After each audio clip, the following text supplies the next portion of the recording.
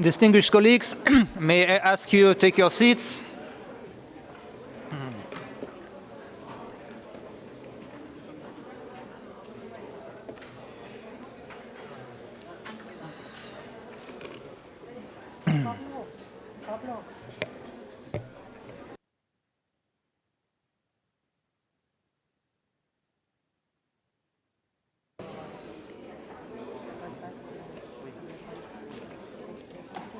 Okay.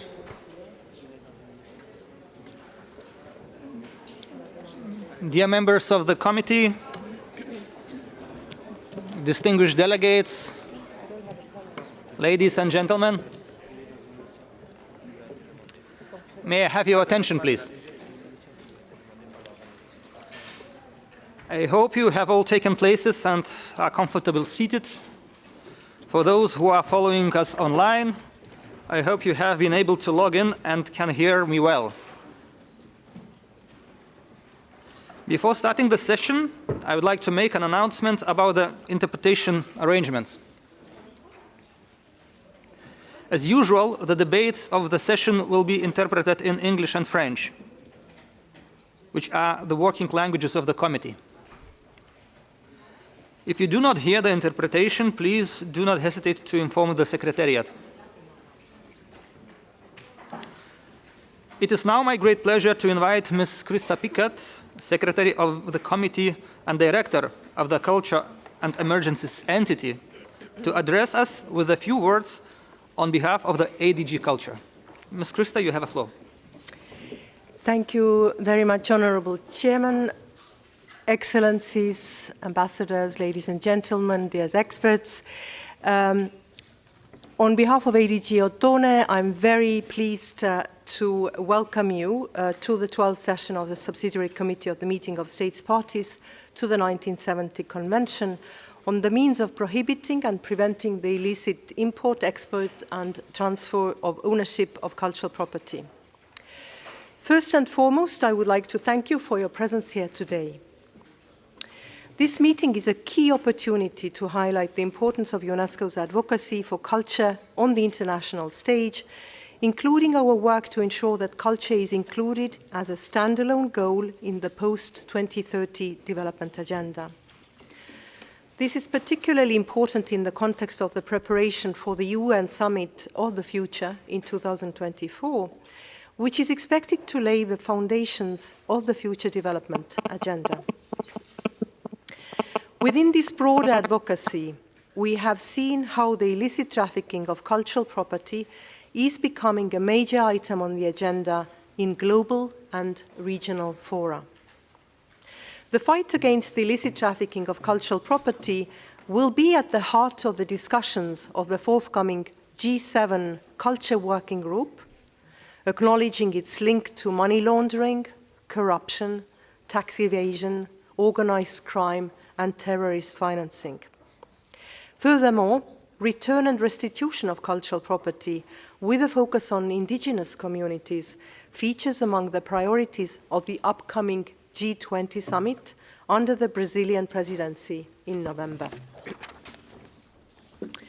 As we prepare for the next edition of Mondiacult in Barcelona in 2025, these efforts clearly indicate the international community's firm resolve to fight the illicit trafficking of cultural property and advocate for its return and restitution, which is key to the full enjoyment of cultural rights. As we approach the 55th anniversary of the adoption of the Convention, the commitment of states parties to strengthen its implementation and advocate for the protection of movable cultural property has intensified in recent years. This is reflected in the growing number of states parties to the 1970 Convention, now totaling 145, with Gambia and Kenya being the most recent to have ratified the Convention. This is also reflected in the agenda of the session of the Subsidiary Committee, which will discuss matters of paramount importance, such as the draft model provisions on the prevention and fight against the illicit trafficking of cultural property, the recommendations of the working group concerning public statements condemning the sale of illicitly trafficked cultural objects from their countries of origin, as well as fundraising and awareness-raising campaigns. Regarding the latter, the global framework for culture and arts education that was adopted by member states in Abu Dhabi last February stressed the need for placing culture and the arts at the heart of education policies, strategies, curricula and programs, as well as putting more emphasis on local and indigenous cultures and heritage. UNESCO will continue to support its member states in the translation of this framework into tangible public policy and action. Furthermore, since the last session of the committee, the Secretariat has remained committed to supporting member states in implementing the Convention. To address challenges such as the rise of internet sales, protecting heritage in crisis situations, the integration of the provision of the Convention into national laws, UNESCO has organized a number of regional capacity building workshops in all regions, with special attention to countries where cultural heritage is particularly at risk. As regards awareness raising, the Virtual Museum of Stolen Cultural Objects, to be launched in 2025, will represent an important tool to raise awareness among the public on the importance of protecting cultural heritage. Since our last meeting, progress has been made in the design of the museum. The project has attracted not only important media attention, but also support from member states, including additional support from the United States of America. As emphasized during the information session that was held last October, the selection of exhibited items within the virtual museum will be a collaborative effort involving all member states. On the 3rd of May, guidelines were shared with member states, inviting you to identify and transmit to UNESCO before the 28th of June 4 to 10 items for inclusion in the virtual museum. These items should have been recorded as stolen in a national or international database, and their disappearance and theft considered as an important loss to your national cultural heritage. So we thank you in advance for your cooperation and support with the identification of suitable artifacts to be included in the virtual museum. For the fight against the illicit trafficking of cultural property to be effective, international cooperation among international organizations, member states, professionals, civil society, the general public, and the art market are essential. This is why the Secretariat has prioritized its efforts to strengthen cooperation with the art market. 2 important awareness-raising events will take place in June, shortly after this meeting, and we hope that they will bring us closer to a consensus regarding the revision of the 1999 UNESCO International Code of Ethics for dealers in cultural property. As regards our technical partners, we have stepped up our cooperation with the European Union and the UN Counter-Terrorism Committee Executive Directorate. On the 12th of June, during the Counter-Terrorism Week at the United Nations, UNESCO will co-organize, with the support of the permanent missions of France and Norway to the United Nations, a side event which will delve into the connections between the destruction and illicit trafficking of cultural property and terrorism. Distinguished delegates, it is our shared responsibility to strengthen the implementation of the 1970 Convention, which is a cornerstone instrument in safeguarding movable cultural heritage. This is particularly crucial during times when heritage is increasingly faced with threats from conflicts, humanitarian crises, and natural hazards. Let us persevere in promoting our cooperation and pursuing a united approach to ensure the success of our collective mission. Thank you for your attention.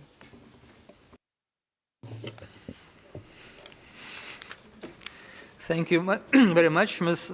Krista Pickett, for these introductory words. Dear members of the committee, distinguished delegates, ladies and gentlemen, indeed, much work needs to be done, so we must proceed. I now declare the 12th session of the Subsidiary Committee of the Meeting of State Parties to the 1970 Convention open. During this 12th session, we will be electing new bureau.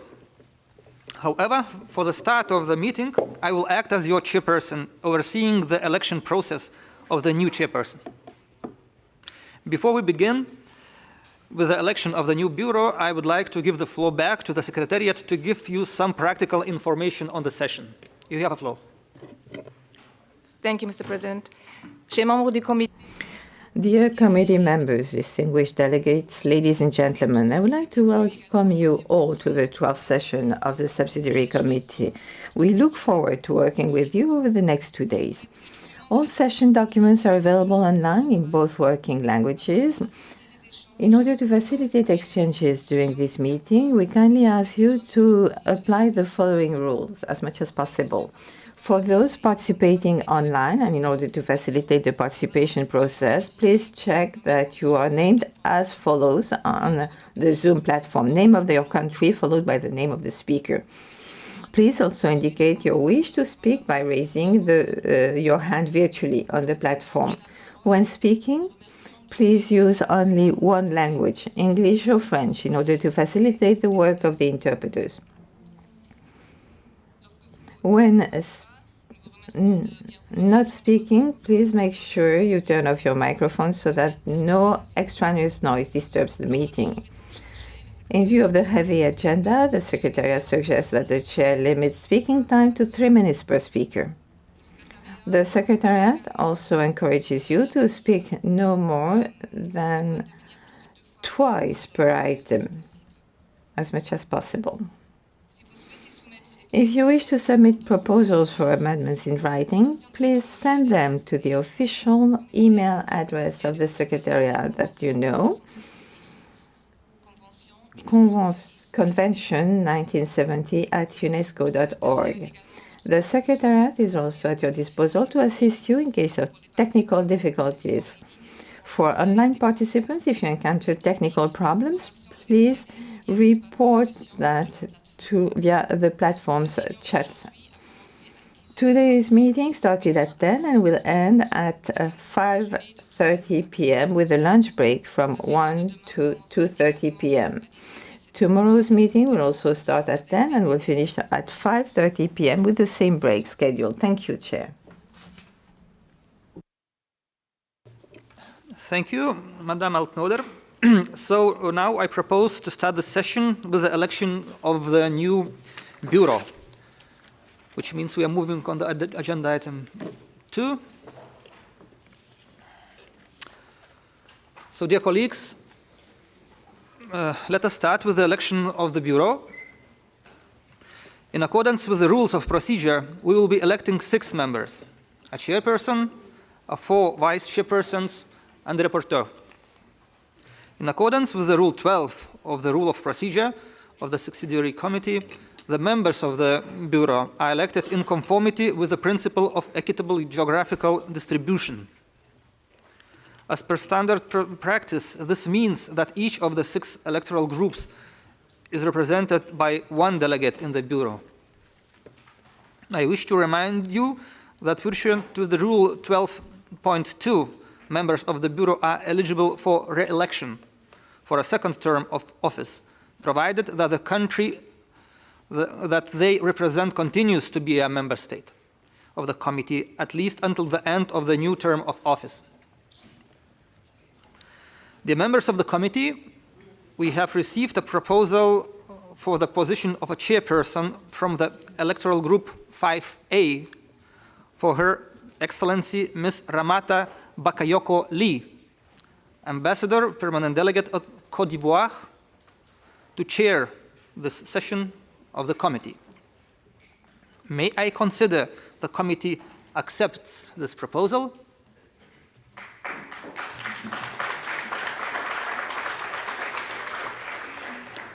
It is so decided.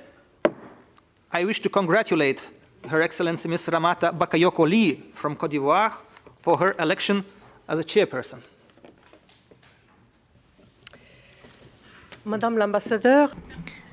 Madam Ambassador, allow me to congratulate you on your election as chair of the 12th session of the Subsidiary Committee, and I would like to invite you to join us on the podium.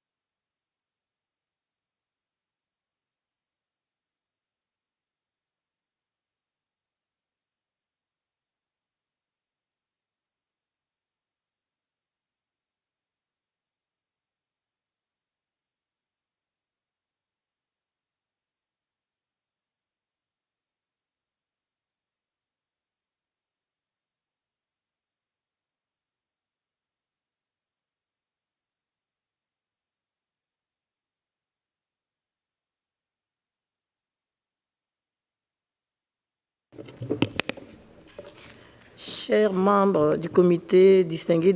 Dear committee members, distinguished delegates, ladies and gentlemen, first of all, I would like to congratulate Mr. Mingogas Cabrinas, the previous chair, for his excellent work,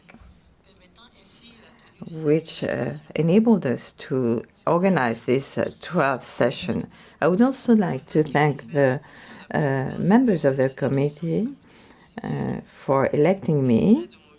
I will do my best with the support of the Secretariat for this session to run smoothly, and I know I can count on your support. We are now going to proceed to the election of the other 5 members of the Bureau. As the previous chair explained very clearly, there are 6 members in the Bureau, 1 chair, 4 vice chairs, 1 rapporteur, based on a fair geographical representation. And we're going to start with the rapporteur.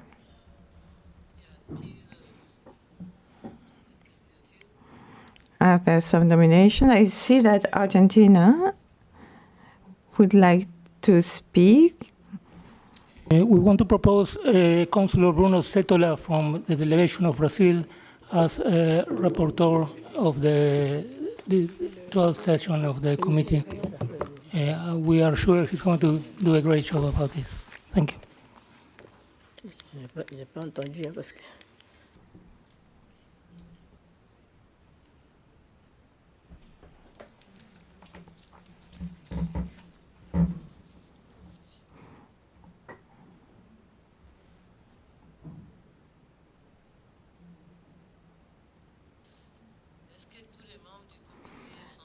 All members of the committee agree with this proposal?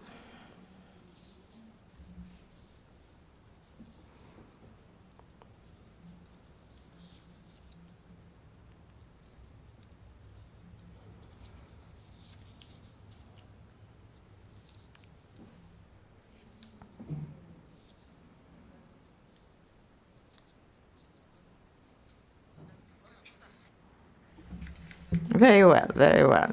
Thank you. Mr. Bruno Miranda Zetola, congratulations. He is elected rapporteur, and I'm asking you to join us on the podium.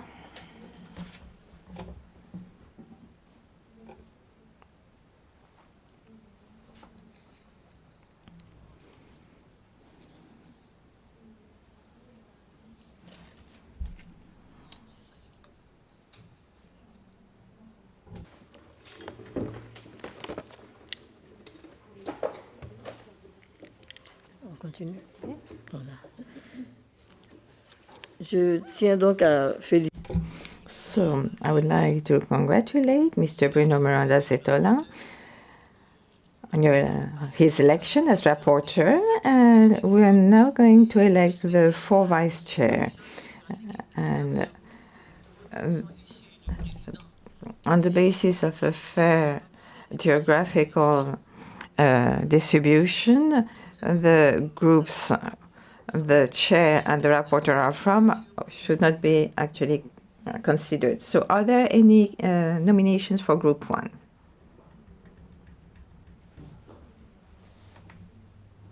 Group 1? France? Thank you, Madam Chair. France is honored to submit the nomination of Cyprus for Group 1 as a vice chair. Are there any other nominations? So we can accept this nomination. We move on to Group 2. Are there any nominations for Group 2?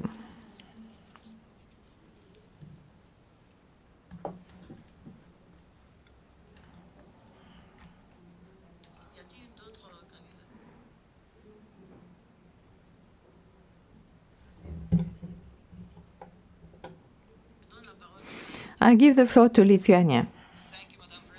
We would like to propose Azerbaijan to this post. Thank you.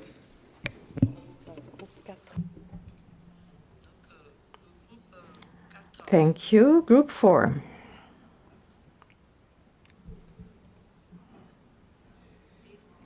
Iran, you have the floor. Good morning, Madam President. I would recommend China to be the representative of our Group 4. Thank you. D'accord.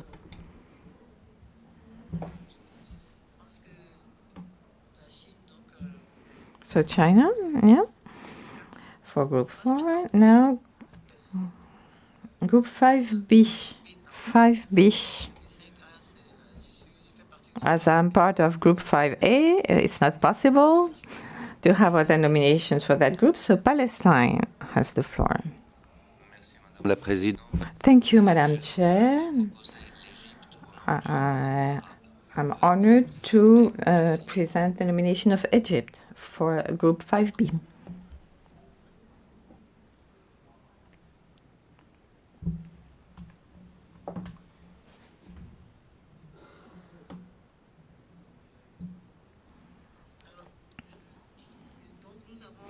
So we have the following 4 states as vice chair: Azerbaijan, Cyprus, Egypt, and China.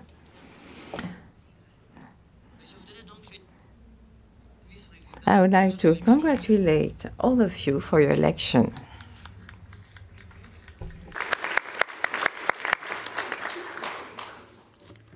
Continue.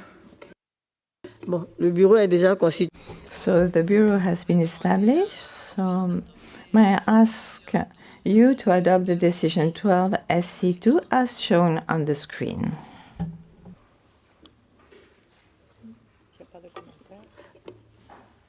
Pas de... There are no comments, so I think everybody agrees, so adopted.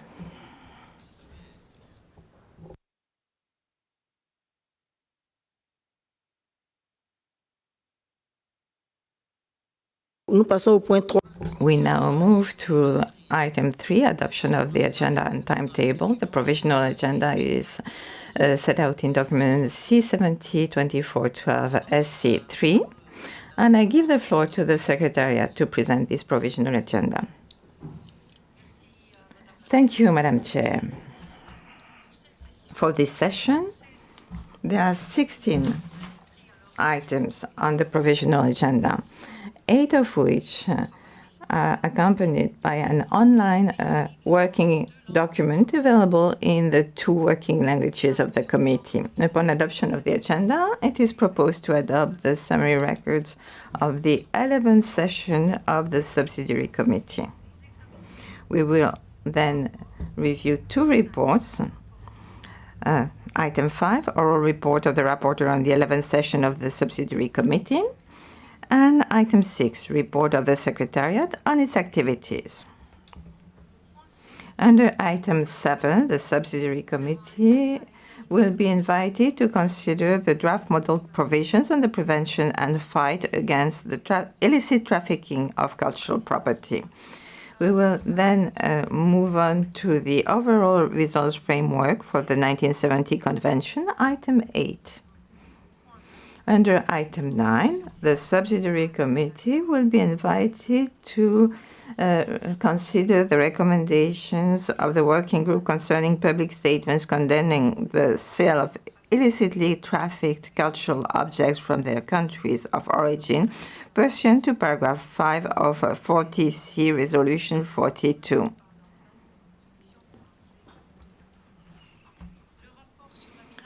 And the report on the implementation of the sensitization strategy under item 10 will be presented, followed by the fundraising and communication strategy, item 11. We'll then move on to examine priority topics which relate to emergency situations in conflict and post-conflict areas, as well as situations linked to natural disasters.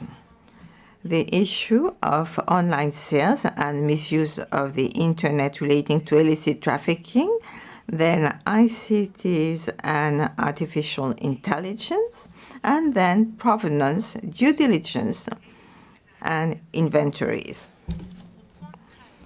Item 13, that the main partners of UNESCO will present their latest activities against the fight against illicit trafficking of cultural property.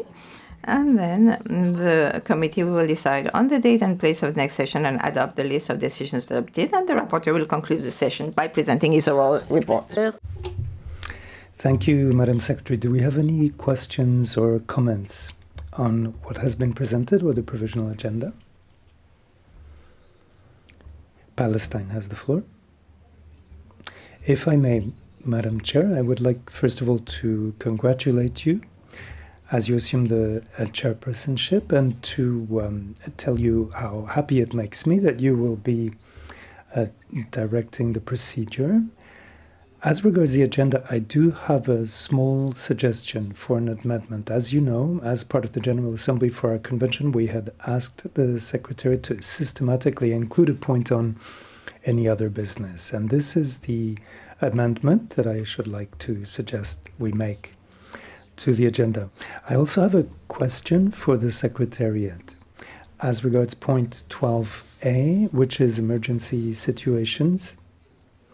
What we see here is just a presentation, but there is no corresponding document. We don't have the presentation. Would it be possible to have these presentations beforehand? Thank you very much, Madam Chair. Thank you, dear colleague. Let me give the floor to the Secretariat then. Thank you, Madam Chair, and thank you to the distinguished delegate of Palestine, Mr. Ambassador. As regards point 12, the normal practice is for the presentations to be purely oral, and we don't, unfortunately, have any presentations that could be handed out ahead of time, unfortunately.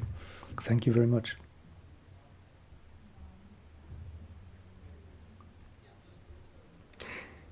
Well, if there are no further requests for the floor, we can consider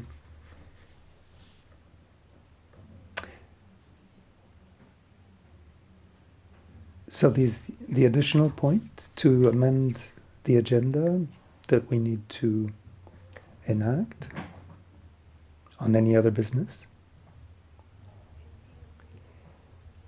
Perhaps the Secretariat could pull this up on the screen so that everyone can see the amendment.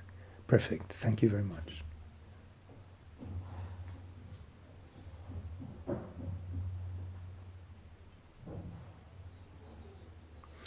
I assume then that the proposal by Palestine is adopted by everyone, that everyone agrees? There are no objections, so the decision is thus taken as amended, decision 12 SC3.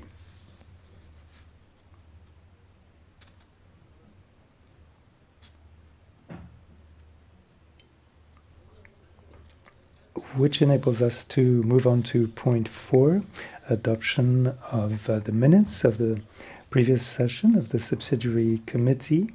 The Secretariat has prepared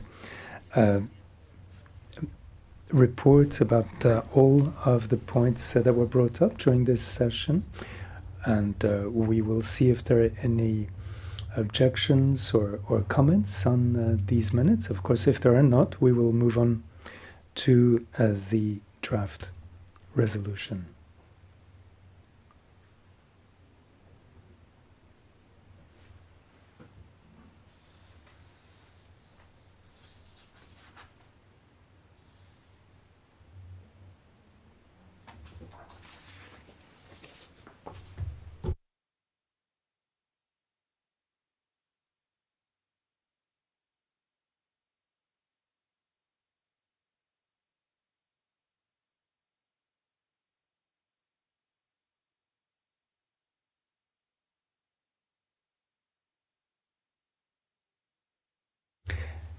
Are there any observations? Any requests for the floor?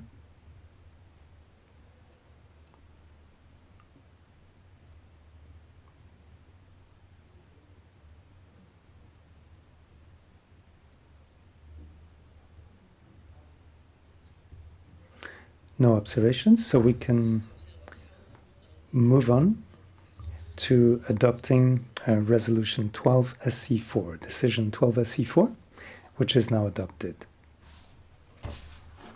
Shall we move on? Let me now give the floor to Dr. Tilay Gete Ambaye from Ethiopia, who's the rapporteur for the 11th session of the Subsidiary Committee of the Meeting of States Parties. You have the floor, sir.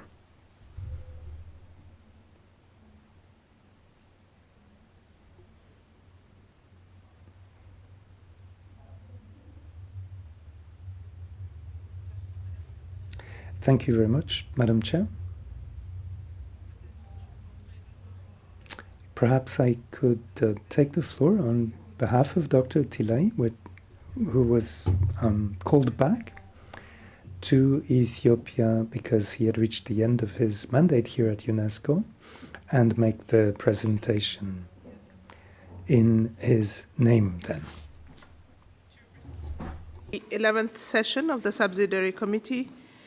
Distinguished delegates, ladies and gentlemen, first of all, my sincere thanks to the 11th session of the Subsidiary Committee, to the meeting of the state parties of the 1970 Convention. It was a great pleasure to serve as the rapporteur of this session and to reflect upon the fruitful and diverse discussion held. I would like to warmly thank the Assistant Director General of Culture, Mr. Ernesto Oton Ramirez, as well as the colleagues from the Secretariat of the 1970 Convention for the successful organization of the meeting in such an efficient manner.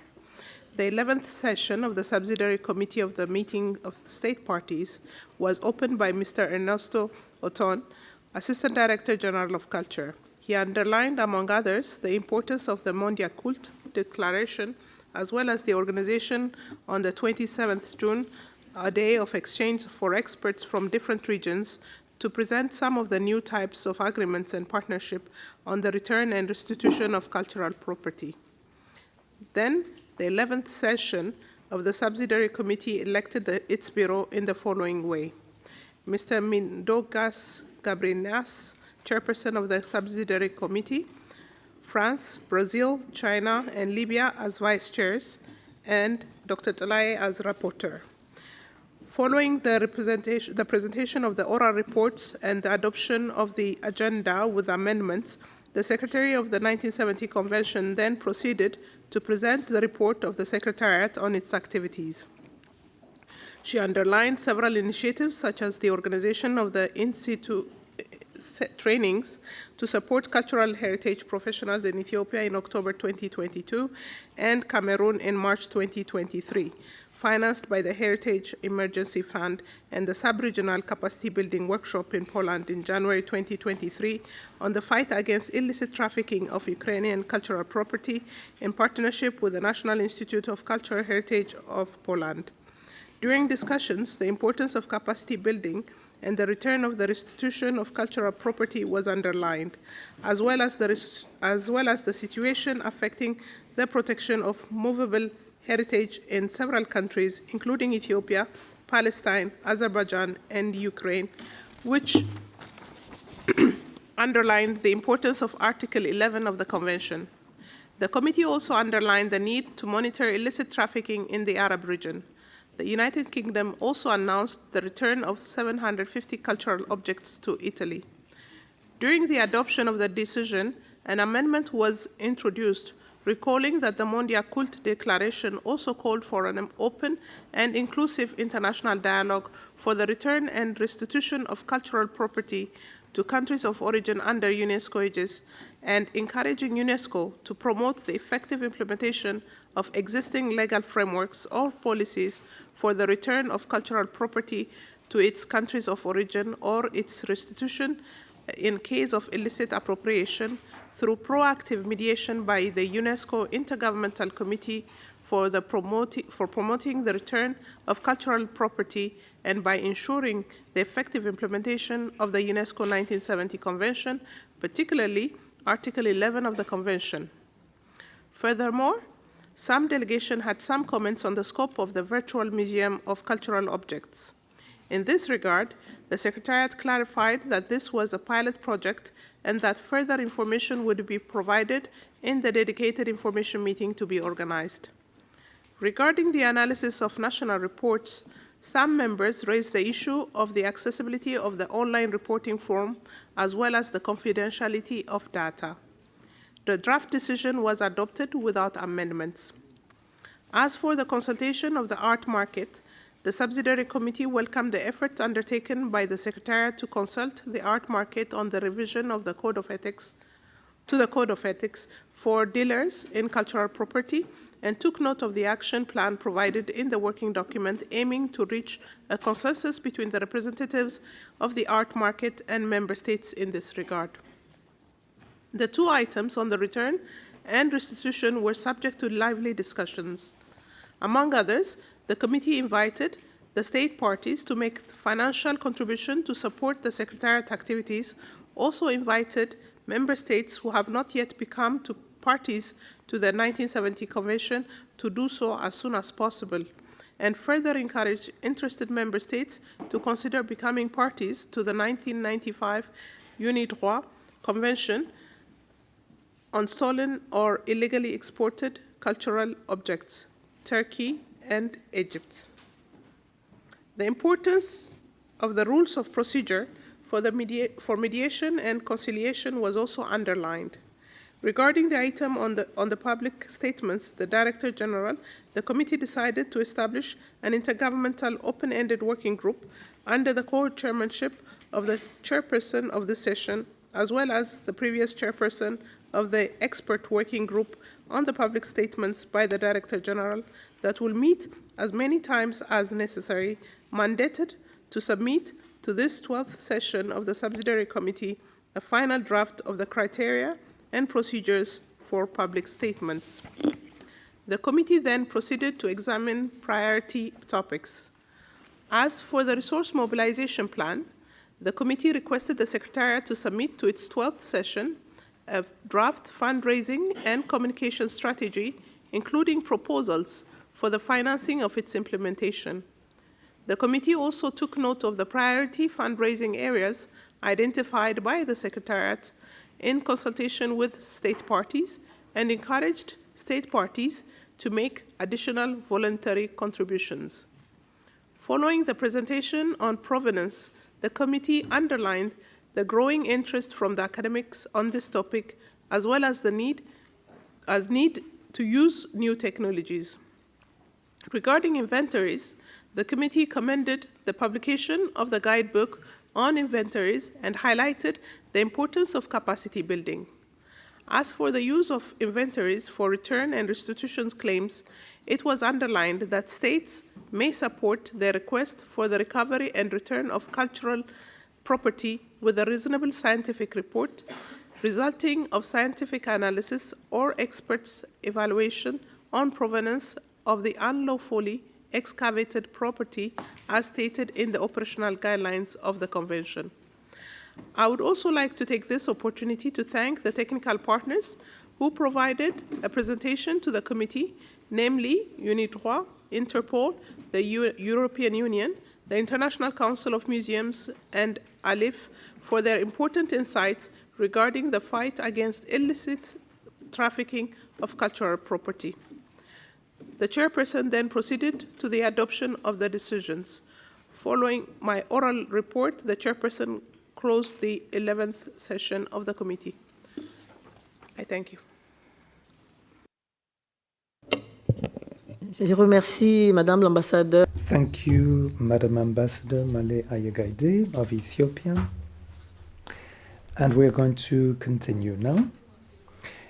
I would like to say a few words by way of explanation about the unfolding of our discussions. I will be giving the floor to the members of the committee in the order in which they lift their flags.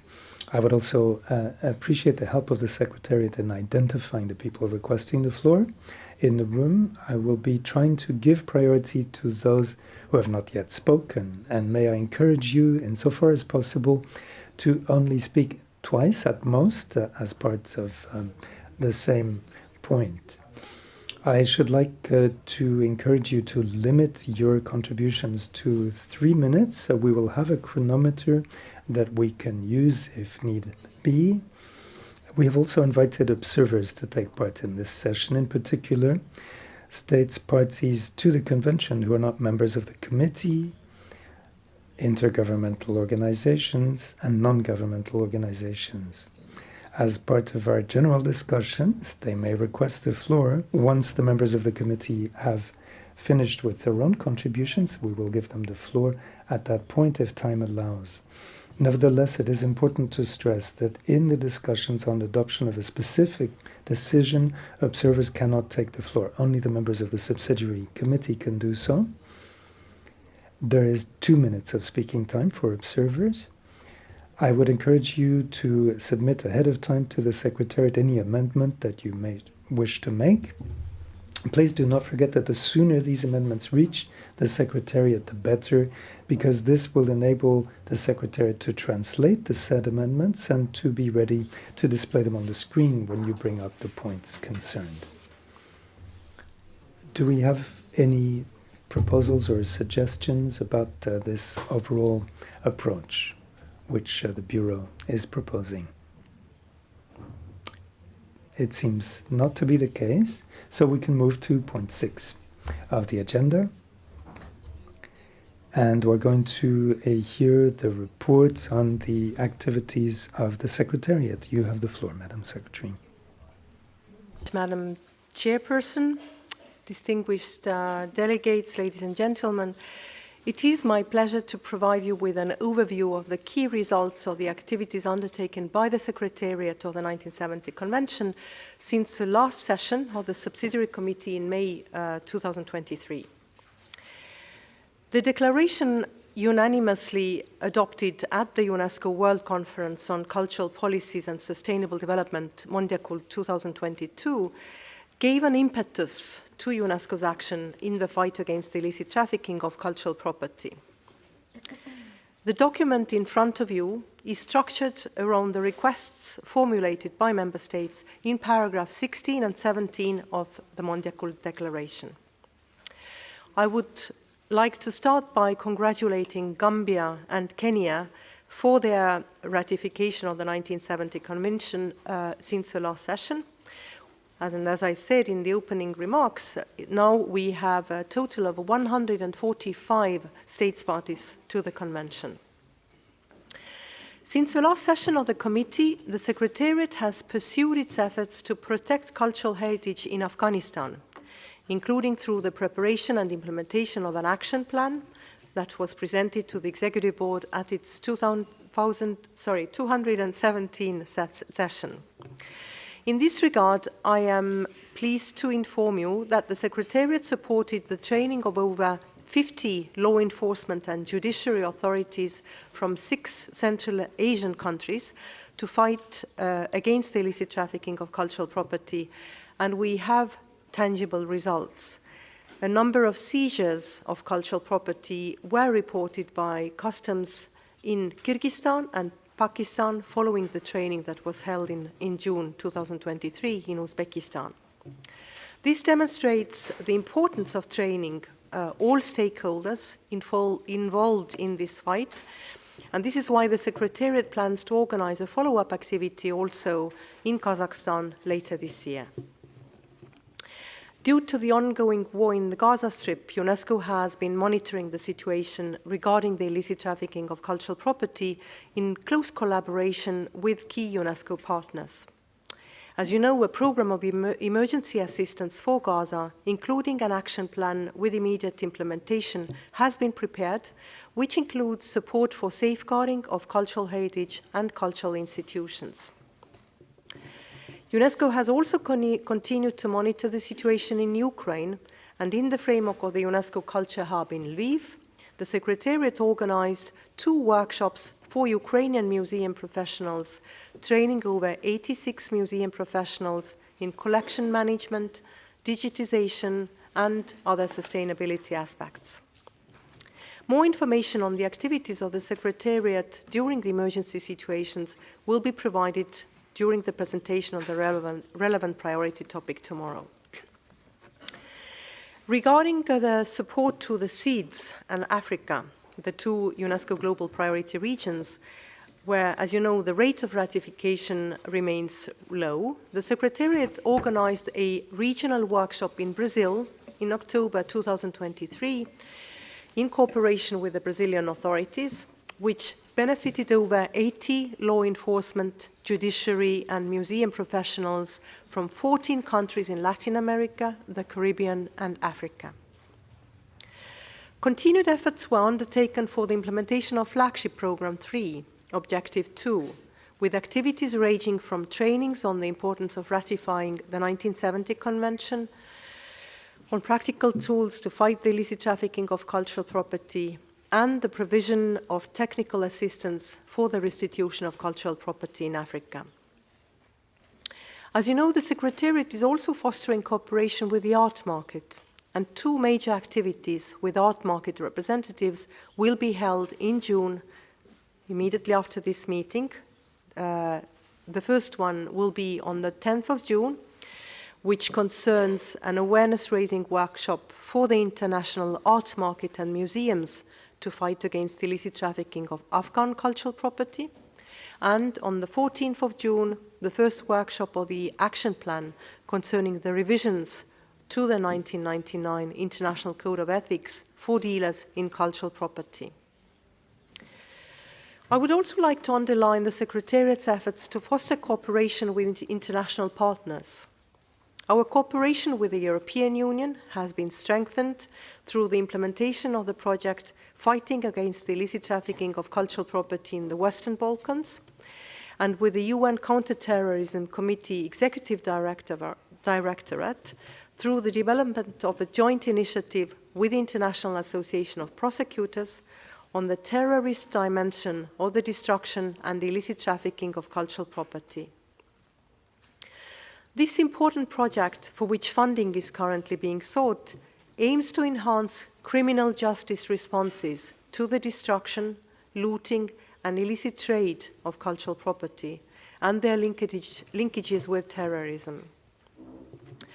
Under the umbrella of the CATCH, which stands for Co-Action Against Trafficking in Cultural Heritage, a joint initiative focused on crime prevention and criminal justice responses in this field. UNESCO has closely been working there with UNODC and Interpol. I would also like to mention the ongoing work between UNESCO and IAEA for the implementation of a joint capacity building activities in the framework of a project for Arab states in Asia.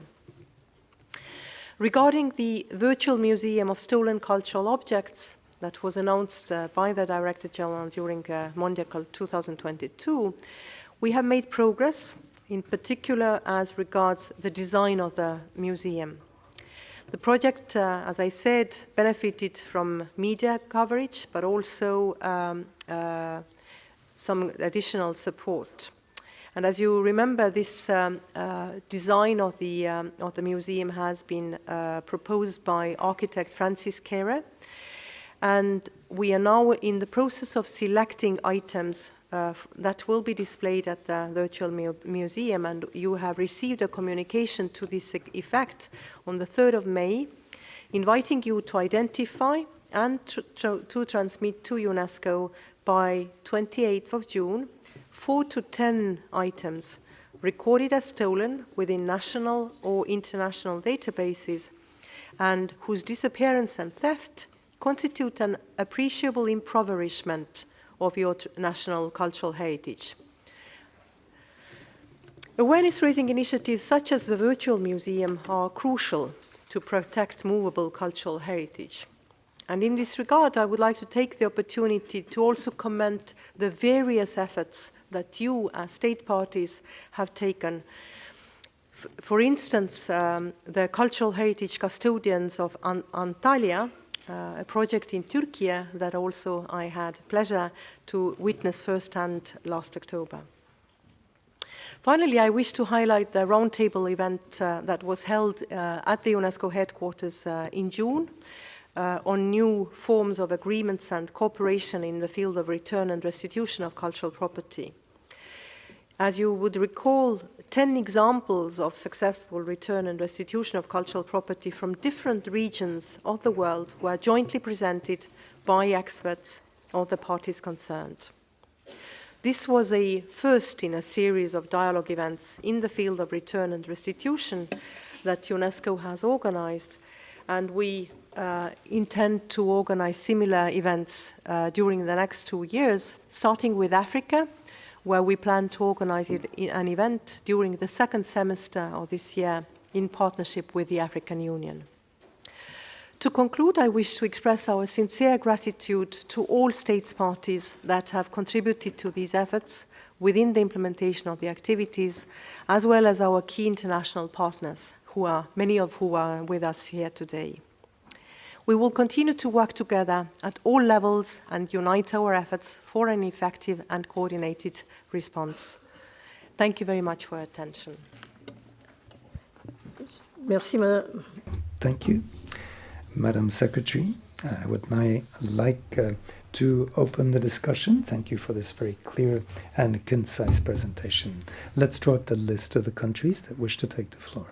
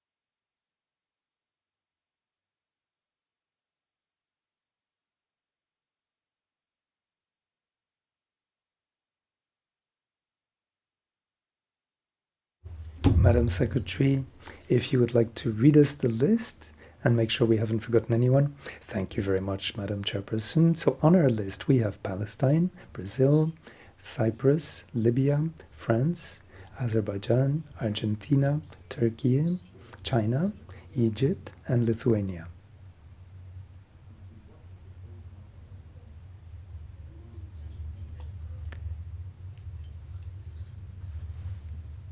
I should add Chile, says the Secretary, if the interpreter heard correctly. Very well, so let us get started with Palestine first of all. Let me just remind everyone that 3 minutes is the maximum speaking time. Thank you, Madam Chair. Indeed, the report of the Secretariat is proving very successful indeed. Everyone wishes to take the floor. There's a lot of information in this report, and we'd like to thank the Secretariat for making it so clear and concise and for all the work it has done, which is highlighted there. I simply wanted to make a few brief observations, particularly as regards the regional workshops. These are an excellent thing. I think it would be desirable to extend them to other regions. So that's one point. As was mentioned by the Secretary, the Mondiacult Declaration of 2022 is a very important instrument, and the Secretariat has followed the recommendations as regards combating illicit trafficking. There is an idea which I feel would be a good thing for states parties to the Convention to take account of, namely the idea of creations of Category 2 regional centers specialized in combating illicit trafficking. Now, as regards awareness raising, sensitization, a lot of things have been mentioned by the Secretariat and are very well done. There is something we did do in the past, namely these video clips that people could see in transport hubs like airports and train stations, and which seem to have vanished some time ago. I think it might be desirable to resume doing this. Now, as regards action in conflict situation areas, as you emphasized, unfortunately, there is the issue of monitoring in the Gaza Strip. And I understand, of course, that it is difficult to engage in monitoring in the field at this point, but it would be a good thing to send clear messages to the occupying power. I'm referring here to the Israeli army, the occupying power, as regards these cultural items, which have simply vanished, and others for which we have no idea what has become of them. I'm thinking, for example, of the reserve of artifacts from the digs that had been carried out by the French Archaeological Biblic Studies School of Jerusalem, and the storage area was taken over by the army. We have absolutely no idea what became of these. There is also another museum. Many museums were destroyed, but one of them contained a lot of very important artifacts, El Khudari Museum. So all of this information was also sent in a letter from our delegation to the Director General. So it would be good to include all possible information in this regard in the next working document for the Executive Board. Thank you very much, Madam Secretary, Madam Chair, and congratulations. Really, the Secretariat did a wonderful job. Thank you. Thank you, dear colleague. I give the floor to Brazil. Thank you, Madam Chair. I would like to congratulate you for your election. And now I'll speak in English. I'd like to thank the Secretariat for the thorough presentation of its work along the last cycle. Having served as a committee member allowed us to learn on the experience of other state parties, on the expertise of the Secretariat. This helped us to further and better implement the convention in Brazil. In this sense, we are thrilled to share with you that we are about to launch the Brazilian National Committee to Prevent and Combat Illicit Trafficking and Restitution of Cultural Property. It will be an interministerial group whose objectives will include drawing up national guidelines and formulating an integrated strategy to deal with the issue in accordance with current legislation and international conventions and recommendations. We would also take the opportunity to welcome the outcomes of the regional training workshop to combat illicit trafficking in cultural property and promote museums held last October in Rio de Janeiro. The workshop helped to strengthen training and cooperation between South American countries and Portuguese-speaking African countries. Equally important was the strengthening of regional networks to facilitate the exchange of information, good practices on the seizure of illicit transferred goods. Brazil would like to emphasize that in line with the workshop organized by UNESCO, we have observed significant efforts within Mercosur to combat illicit trafficking. In March 2023, under the presidency of Argentina, Mercosur organized a conference on the control of the export and import of cultural properties in Mercosur, which was an important step in the reactivation of the regional network. Madam Chairman, we took note with satisfaction on the fact that UNESCO has been monitoring the situation regarding the illicit trafficking of cultural property in the Gaza Strip. We renew our appeal to the organization to provide any possible support for the safeguarding of Palestinian cultural heritage and cultural institutions. We believe that technical assistance and capacity building in the country should be considered as a priority for the next 43C5 covering. Furthermore, in reaction to the consultation extended in the paragraph 6 of the report, Brazil would like to suggest all the 3 subjects as programmatic priority for the next 43C5. The first one is increasing sensitization activities, especially in the field of due diligence within the European art market.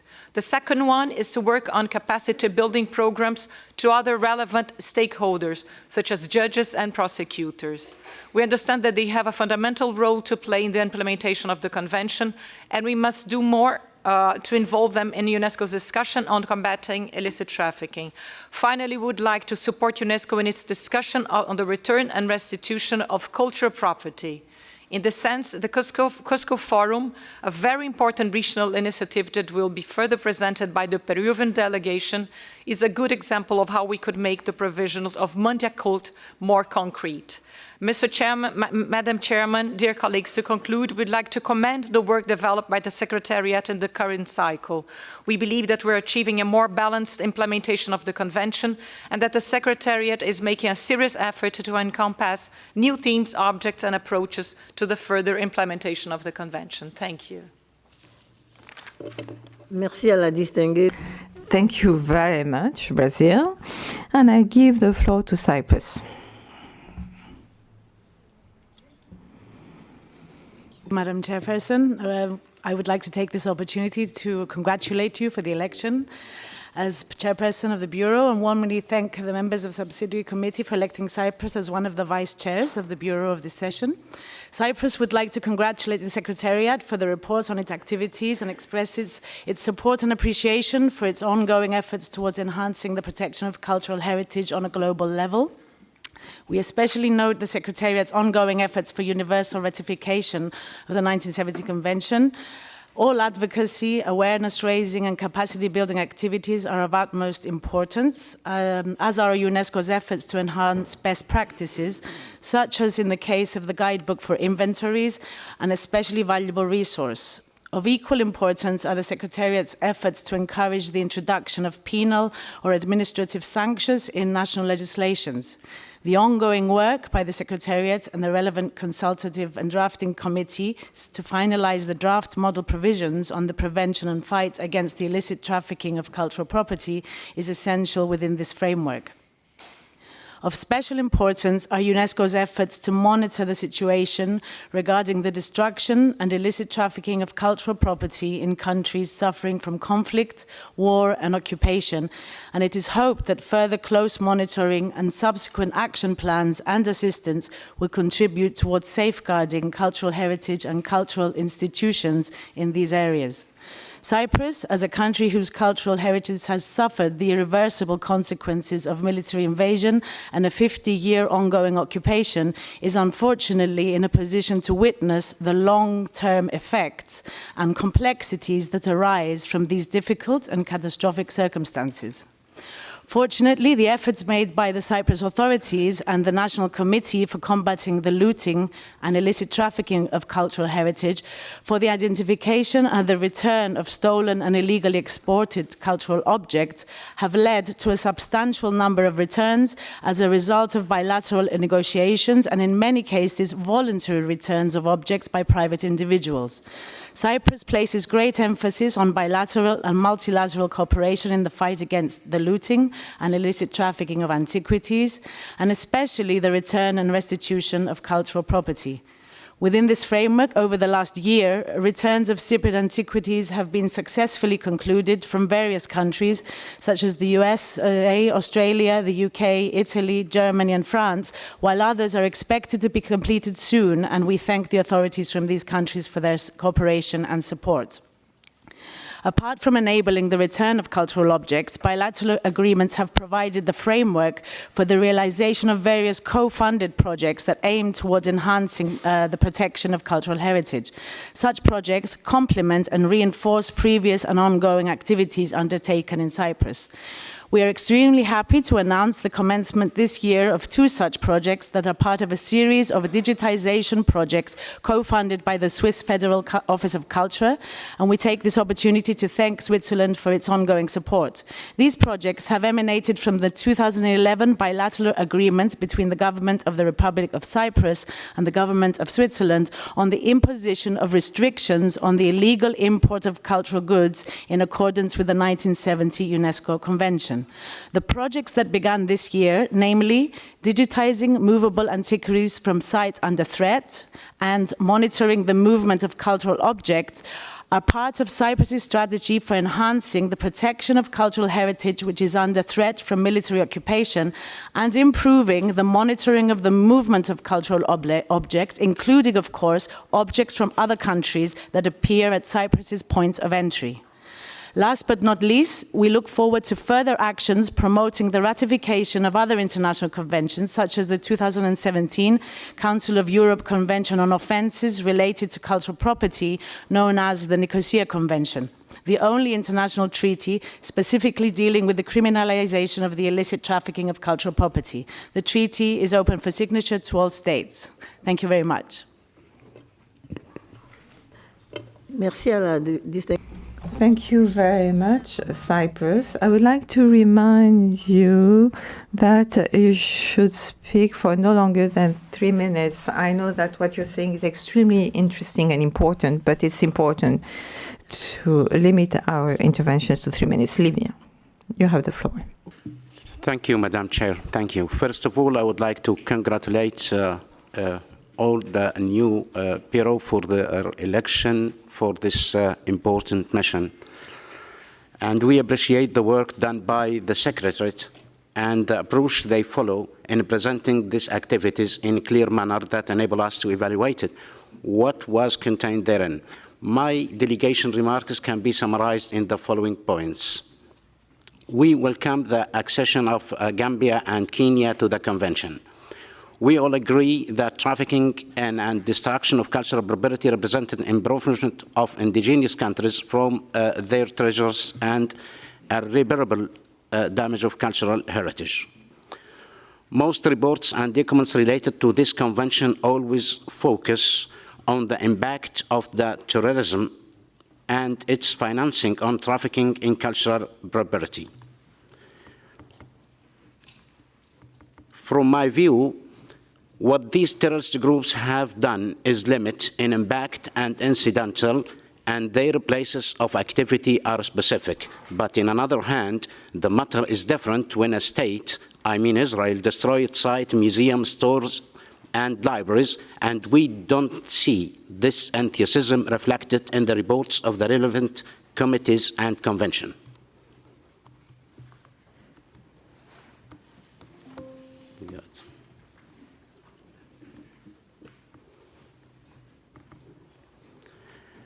I notice with concern that the places that are most targeted by illicit trafficking operations are not targeted with the capacity building and raising awareness of the dangers of this scourge. We must also find a way to ask for feedback from these countries that are exposed to this phenomenon, especially in the countries of the Middle East and North Africa, because this would be reflected in the proposals, programs, and solutions to fight against this trafficking and training, filling out these questionnaires and translating them into their native languages is important.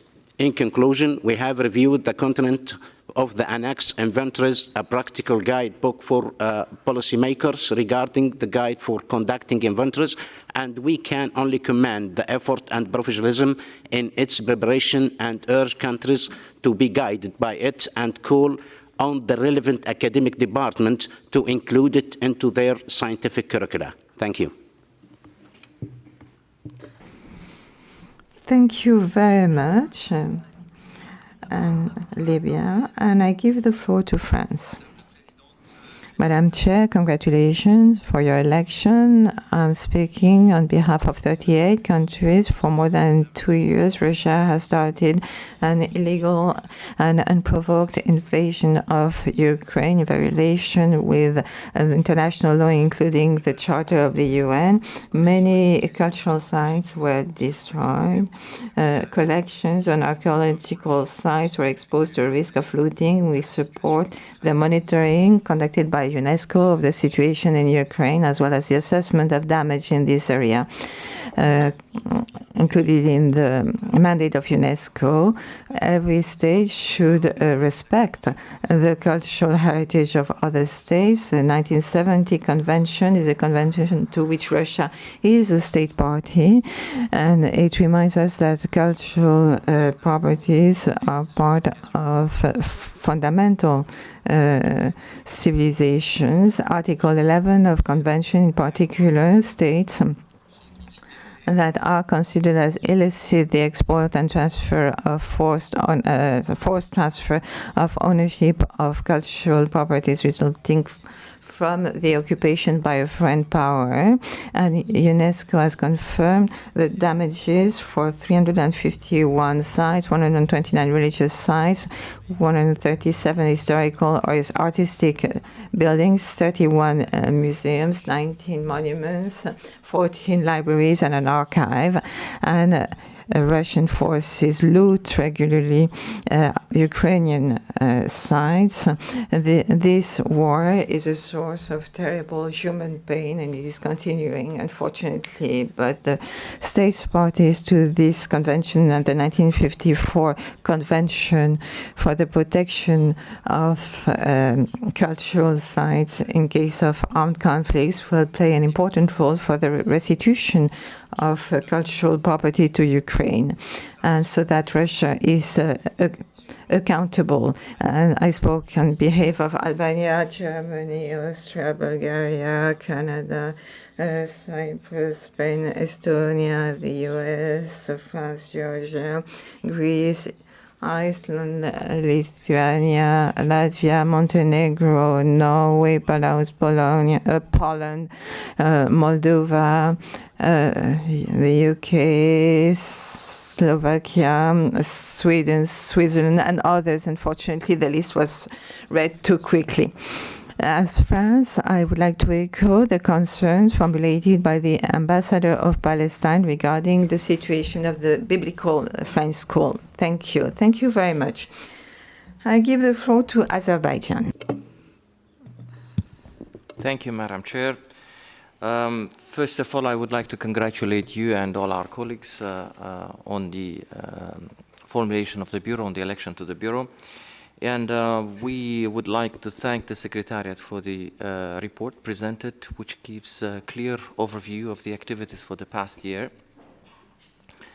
We also believe that Secretariat's effort in promoting 1970 Convention have been commendable, and also numerous capacity building workshops, especially on empowering local and national authorities, are also a positive step forward.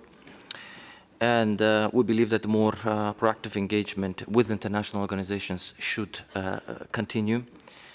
I also thank the Secretariat for organizing the meeting on the consultative body, and we have also submitted our proposals in terms of draft model provisions on the prevention and fight against illicit trafficking of cultural property.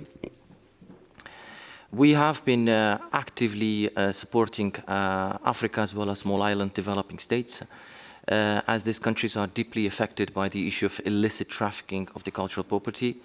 However, we clearly expressed, as we clearly expressed during the last session, we see that these countries remain low in terms of ratification of the convention, and we encourage the Secretariat to increase its effort, as well as in the conflict and post-conflict areas, as Azerbaijan has been a victim of illegal exportation of its cultural property during the 30 years of occupation of its territories by Armenia. Over 100,000 artifacts from 762 cultural monuments located in the previously occupied territories were stolen and illegally taken to Armenia, 1,031 cultural institutions, 22 museums, and the museum branches were looted. In total, 8 museums operated in the city of Shusha before the occupation were destroyed, and all the artifacts were removed and exported to Armenia. Ancient manuscripts of the Khudavank monastery in Kalbajar region and artifacts of the Shahbullah fortress of Agdam and Azir cave of Khojavand region were also illegally exported. Many of those objects were illegally exhibited in this country. And these facts are documented and sent to UNESCO.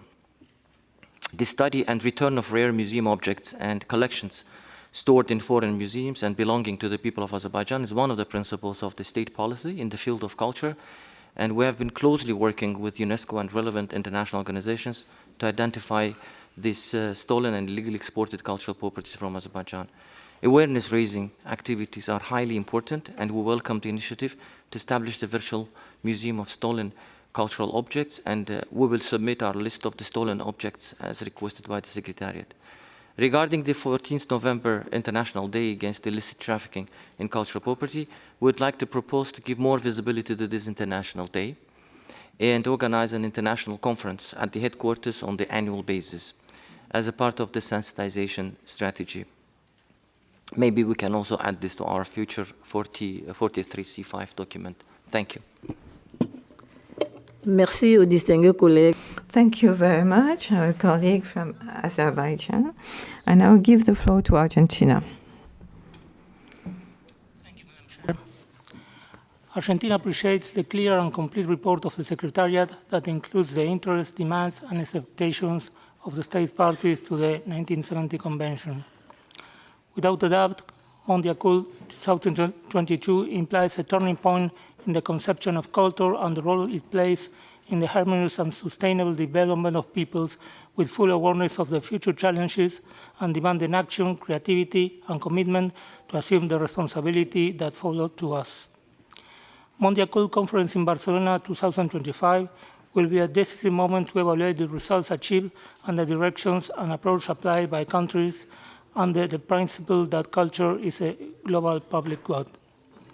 In this sense, the structure adopted for the Secretariat report, following the agreements established in paragraph 16 and 17 of Mondiacult 2022, reflect the decision to focus on the protection of cultural heritage and the fight against illicit trafficking of cultural property as guarantors of the survival of the said principle.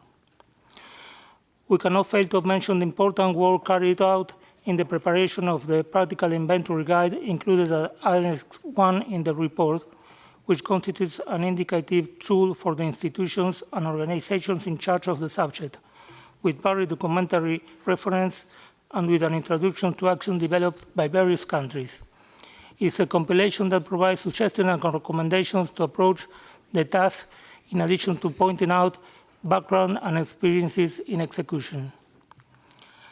Argentina takes this opportunity to highlight the permanent support of UNESCO in the actions that our country undertakes in relation to the issue, particularly with regard to training and awareness, some of whose activities are reflected in the report. For instance, soon in July 2024, a day of exchange and reflection will be held with political authorities in the areas of culture of the 25 jurisdictions in which my country is politically organized. The activity organized jointly by the UNESCO Montevideo Office and the Federal Investment Council will feature a half-day dedicated to the protection and fight against illicit trafficking of cultural property. It is an activity specifically focused on political authorities and officials. Also, we would like to comment on the results of the national consultation of the protection of cultural property, presented at the occasion of the 2023 celebration of the International Day to Combat Illicit Trafficking in Cultural Property. The consultation was carried out online, open to the public, and was valid for 30 days in October 2023, structured into 8 multiple-choice questions. Between others, some results show us the way. 85% responded that the protection of assets is a collective commitment, while 15% understand that it's only on some occasions. We want to close this intervention commenting on the recent restitution to the government of the Italian Republic of 450 coins of patrimonial value. That was possible due to the coordinated work between the Argentine Foreign Ministry, the General Directorate of Customs, the Interpol Argentina Department, and the intervention of the Carabinieri Tutela Patrimoni Culturale Command, which arrived in our country to guard the said heritage on its return to the country from which it should not have left. Thank you. Merci. Thank you very much, Argentina. I now give the floor to Turkey. Thank you, Madam Chair. We would like to thank the Secretariat for its detailed report and appreciate the steps taken towards the effective implementation of the Convention. Turkey attaches great importance to the 1970 Convention and encourages its expansion.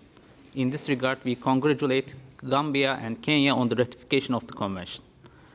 Turkey strongly supports prioritization of combating illicit trafficking of cultural property in global cultural policies, as underlined in the Mondial Declaration, and appreciate the Secretariat's efforts in capacity building and awareness-raising activities. Believing in the importance of bilateral cooperation, including bilateral agreements, last year more than 3,000 artifacts were returned to Turkey. Turkey. We would like to thank the USA, Italy, and Switzerland for their cooperation on our efforts. To address the looting of cultural heritage, we have implemented several preventive measures, such as drone controls and photo traps. These measures are supported by strong national legislation, strictly prohibiting illicit excavations and the export of cultural property and their destruction. Moreover, training and awareness-raising activities designed for different target groups are at the core of our strategy. In that regard, the exhibition No Way Out displayed cultural artifacts seized by law enforcement authorities and those returned from different countries. The comic book Artemis's Journey, detailing the return process of an illicitly trafficked artifact, was published in Turkish and English with the support of the US Embassy in Ankara. A public announcement video was prepared and broadcast on national and regional TV channels. Educational materials on cultural heritage were prepared for the use of law enforcement authorities and local administrators. 69 education programs targeting law enforcement, the public, and local administrators were organized. The Guardians of Cultural Heritage of Antalya project reached approximately 10,000 students. Around 215,000 artifacts were seized in 2023 by Turkish law enforcement authorities. And the preparation of an ICOM Red List Turkey is ongoing and expected to be completed in 2024. Despite our efforts, new challenges emerge every day, particularly with the use of the internet and social media with regard to illicit sales and excavations. In this regard, Turkey is ready to share its extensive expertise and best practices with other states parties, focusing on disseminating awareness-raising tools globally and regulating the use of social media and the internet. We also welcome Secretariat's actions in conflict areas such as Afghanistan, Gaza, and Ukraine to prevent illicit trafficking and raise awareness, and supports the Catch initiative, which brings together UNESCO, UNODC, and Interpol. We appreciate the efforts of the working group concerning public statements on illicitly trafficked cultural property and hope a common understanding will be reached during this committee meeting. We believe that establishing a virtual museum about stolen cultural assets as part of the sensitization strategy will be a useful tool for raising awareness. However, since most stolen cultural items were taken before 1990s, absence of high-resolution photographs of these artifacts poses challenges for the virtual museum project. As suggested in previous meetings, including a section on cultural artifacts returned to their country of origin could enhance this project as well. Thank you.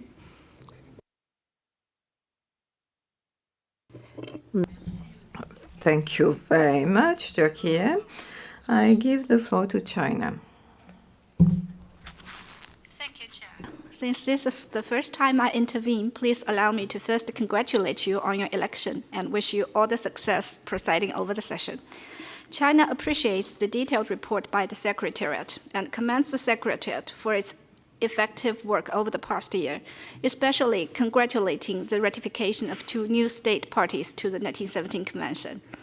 Over the past years, China has actively responded to Secretariat's call by enhancing the centralization of and international cooperation against the illicit trafficking of cultural property. For example, to echo UNESCO's International Day Against Illicit Trafficking in Cultural Property, China organized a thematic forum for the 3rd consecutive year in 2023, where representatives from China, USA, Switzerland, Germany, Egypt, Greece, and UNESCO Regional Office for East Asia met together and joined efforts to fight against the illicit trafficking of cultural property. At the invitation of UNESCO, we shared together with distinguished colleagues for Italy the Sino-Italian cooperation on the return of 796 pieces of Chinese cultural objects at UNESCO's roundtable event last June. China believes international cooperation is key to the fight against the illicit trafficking of cultural property, and to this end, we are willing to continue to share our experience and the good practices too, and cooperate with Secretariat and all the state parties in this field. Thank you. Merci beaucoup à la... Many thanks to the distinguished delegate of China. Egypt has the floor now. Person, and congratulations on your election. Egypt pays great attention to fighting illicit trafficking in cultural property as one of the major causes of impoverishment of the cultural heritage of countries of origin, in addition to the correlation between this crime and terrorist financing and money laundering. In this regard, Egypt stresses the dire need to enhance the role of UNESCO as the leading UN agency in the fight against illicit trafficking in cultural properties in accordance with the 1970 Convention, including through the full implementation of the UNESCO's General Conference Resolution number 40C/42 adopted in the year 2019. We recall Monday called declaration in which member states reiterated their commitment to enhance the fight against illicit trafficking of cultural property by ensuring the effective implementation of 1970 Convention, and called on UNESCO to propose concrete measures and initiatives to combat this increasing phenomenon, and requested UNESCO to scale up its response on a global scale through many measures, including fostering increased and effective cooperation with art market actors, notably with regard to preventing the acquisition of unprovenance objects for museums and private collectors. Focusing on the Secretariat report, my delegation thanks the Secretariat for preparing this report and welcomes the activities it undertaken over a 10 months period, and has the following 3 comments. We were expecting to receive a more detailed progress report on the results of the consultations undertaken by the Secretariat with the art market over the past year since the 11th session of the Subsidiary Committee. However, in this report, we only have information that the Secretariat participated in 2 events organized by other organizations or entities and didn't mention any results for direct communication with the art market. So if the Secretariat wishes to elaborate on this matter, please. For the second comment, we were expecting that the report should have included more concrete information about UNESCO's activities in Gaza Strip in line with the 1970 Convention. We are looking forward to seeing this information reflected in the Secretariat's presentation tomorrow under priority topics in emergency situations. My third remark will be regarding Priority Africa. As you are well aware, the 3rd flagship program on culture in the new operational strategy of Priority Africa comprises 2 main objectives. The first related to the World Heritage Convention, and in this regard, Secretariat already presented a strategy as an implementation plan during the last session of the World Heritage Committee in Riyadh. And the second objective is related to fighting illicit trafficking. So we are looking forward to have a similar implementation plan for the second objective in order to keep track on following on the achieved results under the flagship program on culture. We shall have more comments on specific points that are covered in details under the next agenda items when we reach them. And finally, Madam Chair, I congratulate Gambia and Kenya on the ratification of the convention, and encourage the rest of member states who aren't yet parties to the convention to join it at the earliest convenience. Thank you.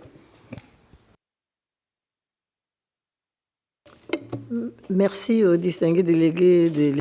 Thank you to the distinguished delegate of Egypt, Lithuania. You have the floor. Thank you, Madam Chairperson, and let me express our congratulations on your election as a chairperson. Lithuania commends the Secretariat for the overall progress that has been achieved through different activities of implementation of the 1917 Convention and the Mondial Declaration. We appreciate the Secretariat's efforts in the preparation of the strategic documents and believe that these documents will bring a new qualitative leap in the implementation of the provisions of the Convention and will help to guide state parties in setting the national legislative and strategic measures. The inclusion of the draft model provisions is especially relevant for the countries that has recently ratified the Convention, and we congratulate Gambia and Kenya, and are in progress to develop the national policies concerning the protection of and the fight against the illicit trafficking of cultural property. Lithuania contributed and is ready to participate in the finalization of this document. Lithuania is in progress to elaborate the concept of searching, disclosure, enlisting, protection, preservation, restitution, return, and information dissemination of Lithuanian cultural values abroad. In the course of Lithuanian history, the country has experienced numerous invasions and occupations which resulted in the export of cultural properties. That's why it is important to develop the advocacy and dialogue between state parties to open the access to archives and museums for the documentation. The virtual museum of stolen cultural objects will contribute to the promotion of open accessibility and disclosure of the data of stolen cultural properties. Awareness raising and articulation of needs for the protection of cultural heritage from destruction, theft, and looting, especially in the time of crisis, is crucial. We welcome the Secretariat for the efforts to monitor the situation regarding the illicit trafficking of cultural property in Gaza Strip, Afghanistan, Ukraine, and elsewhere. On the 7th of June, Lithuania, in close cooperation with Ukraine and in partnership with UNESCO, is hosting an international conference towards the recovery of the culture sector of Ukraine, which aims to raise awareness about the impact of Russia's war of aggression on the culture sector of Ukraine, including the illicit trafficking, theft, and looting of cultural property, and consolidate international support for stabilization and recovery. The conference will be available online, and link with this will be distributed for all delegations in due course. I thank you. Merci, distingué délégué. Many thanks to the permanent delegate of Lithuania. Chile is the last speaker. Chile, you have the floor. Madam Chairperson, for your election, and congratulations to the Secretary for their excellent report. Chile ratified the 1970 Convention in September 2014 with its publication in the Official Gazette, joining efforts to systematize and strengthen international prevention and cooperation against this scourge. The focal point and work in Chile has been centered in the Ministry of Culture, Arts, and Heritage through the Task Force against the illicit trafficking of cultural property, composed of representatives from the National Monuments Council, National Museums, the National Center for Conservation and Restoration, the Subsecretariat of Cultural Heritage, the Subdirectorate of Museums, and the Subdirectorate of Heritage Management, which has housed the Unit for Combating Illicit Trafficking since 2019. This task force also includes the work for cooperation for the Public Ministry, Ministry of Foreign Affairs, police forces, and with the National Customs Service. Chile's commitments to the Convention since 2014 have materialized in meeting and training for customs and police inspectors, which have been supported in parallel by international entities, Latin American cooperation networks, Mercosur cultural initiatives, and the signing of bilateral agreements with Mexico, Peru, China, and more recently with Ecuador. Noteworthy is the 2020 signing of the Memorandum of Understanding with the United States for the protection of Chilean archaeological goods. Since the convention's signing, there has been steady progress on promoting best practices, preventing illegal excavations and museum theft through activities, publications, and practical courses that enable better coordination of the work of institutions, police forces, and customs. The convention also promotes raising awareness among auction houses and art galleries on issues like due diligence and provenance, as well as informing citizens and tourists about the regulation regarding the acquisition of export of cultural goods. In the past year, we have achieved the restitution of paleontological pieces of Moroccan origin to Morocco. These fossils, seized by inspector from the National Customs Service of Chile and later handed over the Technical Secretariat of the National Monuments Council, underwent paleontological examinations for identification. It was very important for the relationship of both countries. In the realm of decentralization, we will create regional task forces in the 8 of Chile's regions to develop policies and any action for the prevention of illicit trafficking of cultural goods at the regional level, maintain ongoing dialogue with neighboring countries at Chile's various borders. Thank you very much. Merci. Many thanks to the distinguished delegate of Chile. I had indeed said that Chile was the last intervention. However, the excellent work of the Secretariat calls for a lot of interventions, and therefore the United States and Russia have raised their flags. So the United States, yes, as observers, absolutely. The United States, you have 2 minutes. Thank you, Madam Chair, for giving me the floor. The United States ratified the 1970 Convention in 1983 and has worked cooperatively with partner nations to protect cultural heritage throughout the world. We are pleased to participate in this subsidiary committee meeting. The United States shares common goals with UNESCO and our fellow states parties. The United States is unwavering in its commitment to disrupt trafficking and preserve cultural heritage through cooperation. Under Article 9 of the 1970 Convention, the United States has bilateral agreements with 29 countries whose heritage is at risk from looting and trafficking in all regions of the world. These agreements establish import restrictions to prevent trafficked cultural objects from entering the United States. They support training initiatives to document and preserve cultural heritage at risk. When intense criminal activity or conflict prevents countries from entering into agreements with the United States, we can take unilateral action on an emergency basis to impose import restrictions from cultural property from that country. We currently have emergency import restrictions in place for 4 countries. We welcome new requests for this type of collaboration for states parties to the 1970 Convention.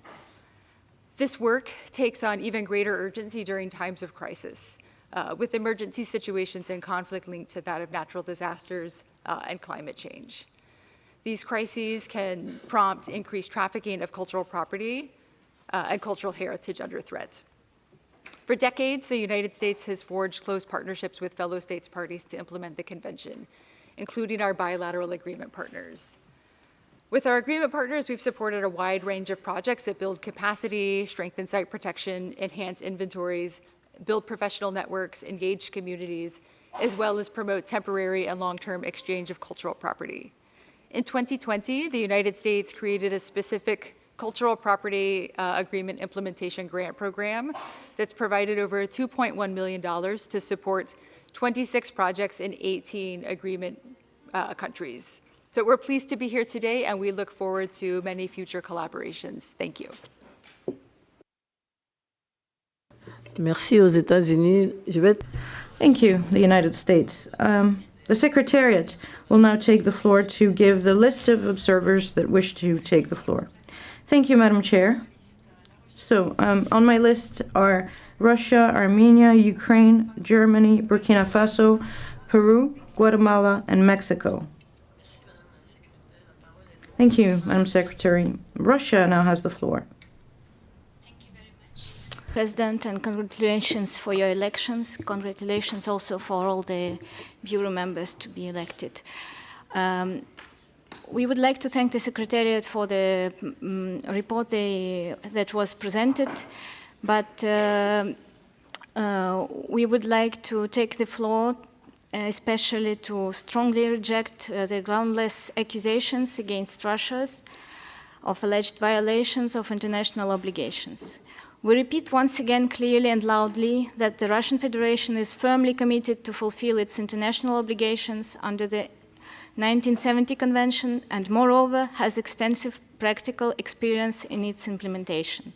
All the allegations made against us are nothing more than insinuations and Russophobic propaganda. In Russia, we say the thief has a burning head.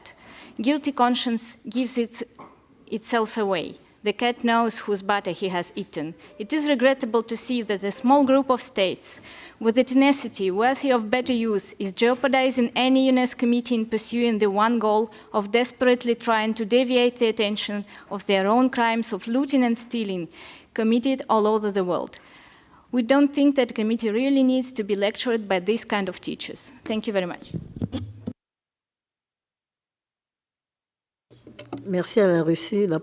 Thank you, Russia. Armenia, you have the floor. Thank you. Armenia expresses its gratitude to the Secretariat for its comprehensive report and dedicated efforts in strengthening the framework of the 1970 Convention, thereby contributing significantly to global endeavors and to protect cultural heritage.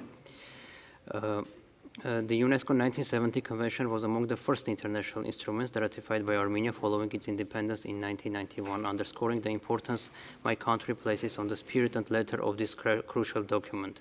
Today, Armenia reaffirms its commitment to the Convention and its readiness to support international cooperation in combating illicit trafficking. This determination is based on Armenia's bitter experience with the loss of a significant part of its millennia-old cultural heritage. Since the early 20th century, the indigenous Armenian population has endured genocide, massacres, forcible displacement, and ethnic cleansings. These acts were accompanied by the deliberate destruction, looting, and appropriation of thousands of movable and immovable cultural objects. Numerous manuscripts, carpets, works of art, and other artifacts have been dispersed throughout the world. The last few decades have been no exception. Since 1991, Armenia and Armenians have faced Azerbaijan's state-led policy of instigating anti-Armenian hatred and animosity, which has resulted in use of force, atrocity crimes, forcible displacement, blockade, starvation, and eventually ethnic cleansing of the entire indigenous population of Nagorno-Karabakh. Cultivation of hatred and xenophobia targeting Armenians and Armenians by state officials and public figures by Azerbaijan has been accompanied by policies of erasing every trace of Armenians' civilizational presence, deliberate destruction and appropriation of Armenian cultural heritage as recognized in the reports of the specialized international agencies and the legally binding orders of the UN International Court of Justice. To this very day, Armenian movable and immovable cultural heritage continues to suffer from identity distortion, illegal appropriation, and destruction. The widespread and systematic violation of the fundamental human rights of the population of Nagorno-Karabakh, in particular, their cultural rights, needs to be properly addressed by the specialized international bodies. Despite all these challenges, Armenia continues to work on the return of its most valuable cultural artifacts to homeland. These efforts include acquisition of valuable Armenian medieval manuscripts. During the last decade, Armenia has returned more than 150 treasured manuscripts. The most recent return was the precious 15th century Armenian Gospel with unique miniatures. Thank you for your attention.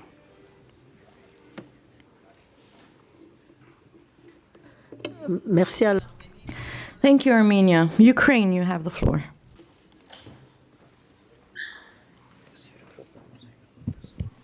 Merci beaucoup. Merci beaucoup, Madame. Thank you, Madam Chair. Dear colleagues, excellencies,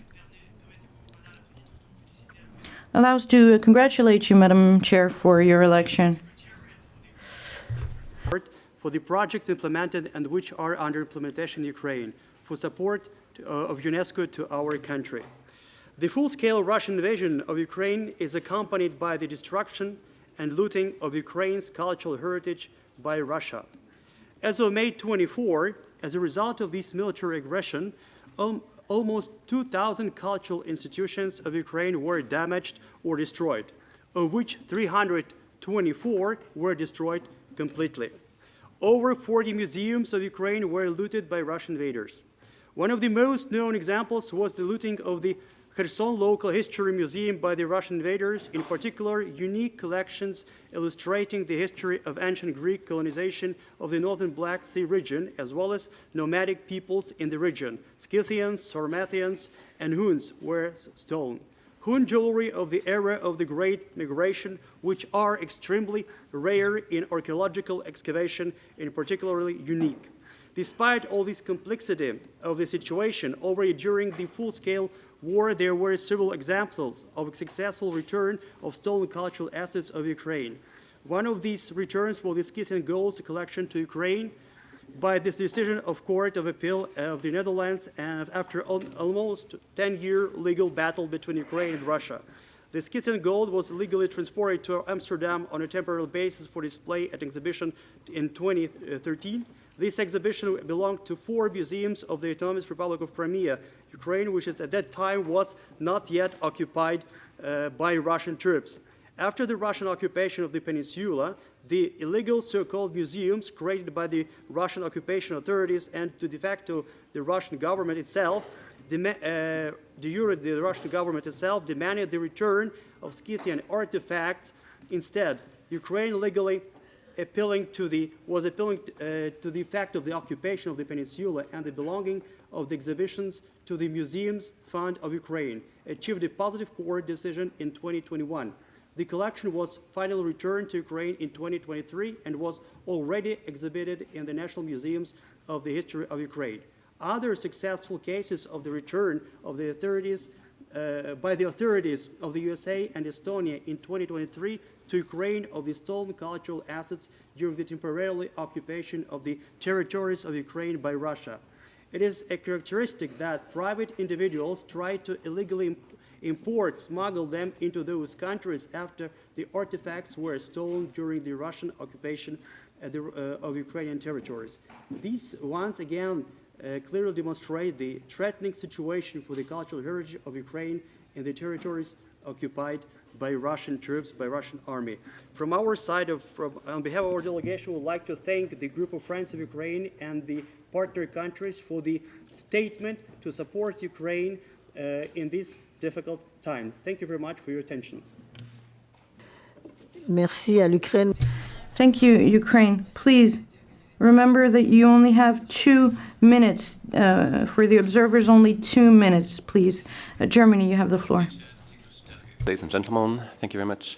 First and foremost, I'd like to extend our heartfelt gratitude to the Secretariat for organizing this significant meeting and for the excellent preparation that has gone into it. We have received and reviewed the report on the Secretariat's activities with great interest and commend the immense efforts that have been dedicated to this cause. Germany deeply appreciates the Secretariat's unwavering commitment in combating the illicit trade in cultural property, and we fully support UNESCO's continued energetic pursuit of this vital mission.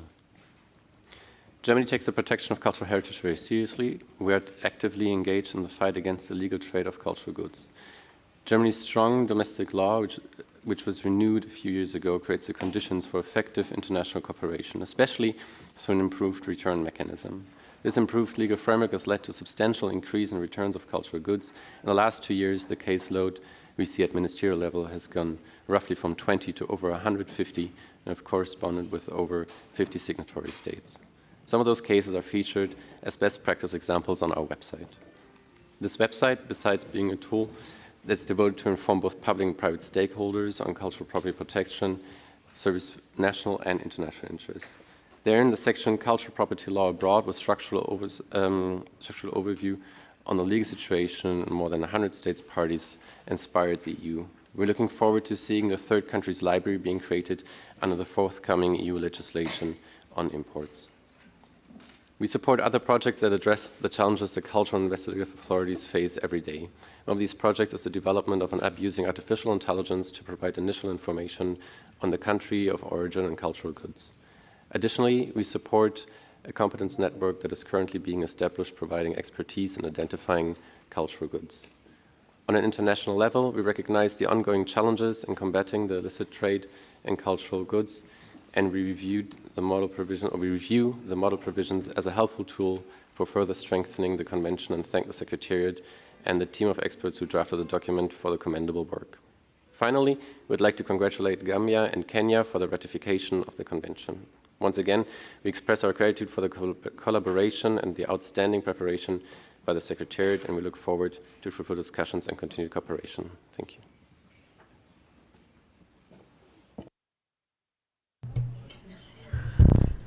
Thank you, Germany. Burkina Faso, you have the floor. Thank you, Madam Chair. And congratulations for your election. Allow me to wish you the best for your and our works. We thank the Secretariat for this exhaustive report, which expresses the commitment of UNESCO to help member states in the fight against illicit trafficking of cultural property through trainings, workshops, initiative projects, and technical as well as financial support. Congratulations to Gambia and Kenya, who both have ratified the convention, which leads the convention to 145 member states.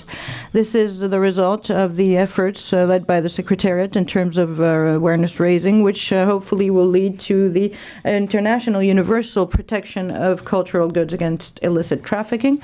We are also happy to see the progression of the program for the promotion of cultural heritage, and the document 2 in the support of African states in the fight against illicit trafficking of cultural property, in the efforts for the facilitation and return, as well as expanding the museums and collections.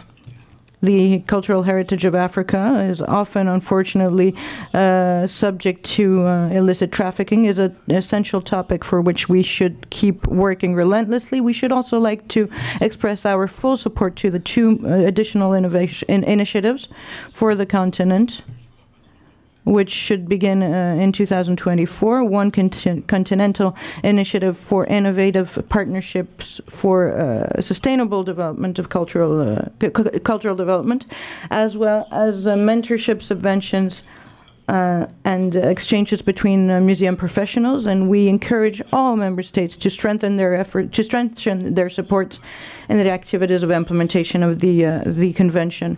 The question of restitution of cultural goods is also essential, cultural property, and therefore we fully support the commitment of Mondiacult in strengthening the fight against illicit trafficking of cultural property and the plan for their restitution. The Secretariat last June organized a roundtable for strengthening cooperation, and it's proof of our will to collectively move forward for the return and restitution of cultural property. Mr. Kitty Francis participates also in this effort. And by way of conclusion, we should like to remind the importance of the protection of cultural property in an emergency situation. Culture is what unites people, and it's what is one of the main pillars of peace. Nevertheless, in emergency situations, and when these emergency situations translate into conflict or national disasters, where culture plays a fundamental role, it's not sufficiently protected. It is therefore necessary to collectively protect our means to implement more effective protection of culture, specifically in the framework of the fight against terrorism. Thank you very much. Thank you, Burkina Faso. Okay, what I suggest is that you please conclude once you hear the little music. Thank you.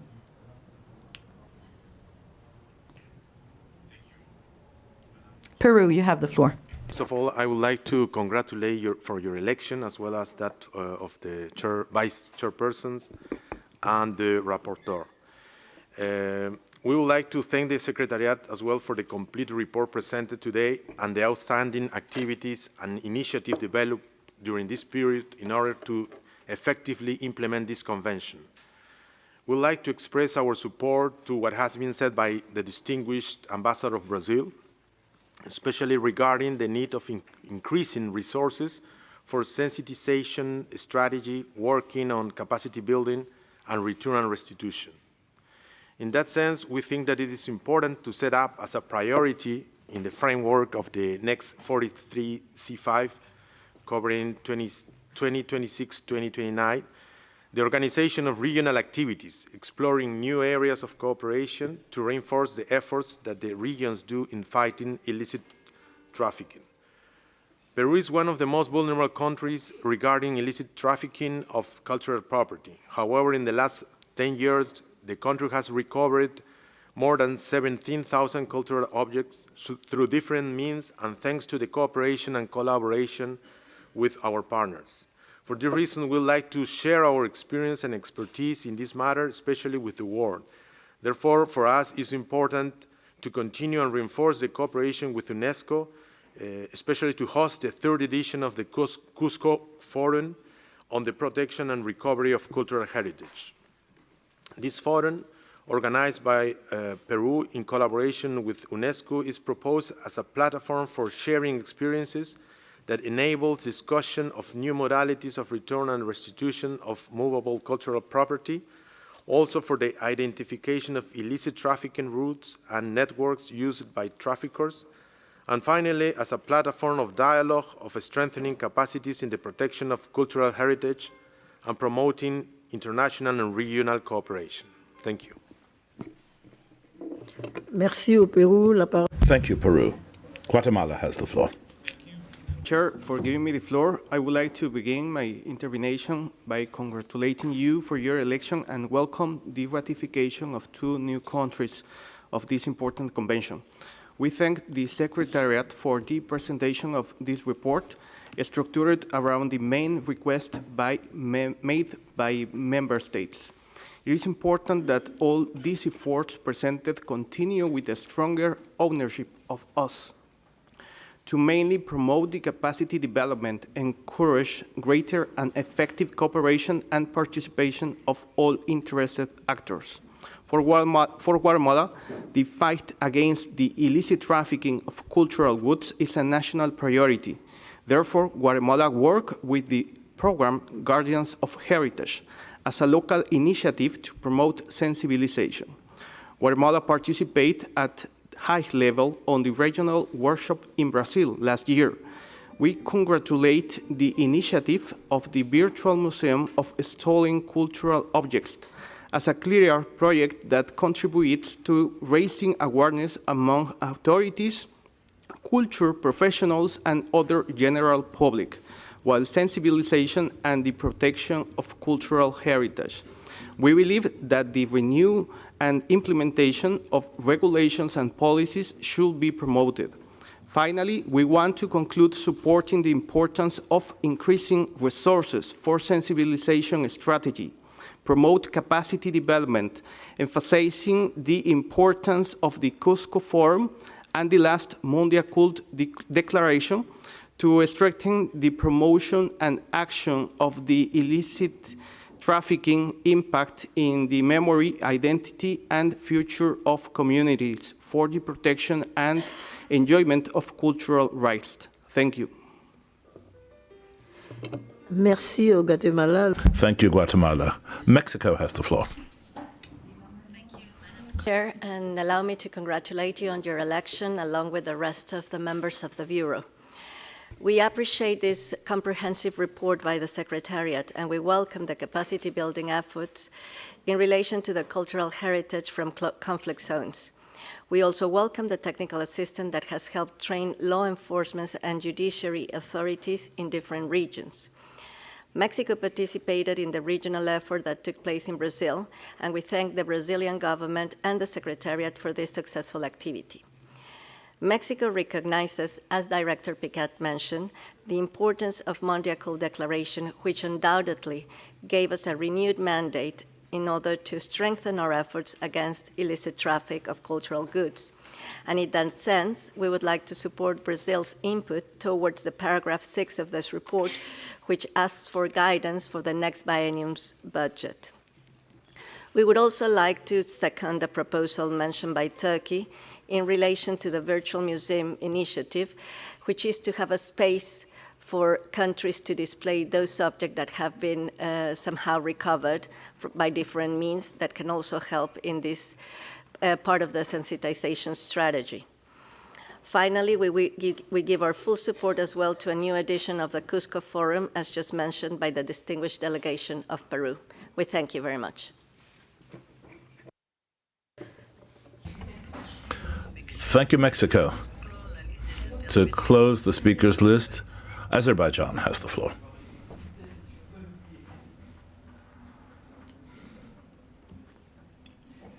Madam Chair, I'm sorry we take the floor for the second time, but we are obliged to make this statement and to respond to the delegation of Armenia. First of all, it is very surprising to hear the false accusations from the country who used to keep under occupation of 20% of international recognized territories of Azerbaijan for almost 30 years. And it is surprising that they even have any moral rights to take the floor and to accuse my country of something that we didn't do. First of all, I would like to remind the delegation of Armenia that there is no such a region as Nagorno-Karabakh. We have a Karabakh and Eastern Zangezur regions of Azerbaijan, and we urge Armenian delegation to make correct reference to the sovereign territories of Azerbaijan. If they want, we can send them the recent published UN map of Azerbaijan so they can have full information.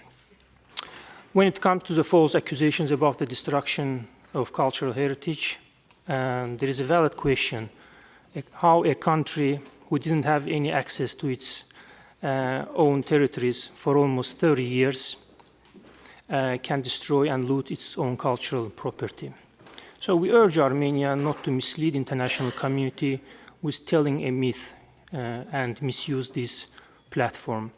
We all know who is the occupying power, which is confirmed by UN Security Council resolutions, and we know who destroyed Azerbaijan cultural heritage during the occupation period of Azerbaijan, Azerbaijan's internationally recognized territories, which was also confirmed by UNESCO's report of 2005, when they said that they didn't have access to these territories, these territories have been occupied by Armenian armed forces. So, as my ambassador mentioned during his speech, over more than 30 years of aggression and occupation of our territories, Armenia subjected Azerbaijan cultural heritage to large-scale destruction, plunder, and vandalism. Thousands of cultural objects, including monuments of world and national importance, mosques, temples, mausoleums, museums, exhibits, art galleries, archaeological sites, and libraries were looted and destroyed. These facts are documented. They are on the social media, they are on the website, they are on the news, and they are everywhere. And we have sent all this information to UNESCO. I thank you, Madam Chair. Merci. Thank you, Azerbaijan. I should now like to thank you all for your comments and your very rich contributions, and give the floor to our Secretary to answer some of your concerns. And distinguished delegates for all your feedback and very rich discussion. Many of you underscored the importance of the ratification of the convention, and this, of course, remains a major preoccupation for us. And as I mentioned, we are using also the regional capacity building events that we organized in Africa, but there's also one, by the way, in the making for the Arab countries, to also invite and engage countries who have not ratified the convention to participate and become familiar with the convention. Many of you also mentioned the different tools and measures, and thank you for also welcoming the inventory guidelines that we attached to the Secretariat report. I also wanted to mention that you may have noticed that on the occasion of the celebration of the 70th anniversary of the Hague Convention in an international conference hosted by the Netherlands authorities recently, there was also an announcement of a new initiative by UNESCO to work more with judiciary. And the idea is to draw on the excellent work that our colleagues in the communication and information sector are already doing with the judiciary, and draw on this network to engage judiciary also on issues related to cultural property protection. So we will be stepping up our engagement also on this front. The importance of sensitization, of course, in follow-up to the Mondial conference and in preparation of the one to be hosted in Brazil, this is absolutely a priority for us. We were very pleased to hear your positive feedback on the virtual museum and also your resolve to help us identify objects to be displayed. We, of course, are aware of the challenges related to the fact that sometimes the images are not of high quality. We will do our best to use that, to use these images and work with our technical partners to develop 3D images out of these photos that you may have. We're also working with many partners, including Aéroports de Paris, to see how we can engage again the airports and how we can sensitize those, especially who are traveling to far countries, about the importance of being vigilant as regards buying souvenirs and bringing them back from their trips. And of course, we took note of your suggestions as regards using the International Day on the 14th of November to use this as a platform to echo even more so the importance of the fight against illicit trafficking.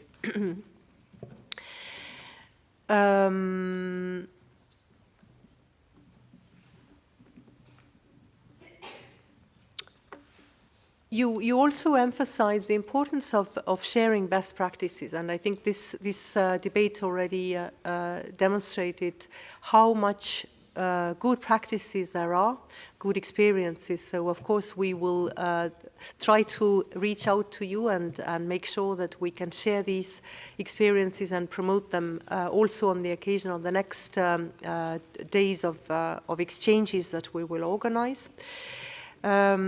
And then, of course, as regards the countries in emergencies, Ukraine, Gaza, Afghanistan, you can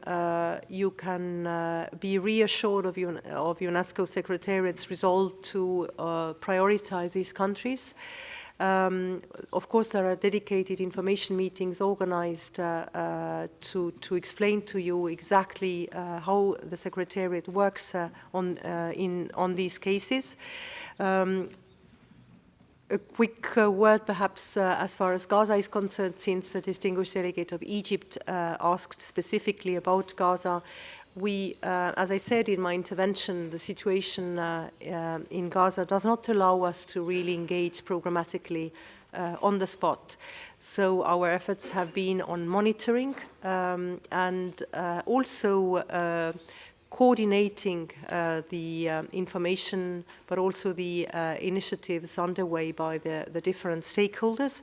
So we have organized perhaps last week, a coordination meeting with all international actors who are engaged in Gaza to compare notes and exchange information so that we are ready to engage as soon as the situation allows us to do so. You also asked specifically about the repository of École Biblique, and I wanted to reassure you that we are also in contact with France in this regard. There were other questions posed by Egypt. The first one was about the consultation with the art market dealers and why we did not report more in detail in the report of the Secretariat to the Subsidiary Committee. It is simply because there is a dedicated agenda item at the meeting of the ICP-RCP, so I would refer you to item 14 of the meeting that will take place later this week. The reason why we report to ICP-RCP on our consultations with the art market is because the 1999 Code of Ethics originates from the request from ICP-RCP. As regards Africa and the Flagship 3 program, also please rest assured that we work relentlessly to see how we can in a more structured manner engage in Africa. We have had a series of regional meetings organized over the past 2 years with more than 200 cultural heritage, law enforcement and judiciary professionals in East Central and West Africa already trained. The most recent one, as you may recall, was organized in December in Senegal with École du Patrimoine Africain. And we are now preparing the ground for similar interventions, regional trainings to be organized in south of north of Africa. And of course, as I mentioned, the idea is to combine these capacity building workshops also with days of exchanges so that we can also promote the best practices as far as the fight against illicit trafficking and return and restitution is concerned. And we are in regular contact with our field colleagues because the field colleagues now under the regular program have also more resources to dedicate to capacity building efforts, and this is why we also rely on their engagement and efforts. I hope Ambassador. Yes, I wanted to also thank the Ambassador of Brazil for proposing these new priority areas for the next C5. That we have taken due note of that, and thank you very much for these very pertinent proposals. I hope I would have covered more or less the discussion and the concrete questions. Thank you. Oh, sorry, no. There was a question about from Turkey concerning the virtual museum and whether there would be also an occasion or possibility for us to enlarge it and integrate also best practices on return and restitution. Absolutely. We have taken this on board because you already put this proposal forward at the last meeting. So the idea is to organize specific dedicated exhibitions within the virtual museum also on those best practices as far as return and restitution is concerned. So thank you for these proposals, all duly noted, and many thanks. Merci. Merci, Madame la Thank you so much, Madam Secretary, for all that enlightenment and for the commitment of the Secretariat and all of your very relevant proposals. I think we can now go on to the decision to be adopted.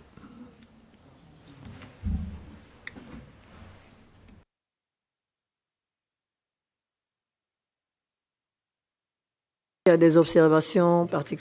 there any observations on this? You have the floor.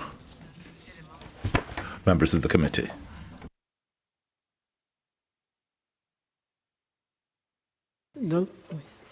On peut peut-être la considérer dans la totalité et adopter. Oui, c'est ça, c'est ce que j'avais l'intention de faire. Voilà. Donc, est-ce qu'il y a des... Are there... I see that there is no objection. We seem to have unanimity, and we can therefore adopt Draft Decision 12 SC6 as you see it on the screen. Thus adopted.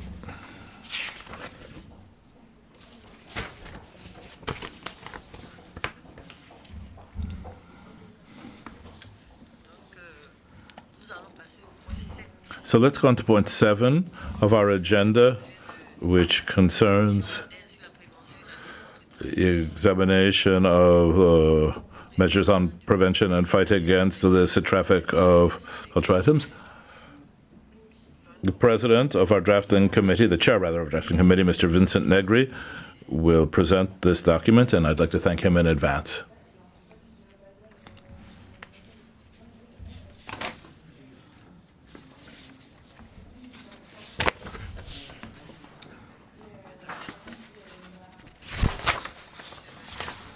So we're waiting for Vincent.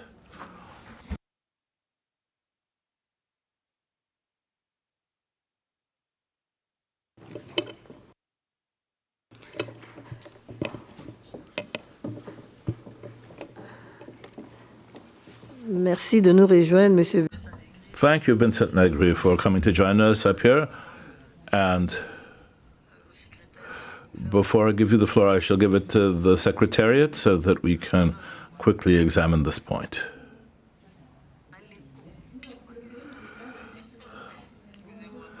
Sorry, I believe I mispronounced your name. Thank you, Madam Chair. As you know, at the request of the States Parties meeting last year, UNESCO continued its work and laid out a series of draft model provisions on prevention and fight against illicit trafficking of cultural property, and this is presented to you in Annex 1 of the relevant document. I would also like to thank the chair of the drafting committee for the draft model provisions, Mr. Vincent Negri, who is with us here today, so as to present this second draft. And before I give him the floor, I should like to remind you quickly of the goal of these draft measures as well as the procedures followed in laying them out. The goal behind the draft provisions, as you know, is to support countries in strengthening their normative framework to protect their cultural heritage, and the ratification of the 76th Convention only makes sense if there is specific operational national legislation corresponding to it. The measures proposed on the basis of that platform, which is made up by the Convention and by the operational documents, certain draft models for national legislation. And these models cannot cover all the different problems and questions which will be concerned by the implementation of the Convention. But at the present time, they do represent a set of models which will allow you to fill out or fill in gaps in legislation or to extend it in some way. It's also important to specify that these draft model provisions do not intend to change the field of application or the goals of the Convention, but rather to provide normative references that will allow governments to strengthen their national legislation. Countries may very freely choose what measures they wish to use and how they can adapt them to their national legal systems. We have also, following the request made by the States Parties at the last meeting, restructured these draft model provisions to show clearly what stems directly from the requirements of the Convention and what comes from other international legal instruments adopted in 1970. Concerning now the procedure followed in the elaboration of these draft model provisions, if I could have the next slide, please. So the project was worked out over a long period, in a very inclusive way, and ended in April 2021. The consultative body is made up of 12 representative experts from the 6 electoral groups that UNESCO has, suggested a roadmap and a methodology to draft these draft model provisions by a drafting committee, and thanks to the generous financial support provided by China, the Secretariat set up a drafting committee made up of 6 experts in the field of cultural object law. Next slide, please. The drafting committee, basing themselves on the reflections of the consultative body, put together a preliminary draft which was then reviewed by the committee in July 22. So this project was then passed along in September 2022 to UNESCO's relevant bodies, who were all invited to share with the Secretariat the coordinates of the national stakeholders to be consulted on this draft project. This led to 24 answers coming from intergovernmental organizations, civil society, and public bodies, and from art market professionals. So obviously, the consultative body then went on to examine the results of those first consultations, proposed revisions, and then had exchanges with the drafting committee, which allowed them to finalize the preliminary draft, which was presented last year to the states parties meeting. And following the decision made by the states parties meeting last year, this draft was then sent in July 2023 to all the states parties, inviting them to make their comments known. They were given a deadline of November 3rd to do this, and we received a total of 15 answers. After that, the consultative body met in January 2024 to examine the results of those consultations, and then exchanges and meetings with the drafting committee took place, making it possible to finalize the second draft, which you're going to see today. You will have seen that this is a very long project that has involved work over a long period. I'd like to thank everyone who contributed to this project, the consultative body, the drafting committee, especially its chairman here present, Vincent Negri, and of course the member states who cooperated by participating in the consultations on the project, on the draft. So the point of this session will now be to see whether the second draft is making good progress, consistent with states parties' expectations, knowing that we are still developing many of the measures which underlie it, and that consultations with state parties will continue if supplementary changes are wished by them. Thank you very much. Thank you very much, Madam. And now the chair of the drafting committee, Mr. Vincent Negri, has the floor. Thank you, Madam Chair.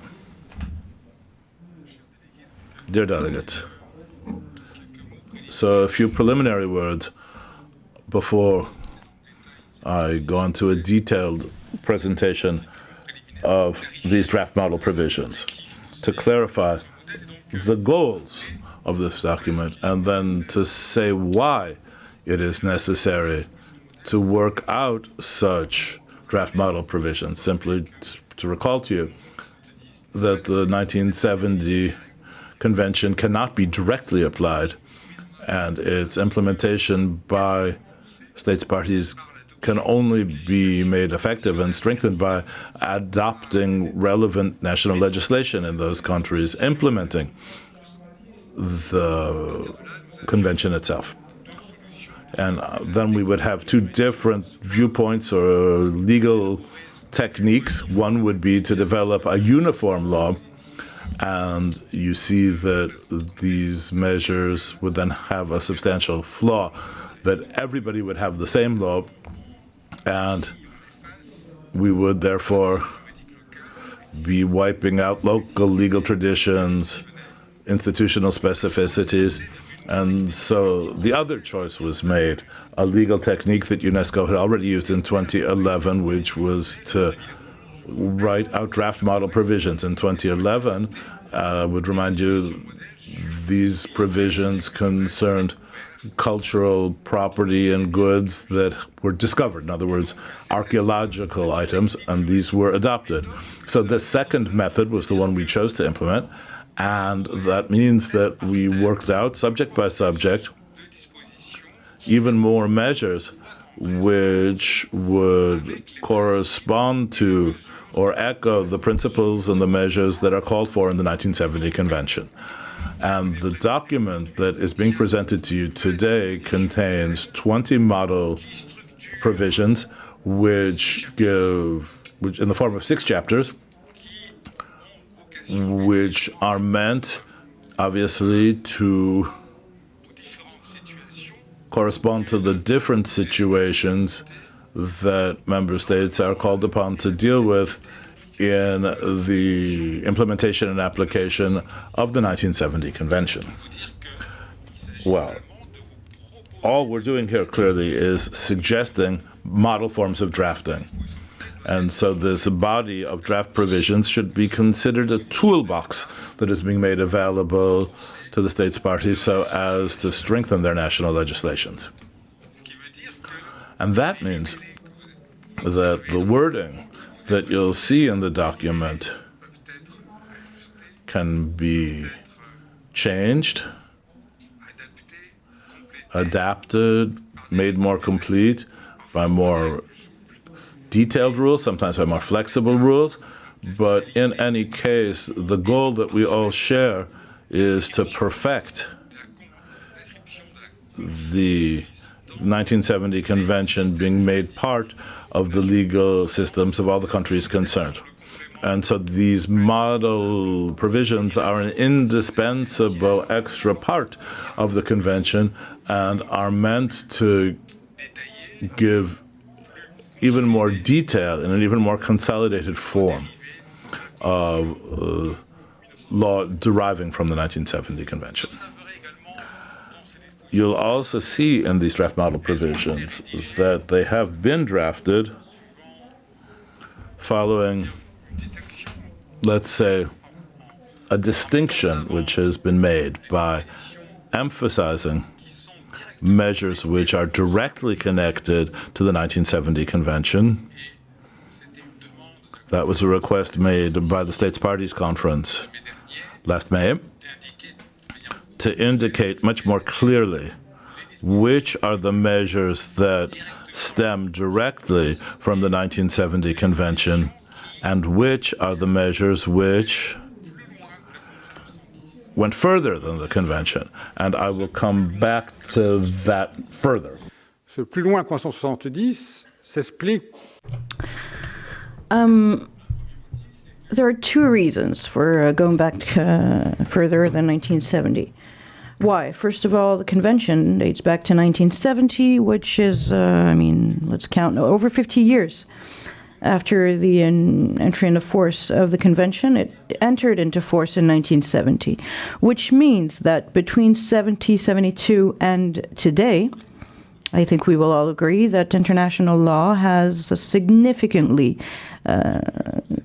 developed, and that in this development there's first the UNIDROIT Convention of 1995, which was conceived as a supplementary tool for the 1970 Convention.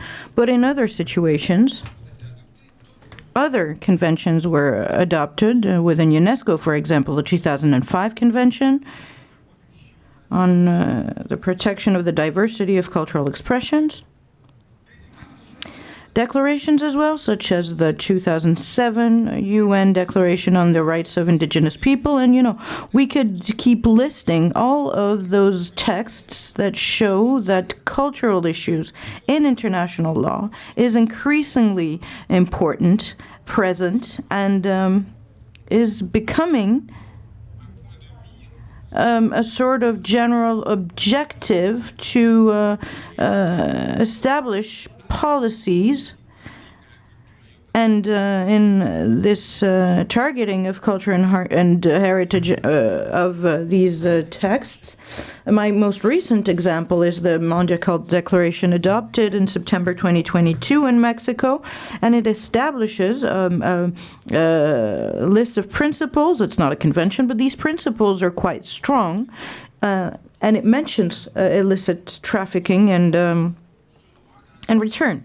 So international law has strengthened, is turning to new themes such as indigenous peoples' rights And as we were elaborating model provisions, we could not act as if there were not new texts and limit ourselves to the convention, 1970 convention. So that's why we expanded the scope in a way.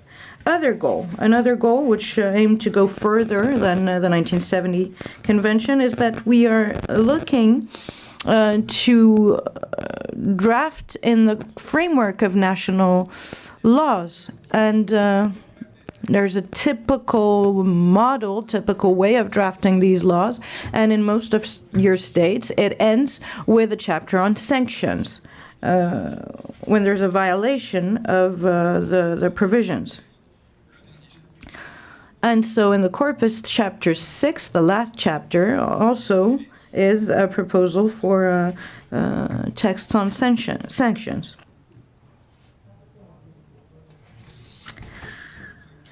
Now, this being said, we have now set the scene. Before going into detail, remember that these are non-binding in any way provisions. This is something that we all need to bear in mind.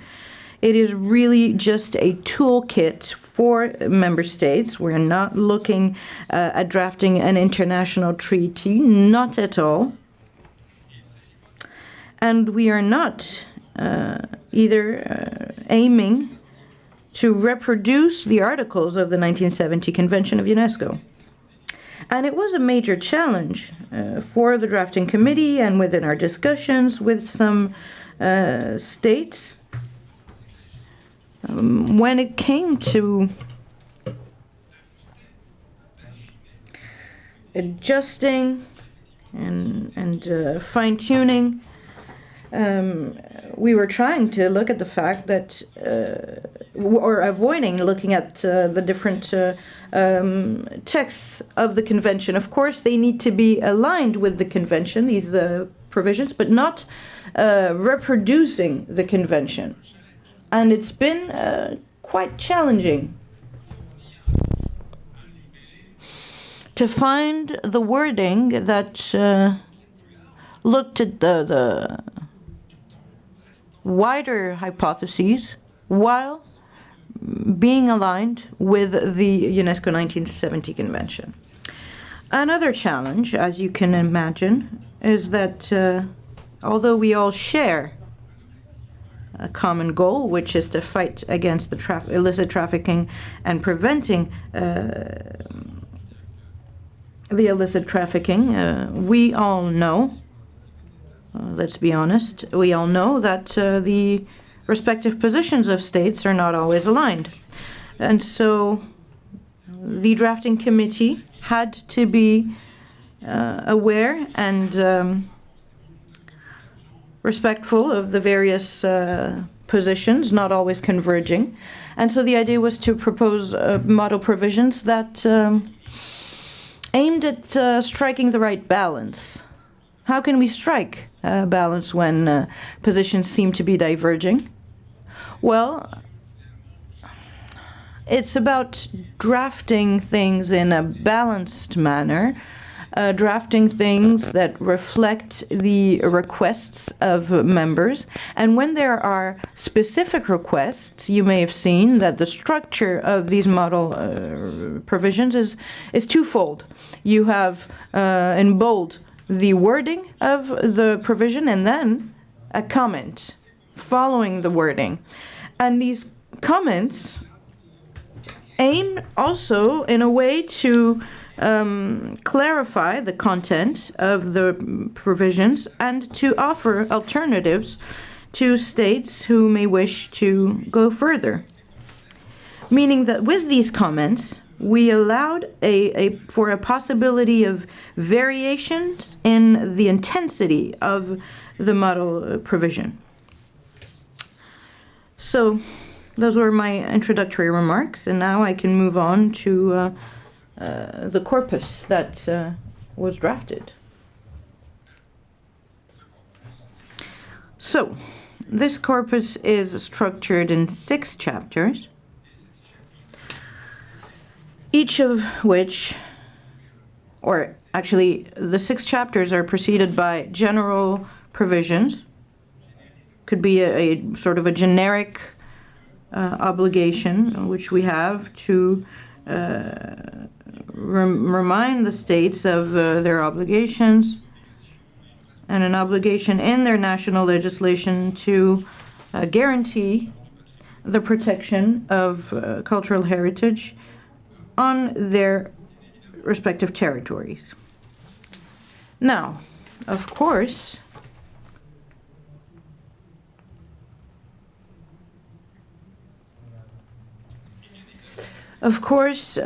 these provisions, or this first provision, is the foundation. It's common foundation for all of us, or for all of you, and it's directly inspired by the method used in 2011 with the model provisions on the restitution, because it opened with the states. So you have the document before you. The idea is to set key notions in a way, but I mean, this implies that we would all agree on what each word implies. And it's in this definition corpus that we decided, for example, to include the definition of cultural property. That's definition number 2. That we integrated a definition of public collections. So you see, public collections don't exist in the UNESCO Convention, but it exists in the 1995 UNIDROIT Convention. It does not exist in all national legislations either. And therefore, states who are not familiar with this in their domestic law are not obliged to apply it. However, for states that do have a specific status for collections, need to have a sort of safeguards or guidelines. Provision 4 is directly inspired by the 2007 Declaration on Indigenous People. You see that the idea is to draw inspiration from discussions of the United Nations, which led to the declaration adopted in 2007. Next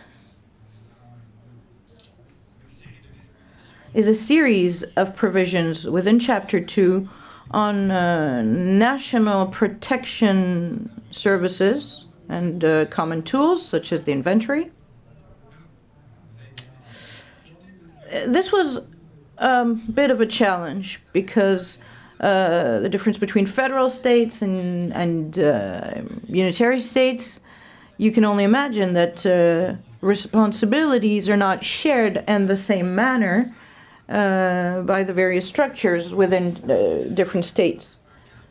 So we chose an open framework so that each state can find its own guidelines. Chapter 3 then covers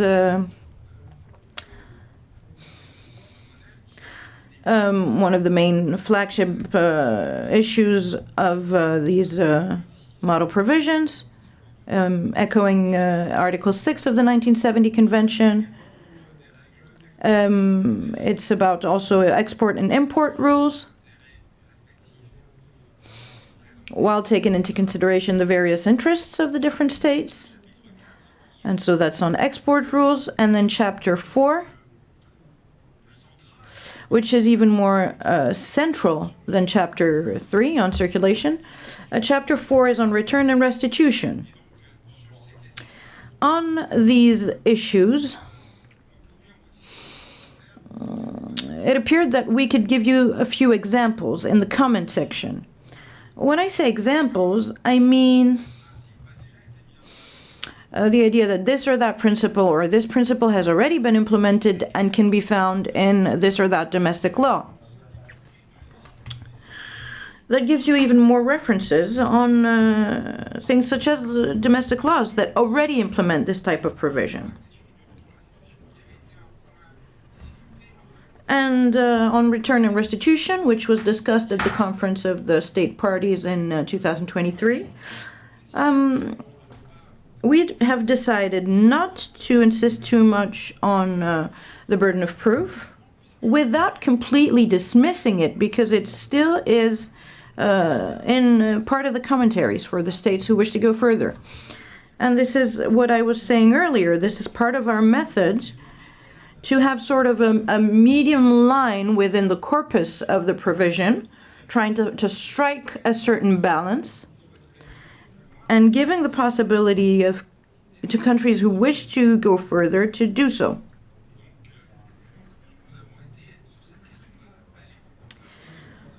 We really tried to include the comments from all states. And chapters 5 and 6, 5 is on regulation of the art market. This is really a provision on the significant advances of codes of conduct in the art market,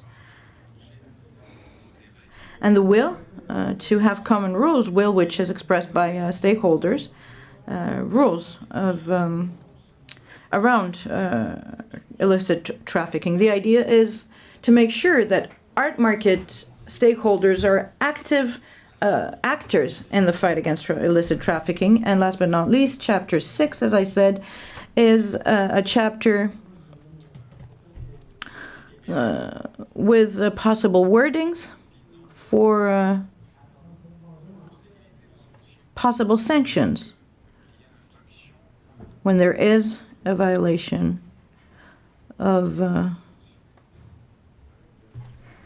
previously mentioned provisions. Thank you for your kind attention. Thank you, Mr. Vincent Negri, for this clear and very precise description of the 6 chapters of the corpus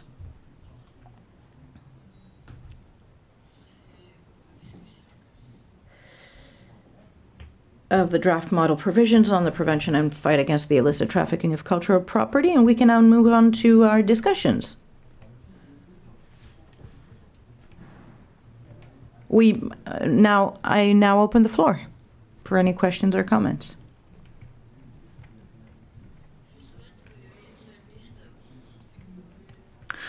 Let us please have a single list. If you could all, make up your minds, it would be very nice. Thank you.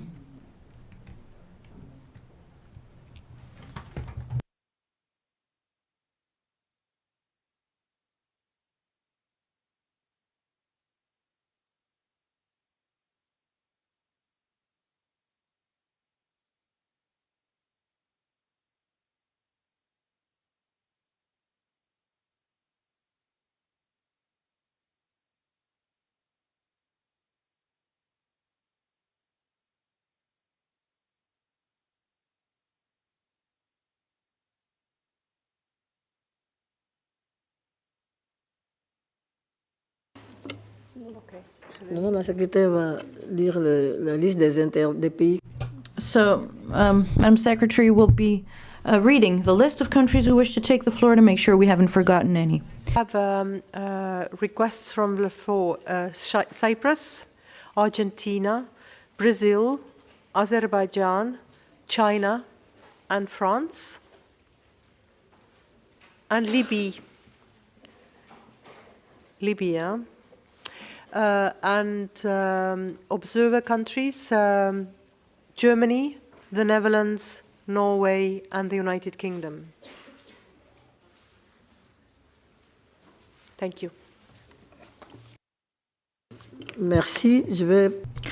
Thank you, Madam Secretary. Well, then, Cyprus has the floor.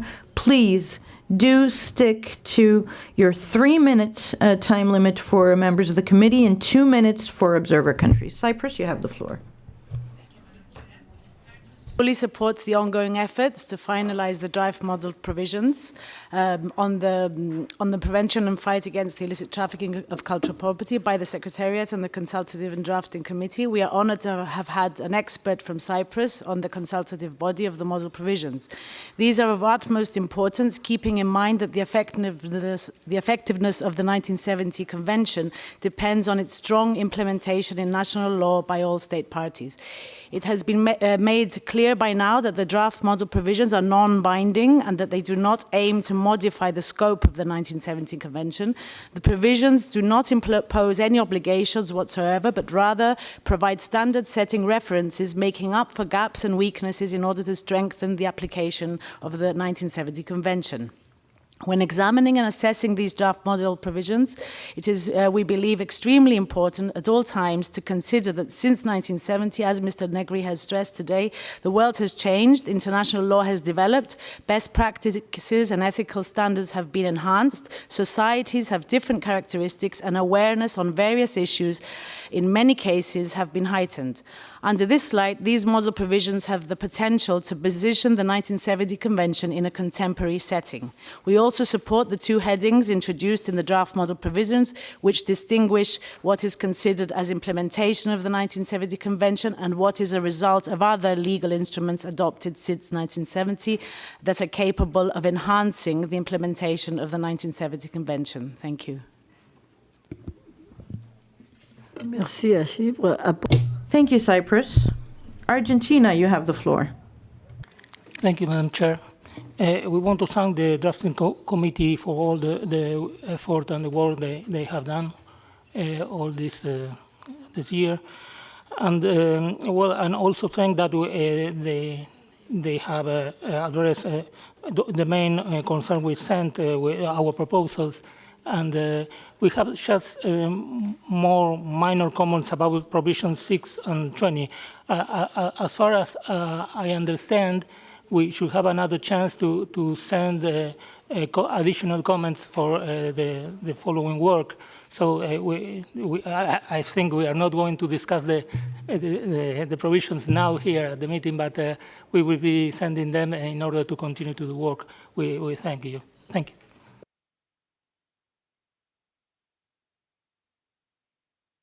Merci à l'Argentine. Thank you, Argentina. Brazil, you have the floor. Thank you, Madam Chair. Brazil wishes to commend the efforts of the Secretariat, the Consultative Body, and the Drafting Committee for their important work on the model provisions. The document of today is participatory endeavor since 2021, in which countries and stakeholders could contribute into the matters of illicit trafficking in cultural property. As already said, Brazil emphasizes that the model provisions are non-binding and do not impose any obligations, giving states the opportunities to choose provisions that may strengthen their national legislation. Brazil would have preferred a more inclusive wording, up to date and in line with the demands of the countries of the Global South that are not yet fully representative in these texts.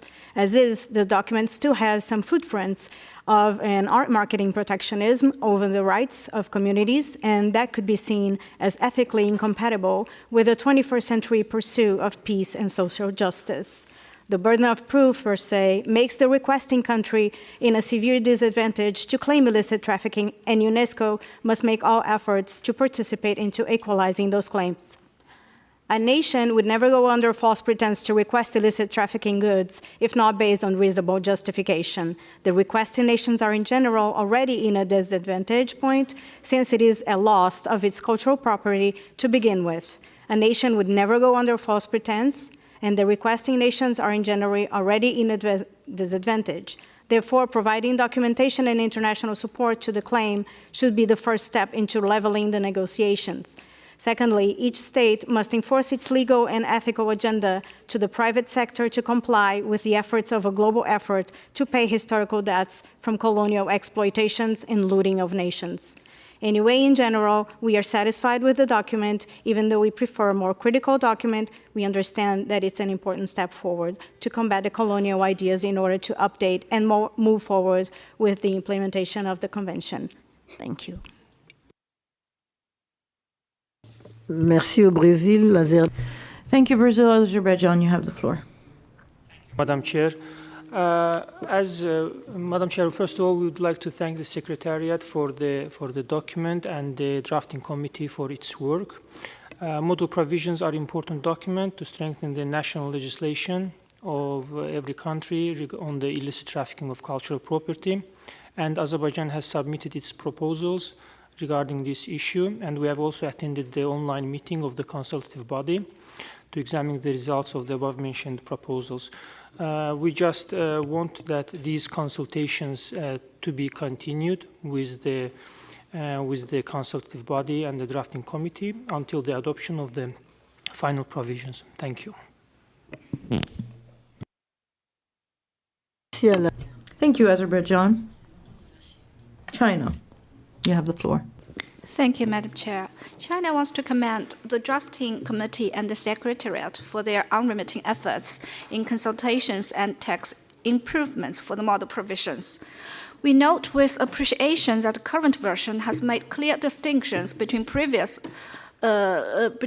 provisions originating from the 1917 Convention and those originating from other instruments but contributing to the implementation of the 1917 Convention.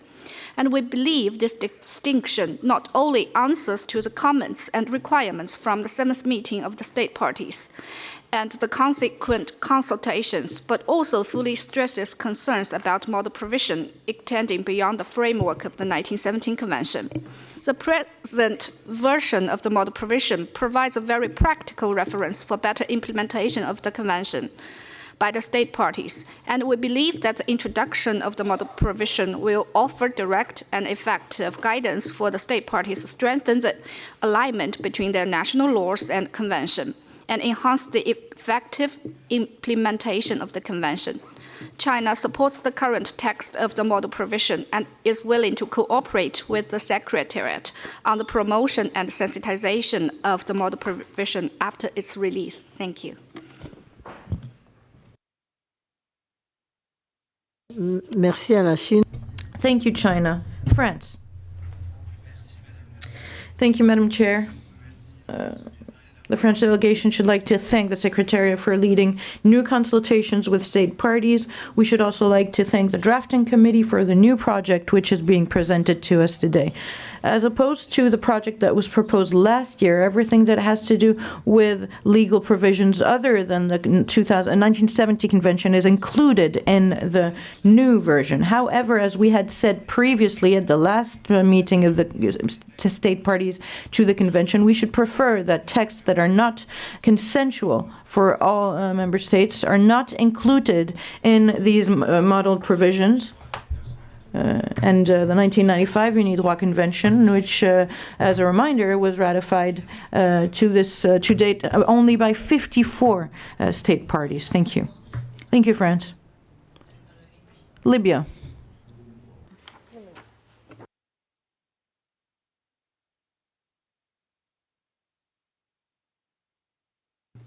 Thank you, Madam Chair. Firstly, we thank the People's Republic of China for its generous support for the production of this important document. We also thank all the experts who contributed to the discussion of these provisions and submitted them to the Subsidiary Committee for adoption. While we thank the countries that sent response to comment on these provisions, I repeat what I said in my previous intervention, that we must find a way to listen to the parties that are victimized by this type of trade. What we have seen in this document contribute to filling the gap in domestic law, but this is not only by adopting these provisions in cultural custodian institutions, but we also need to include these provisions in the programs of educational college that teach law, because the judiciary should be aware of these activities, their seriousness, and the measures that should be taken against it. I have another observation on the provision number 2, which is minor observation actually, in the definition, as I don't find an explanation for separating the word prehistory from the word archaeology, as the latter is considered comprehensive and covers any cultural production for a human since its appearance on the earth until recently. Also, if you allowed me to say something about the provision related with the diligence requirement in verification, not only if the object is stolen by looking at Interpol lists, but also if the object is not likely to have been looted. I mean, we need to consultation with the red list, which is issued by ICOMS. Thank you. Merci à la Libye. Maintenant, on passe aux observateurs. Thank you, Libya. Moving on now to observer countries. Germany, you have the floor. For the presented draft model provisions. We are of the opinion that they are a good tool to further strengthen the Convention, which is the core instrument to counter trafficking in culture goods for all of us. In our view, the draft model provisions, as they are phrased now, can serve as useful recommendations on how to possibly interpret the 1970 UNESCO Convention in terms of national law. And in the spirit of compromise, they also leave room for a flexible integration in the national legal systems. Against this background, we think that this legal tool is appropriate to promote strong laws on the protection of cultural property at the national level and might also have a positive impact on the degree of harmonization of the respective domestic laws. We would like to thank the Secretariat, the Drafting Committee, and the Consultative Body for their important work in developing the proposed model provisions. In the light of UNESCO's World Conference on Cultural Policies and Sustainable Development, Mondial called in 2022, we are confident that the draft model provisions could contribute to the effectiveness of the 1970 UNESCO Convention. Thank you very much. Merci aux Pays-Bas. La parole est... Thank you. Germany. The Netherlands, you have the floor. Thank you, Germany, and the Netherlands have the floor. Merci. The Kingdom of the Netherlands would like to thank the Secretariat as well as the Drafting Committee for the work undertaken, resulting in this second draft. From our perspective, the model provisions are developing into a document that can be useful for a wide variety of purposes and stakeholders, including national legal advisors. Having read the document carefully, we have a few suggestions for some of the provisions in order to make them even a better fit for purpose in different kinds of contexts. An example is that in provision 6, the competent authorities referred to in the first paragraph is a different one than the one in the second paragraph. In the Netherlands, the control on illicit traffic lies on a national level, but the control over archaeological excavations is on the level of regional or local authorities. This could be slightly adapted. Another suggestion from our side will be replacing the word control by supervise, since in our opinion this is a more adequate wording. Furthermore, we would like to highlight that regarding provision 7 on education and public awareness, it could be useful to specify the use of the term value. The goal of this provision is to make the general public aware of the value of cultural property, and we would like to emphasize on a broad interpretation of this term, not only financially, but also the value for society or the importance of cultural property. Additionally, we have a few more of such smaller remarks, and we would like to ask the Secretariat if these comments can be taken into account, and if there is a possibility to share these as a written comments, just like the Argentinian delegate has proposed. Thank you. Merci aux Pays-Bas. Maintenant, c'est vraiment la Norvège. Hein? Thank you, Netherlands. Now it really is Norway. Chair, esteemed members of the committee, thank you for giving Norway the floor as an observer in this meeting. Norway would like to commend the consultative body and the Secretariat for your extensive work. We acknowledge that the model provisions are non-binding and an important tool to inspire the drafting of new legislation. We have some small remarks. Firstly, we applaud the emphasis on indigenous peoples' cultural heritage as referred to in provisions 4 and 9, and in the commentary of provisions 10. It's a concern to us that these aspects should be included in all legal documents as appropriate. Secondly, about online registration systems for import and export certificates, respectively, it is our understanding that such systems may entail unanticipated implications relating to information security, unclear responsibilities for establishing, maintaining, and financing such platforms, as well as implications for customs declarations. We urge state parties with experience in such online systems to share their practices and experiences for the benefit of all. Also, we would welcome future recommendations and guidelines regarding the use of such systems.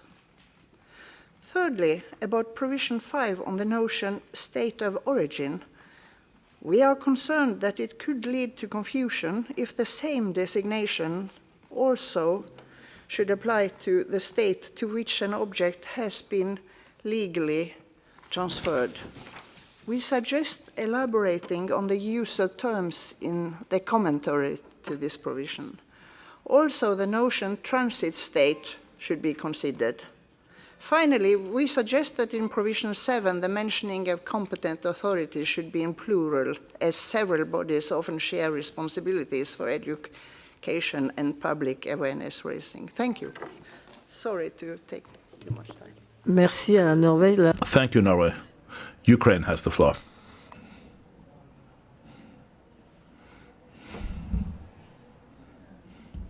Microphone?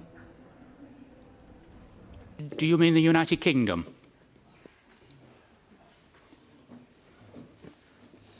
No. Le Royaume-Uni, pardon. Oh, yes, do excuse me. I read badly, says the chair. Yes, it's the UK. We too would like to thank the Secretariat, the Drafting Committee and Consultative Body for their work on this important subject. And I was very grateful for the opportunity last month to discuss with Professor Negri the United Kingdom's comments on the previous draft and the Drafting Committee's proposals for revisions. And I would also like to thank the Secretariat for facilitating that call. It was extremely useful and helpful. The United Kingdom welcomes the revised draft model provisions. For us, they represent a significant improvement on the previous draft. That said, we do still have some concerns and comments on individual provisions, which we will be happy to provide in writing in due course. I would now, though, like to make a couple of general comments. Firstly, we think it is very important that the model provisions clearly separate out those elements which are drawn from the 1970 Convention and those which are drawn from other international instruments. We welcome the steps that have been taken so far in that respect, but we think there is a little more work to do on that to make it absolutely watertight. Secondly, we think it is extremely important that the way the model provisions are presented and the way they are framed in the introduction is very clear about their status. As the Secretariat indicated earlier, and as others have said, the model provisions are not mandatory or binding in any sense. It is extremely important that that is absolutely clear in the way they are presented, and that it is very clear to states that there is no obligation on them to use any or all of the provisions, and that if they choose to do so, it is then for individual states to determine how to use those provisions and whether they need to adapt them, modify them, or even supplement them in order to fit with the context of their own legal and administrative frameworks. The band is about to start playing, so I will leave it at that. Thank you. Merci au Royaume-Uni. Thank you, UK. Russia has the floor. Thank you, Madam Chair. We should also like to thank the Drafting Committee as well as the consultative body for their work, and thank the Popular Republic of China for the contribution they made, which allowed this work to take place in the best possible conditions. Russia took part in the consultations and has presented its recommendations on the document. Unfortunately, we consider that they have been perhaps taken on board, but only partially, which leads us to state that the text presents pretty much the same gaps as the previous version did, and can certainly be improved. The text, for us using the terms non-consensual and also measures that go well beyond the field of application of the convention, even if we've been given reasons why this choice was made.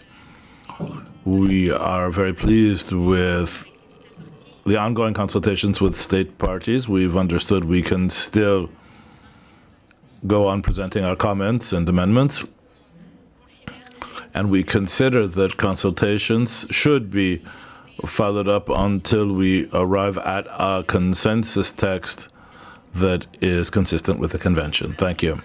Thank you, Russia. I should now like to thank all of you for your comments, your positive appreciations,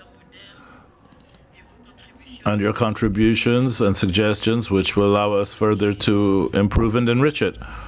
Let me give the floor to the Secretary and then the Chair of the Drafting Committee.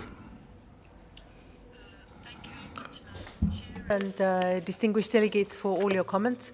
I'm just conscious of the time because the interpreters granted us 10 extra minutes, which we have already used.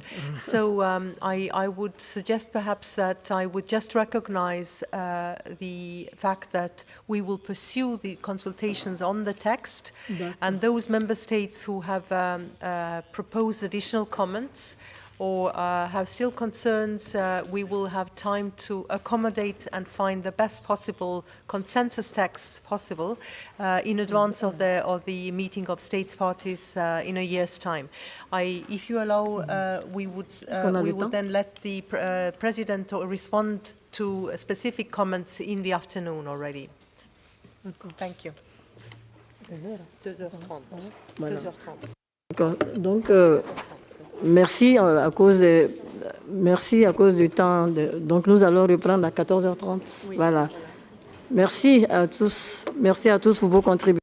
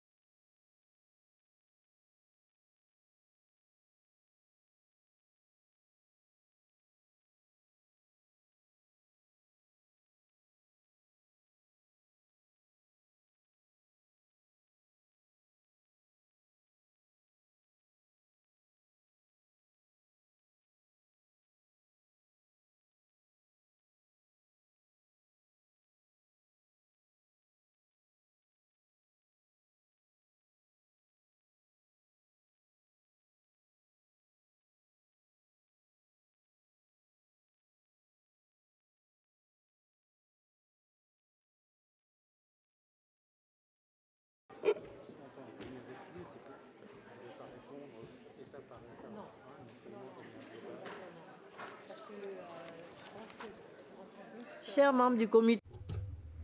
Dear members of the committee, we are going to resume our proceedings. I would ask you to please be seated. Le quorum est atteint, donc. We now have a quorum and we can begin.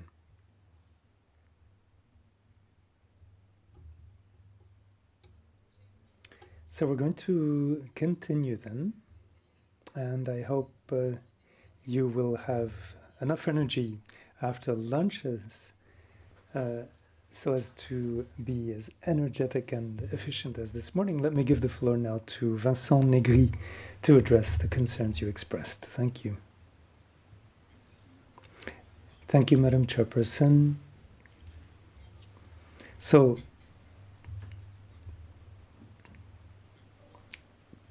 to answer and to provide additional information following up on some of the comments that were made earlier after my presentation. Of course, I'd like to start by thanking you for your observations, which will help us to flesh out the text and consolidate it.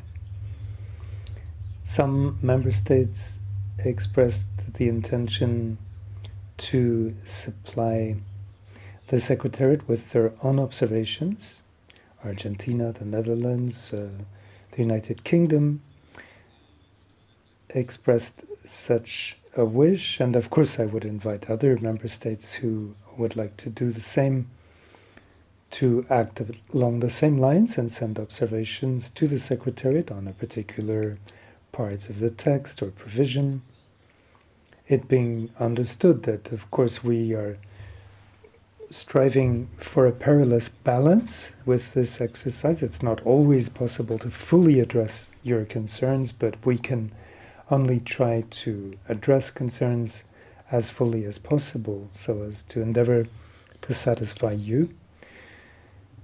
And when it comes to the model provisions, I think it's useful to recall the context, the institutional context this work is part of, following up on a resolution adopted at UNESCO, which stipulates that the work on the model provisions must, of course, start from the 1970 Convention, but also from the operational guidelines.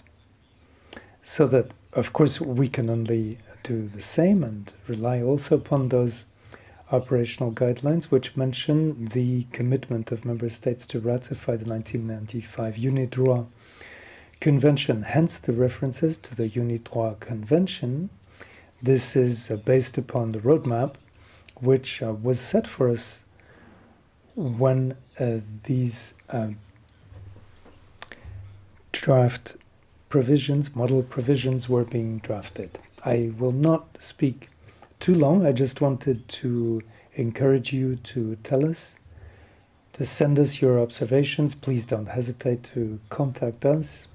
And this will enable us, as we've been able to do in the past, to organize bilateral exchanges if you wish.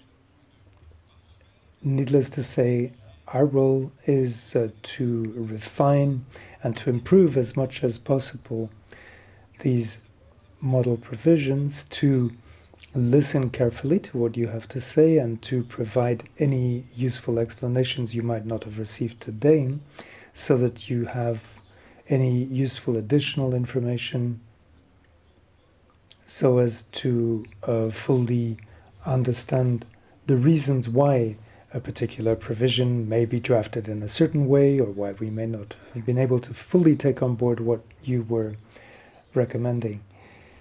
And I would finally add that there is always a search, a desire to want one's own laws or rules to be reflected in the model provisions. And I would urge rather all of you to try to look beyond your own legal framework. We are not striving here to summarize or synthesize all of the different sets of rules that have to do with illicit trafficking and how to prevent it.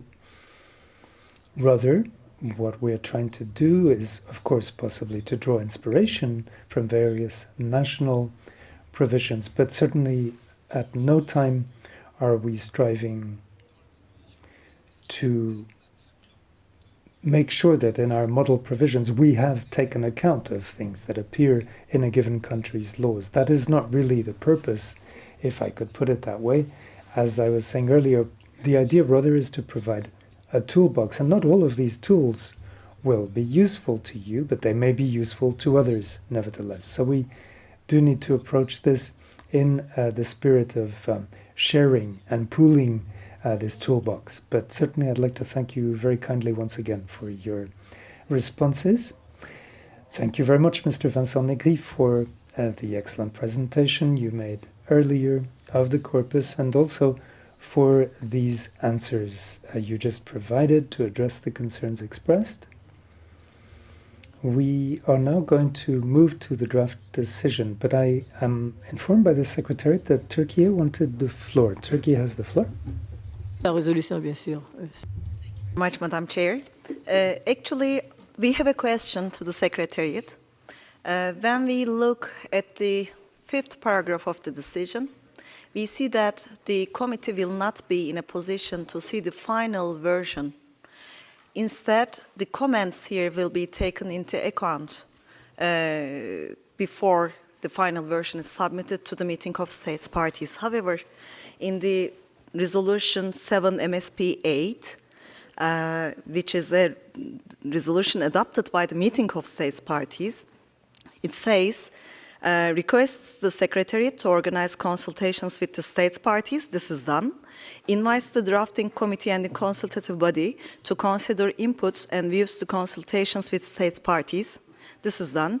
And also mandates the subsidiary committee to proceed with the final review. So we are mandated to review it finally.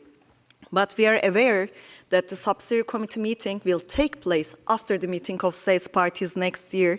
So if we push for it, then we have to prolong the adoption. This not we are after for. So that's why maybe we should consider a kind of circulation among the members of the subsidiary committee. I don't have a certain language for that, but I am in the hands of the Secretariat on this note. Thank you.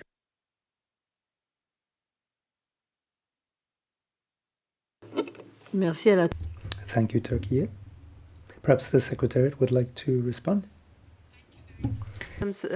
President and Madam Chair, and to the distinguished delegate of Turkey for remaining so vigilant. Indeed, you are absolutely right, and we would need to actually circulate the document prior to its submission to the meeting of states parties.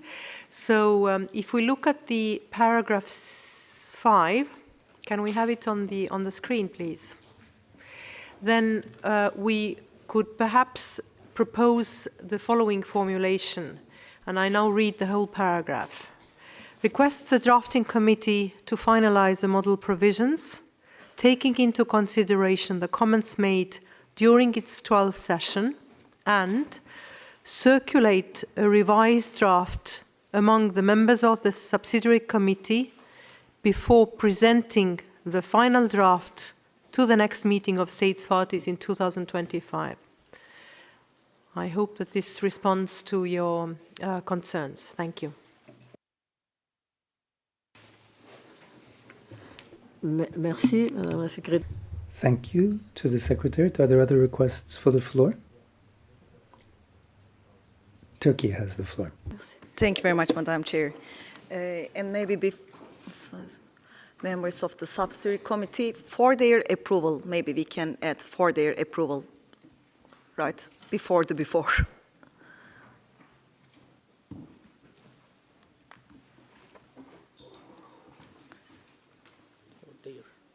For their approval.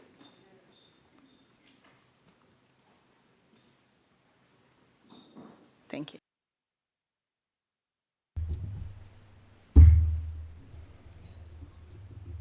Are there other members of the committee who would like to come in on this? I don't see any requests or objections, so perhaps we could adopt this amendment.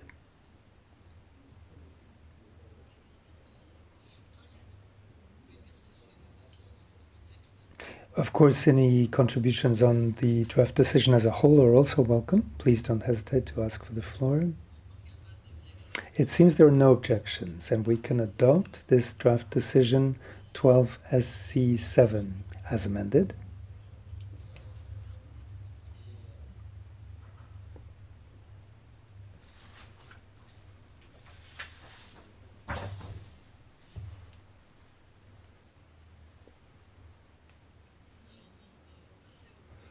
We are now going to move to point 8 of the agenda. I'd like to give the floor now to the Secretary for her presentation on the overall results framework for the 1970 Convention. You have the floor, Madam Secretary.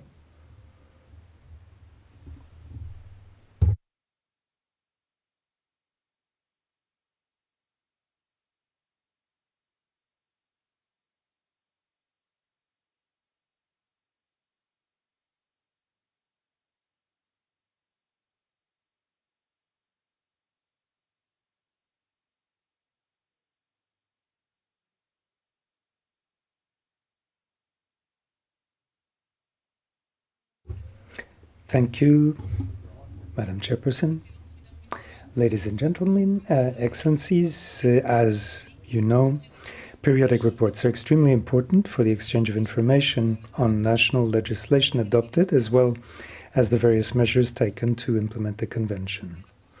These reports enable us to illustrate progress made, obstacles encountered, in seeking for a better understanding of the tools that will be needed to strengthen the Convention. Since the fourth session of the Meeting of States Parties in 2017, particular importance has been granted to measures that could strengthen the periodic reports of the 1970 Convention. I should like to start by presenting measures which are currently being developed to strengthen periodic reporting, and will turn after that to the development of an overall results framework for the implementation of the 1970 Convention. As you know, the 2022 Mondial Declaration, which was adopted in September 2022, provides for the development every 4 years of a comprehensive global report on cultural policy. This global report includes measures implemented by states to combat illicit trafficking in cultural properties. The global report will be based, amongst others, on the information and data provided by member states as part of their periodic reporting, so that this important publication should encourage the states to submit their reports and thus strengthen the relevance of studies regarding the implementation of the Convention. It seems important to emphasize that for earlier cycles, 2023 in this case, 91 states of the 143 states parties to the Convention submitted a report on its implementation, although the overall trend is positive, since for the previous cycle in 2019, 68 of 137 countries at the time had sent in a report. In addition, so as to improve periodic reporting, the Subsidiary Committee at its 5th session in May 2017 approved a project to set up a database that could be consulted regarding policies, legislative systems, and operational implementation by the member states. This database would make it possible to visualize changes in implementation of the Convention over the years and to have comparisons between states and regions, to present up-to-date statistics regarding theft, illegal digs, seizures, and restitution, to simplify the work of states which have already submitted a periodic report, which would simply need to confirm or update their information and fill out the new or incomplete sections. Since 2017, this tool has not been able to develop any further because of a lack of resources at the Secretariat.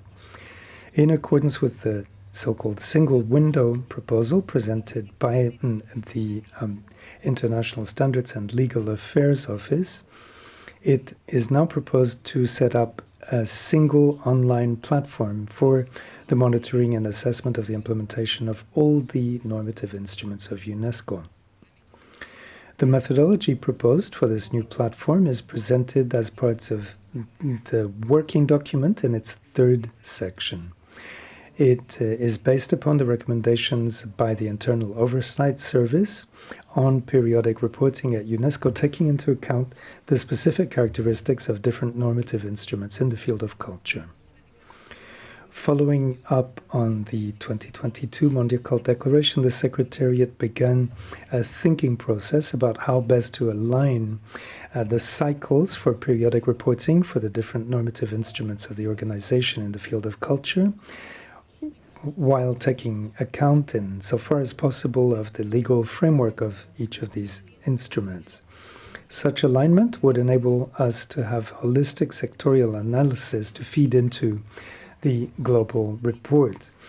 The periodic reports would thus be focused on the 4 years preceding the development of the global report. And for the second edition of the global report, which will be published in 2022, member states would be able to submit their reports in 2027 for the period 2023-2026. As for the first global report published in 2025, this one will take account of the various kinds of information and data presented by the states in their latest periodic reports. For the 1970 convention, it will be the periodic reports for the period 2019 to 2022. This proposal for alignment has been examined by iOS in its assessment of periodic reporting at UNESCO, as presented at the last session of the Executive Board.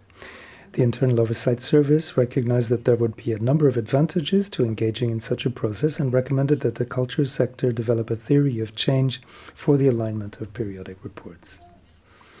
Let me turn now to the second part of my presentation, which has to do with the overall results framework. So as to assess in a continuous manner the degree of realization of the mission of the Convention, the 7th meeting of state parties in May 2023 recognized the importance of developing an overall results framework for the 1970 Convention, which would include objectives, a timetable, indicators, and clear references. It was decided to develop such a framework in consultation with national players and the partner organizations of UNESCO. As a result, the Secretariat on the 12th of February 2024 sent to the states parties and partner organizations of UNESCO the draft or preliminary version of the overall results framework and theory of change which goes along with it, inviting them to express their comments. The states and partner organizations were given until the 12th of April 2024 to submit their comments on this preliminary version. These preliminary versions of the theory of change and overall results framework are presented respectively in appendices 1 and 2 of the working document. The comments received from the 11 states which took part in the consultation can be found in appendix 3. The Secretariat will ensure that the overall results framework and theory of change are finalized while taking account of the comments of the states and of the comments formulated during the present session of the Subsidiary Committee. The Secretariat will also ensure that the final version of the overall results framework is in step with the theory of change and complements it so as to provide for alignment of periodic reports as well as with the various results frameworks for the different UNESCO conventions in the field of culture and the 42C5. Once the overall framework has been developed, we will need to make sure that we align the form for periodic reporting with the objectives and indicators defined. This will enable the information presented by the states parties and reflected in the global report to focus on the effects and impact of implementation of the Convention of 1970. A first revised version of the form could be presented at the next session of the Subsidiary Committee in 2025 at the same time as the final version of the overall results framework. A draft decision along these lines is presented in paragraph 23 of this working document. Thank you for your attention. Thank you very much, Mrs. Altnoder. I hope I'm pronouncing your name correctly, says the chair. Thank you then for this very clear presentation of the process for the development of the overall results framework and the work towards the final version. Let us open the discussion. We'll draw up a list of requests for the floor.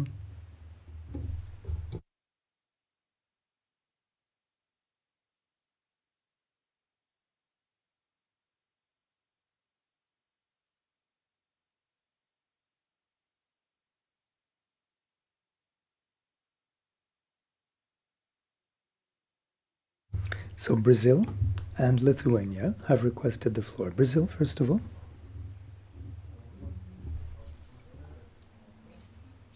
Thank you, Madam Chairperson. The efforts to create quantitative performance indicators and related qualitative assessment measures so that the analytical study of the periodic reports. In regards to that, we believe that the methodology should not stop at the creation of these instruments, but it should take into consideration the national capacities and its specificities, including agencies, communities, and other relevant stakeholders, such as human resources in our case. From Brazil's perspective, a bottom-up approach is crucial to the proper implementation of the convention and in the states parties. Thank you very much. Merci donc au Brésil. Thank you very much to Brazil. Lithuania has the floor. Thank you very much, Madam President. Having examined the document, we would like to thank the Secretariat and the state parties that were engaged in drafting the overall results framework to strengthen implementation of the 1970 Convention and its associated tools. We appreciate its comprehensive analysis covering different areas of the Convention activities, bearing in mind also the feasibility and aligning and streamlining periodic reporting process. However, we would like to remind that the new platform for periodic reports also reveal legal loopholes or vulnerabilities. We strongly suggest that this information should be considered confidential and should not be published at full extent, because it could be misused in purposes not compliable with the spirit of the Convention. Also, we would like to stress the importance of consultations, training, or capacity building process in order to deliver properly and to assimilate the provisions of the overall results framework. The continuation of working with the state parties in close cooperation is highly important, especially in terms of guiding countries that recently ratified the Convention. In order to achieve the effectiveness of the overall results framework, it is also crucially important to ensure close collaboration with the international organizations and parties and partners, facilitating possible synergies with the other international legislation, such as of the European Union. Thank you very much. Thank you, Lithuania. Let me give the floor to Mrs. Altnoter. She has pointed out that Turkey is requesting the floor. We congratulate the Secretariat for this comprehensive report and the study done. And as for the periodic reporting exercise, we are also aware that the attendance of the states parties to the convention is still quite low. And we are totally aware the efforts of the Secretariat to increase this number and to make other member states also participate in this practice. But maybe including this periodic reporting in all training curricula opportunities appearing before the Secretariat, and maybe adopting the practice of World Heritage Secretariat in this regard. As far as I remember, they have some videos in order to encourage the states parties better, in order to guide them how to prepare these periodic reports. Maybe similar exercises can be given, and I'm aware that Secretariat already provides information to the states parties, but making it more comprehensive and making it more visible, giving more visible to it through the trainings can be also helpful in our view. Thank you very much.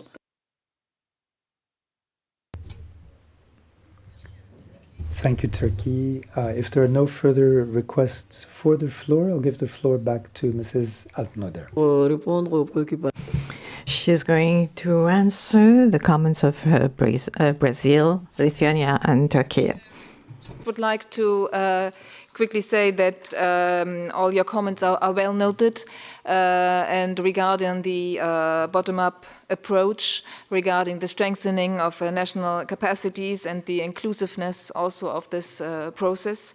And we will, and also regarding the capacity building training, just perhaps also to add that the series of capacity building is foreseen in the months to come. So we will take this in consideration. And as I said, the consultative process when it comes to this framework will continue, and we will have the possibility to take your comments into consideration before presenting the finalized version for the next committee. Thank you.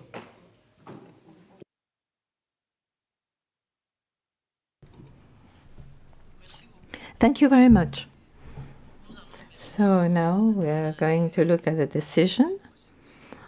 I think we'll have it on screen. Yes. So you have the floor.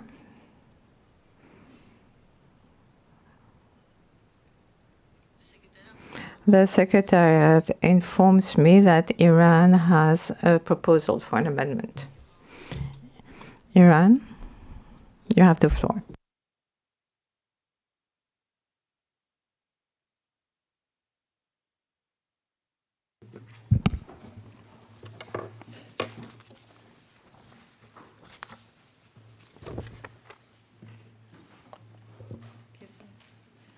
Excuse me, let me find the... Pas de problème, nous sommes patients. No problem. We are very patient. Thank you.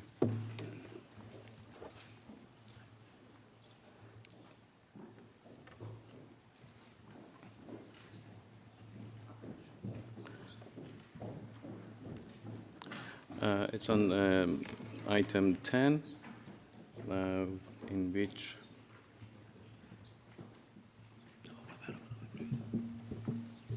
thank you.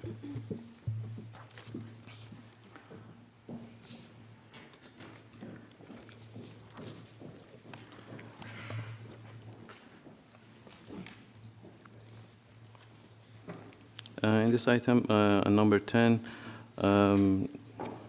Iran wants to suggest the amendment in which it's read, also requests the Secretariat to ensure that the final draft is aligned with and complements the theory of change for the alignment of periodic reporting foreseen in the IOS evaluation of the UNESCO's periodic reporting on the cultural sector's convention and recommendations and the organization's program as presented in the 24C/5.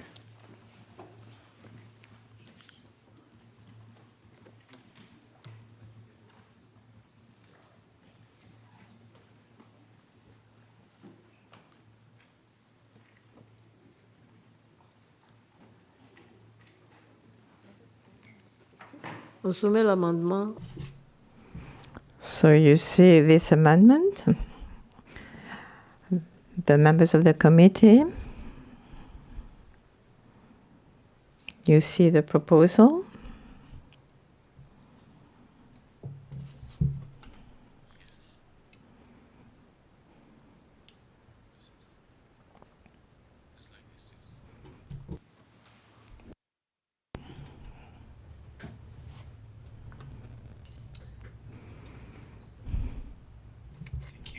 Madam Chairperson, I would like to ask the delegation of the Islamic Republic of Iran why he's proposing to delete this reference to resource frameworks, and ask as well to the Secretariat its opinion about this, if that difficult the work of the process, or it is fine for them. Thank you. Yes, it's just because it's talking about the different UNESCO conventions. We are just working in this convention of 1970s. So it's like a procedural problem that we are going to have different UNESCO's convention here just because of this. Thank you.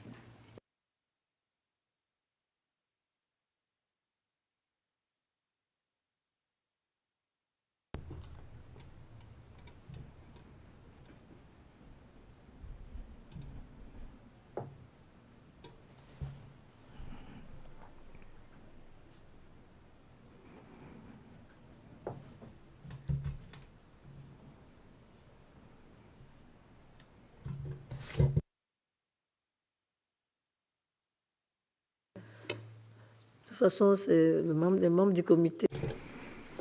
So we'd like to know what the members of the committee think about this. Of the Secretariat in that regard.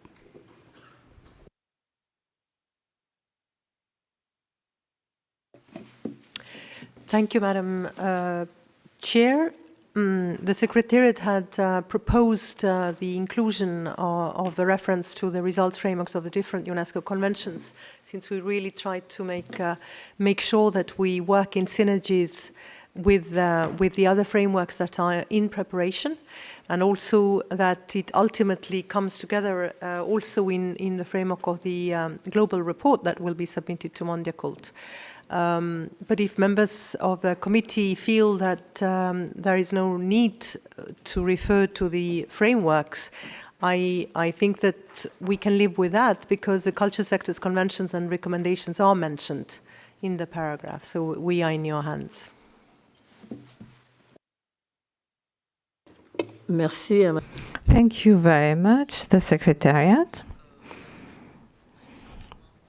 And I'd like to know what the members of the committee think about this. Do we agree with this amendment after hearing the Secretariat? Well, if you do not want to speak, I'm going to assume that you agree.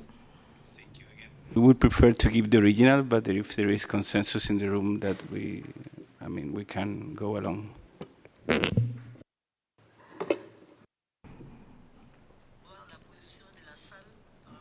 Yes.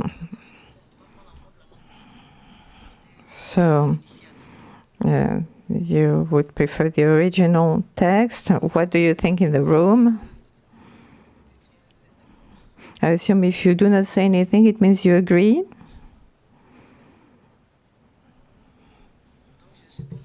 So,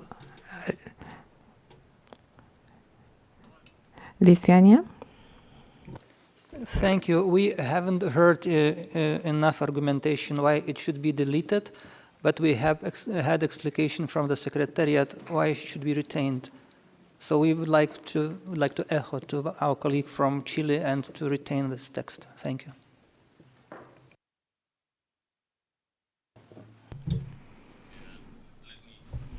More because we as... S'il vous plaît, je propose qu'on prenne une liste. So I'd like for us to have a list of those who'd like to speak. I see Argentina. Are there other countries? Argentina. Thank you. For the same reasons explained of our colleague of Lithuania, we will prefer to keep the original redaction. Thank you.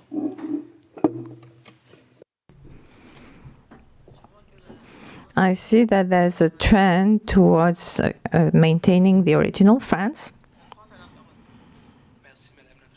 Thank you, Madam Chair. Just like Chile, Lithuania, and Argentina, we prefer to keep the original version. Thank you. Thank you very much, France.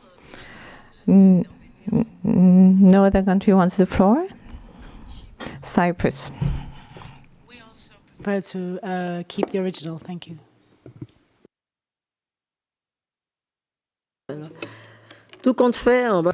So we're going to keep the original in the end? And we're going to declare that this decision, 12 SC7, is adopted. It was 8, actually.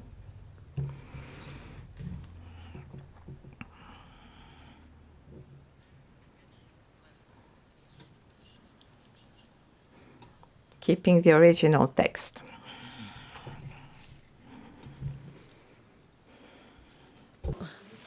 Point 9. Non, c'est le point 8 qu'on vient d'adopter. Excusez-moi, c'est le point 8. Hein. Yes, sorry, the chair says it was decision 8. So now we move on to item 9, which is item 9, examination of the recommendations of the working group concerning public statements condemning the sale of illicitly trafficked cultural objects. So I'd like to welcome here the two co-chairs. Norway would like to speak. Okay, Norway, you have the floor. Excuse-moi. Sorry, but the observers cannot actually comment on item 8. As I explained regarding the decision, we do not give the floor to observers. Je disais que j'ai le grand plaisir d'accueillir sur le podium les deux coprésidents. I'm delighted to welcome the two co-chairs of the working group, His Excellency Mr. Munir of Palestine, or his representative, as well as the representative of Lithuania.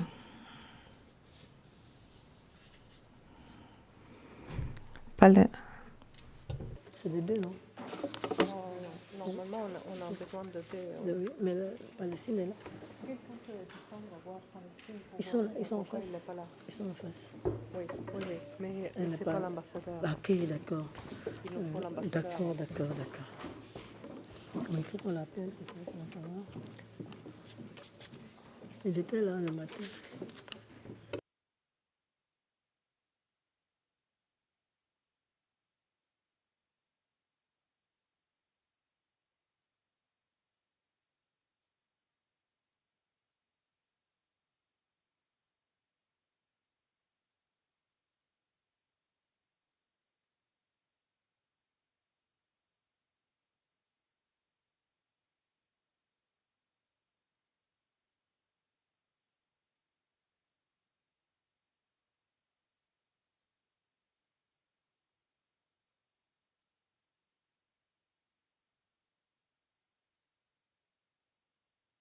Patientons quelques minutes.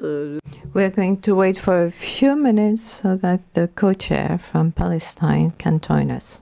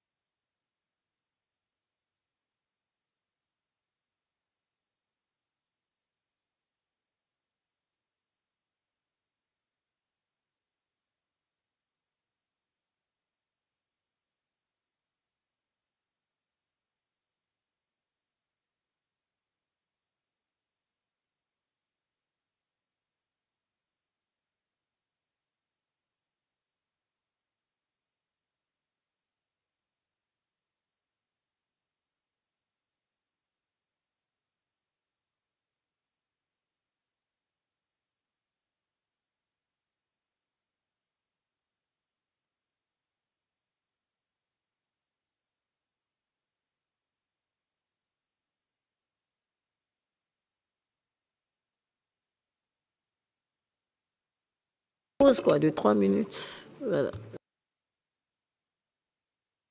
Une pause sur place de 3 minutes.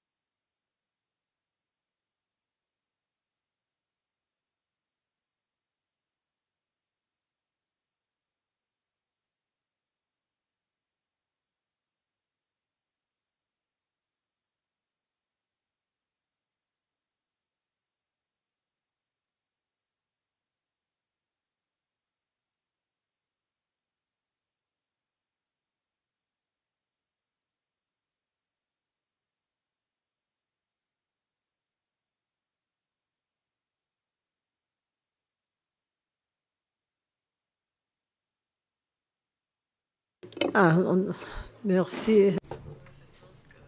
Yes, so we're delighted to welcome the delegate of Palestine. Could you join us here on the podium?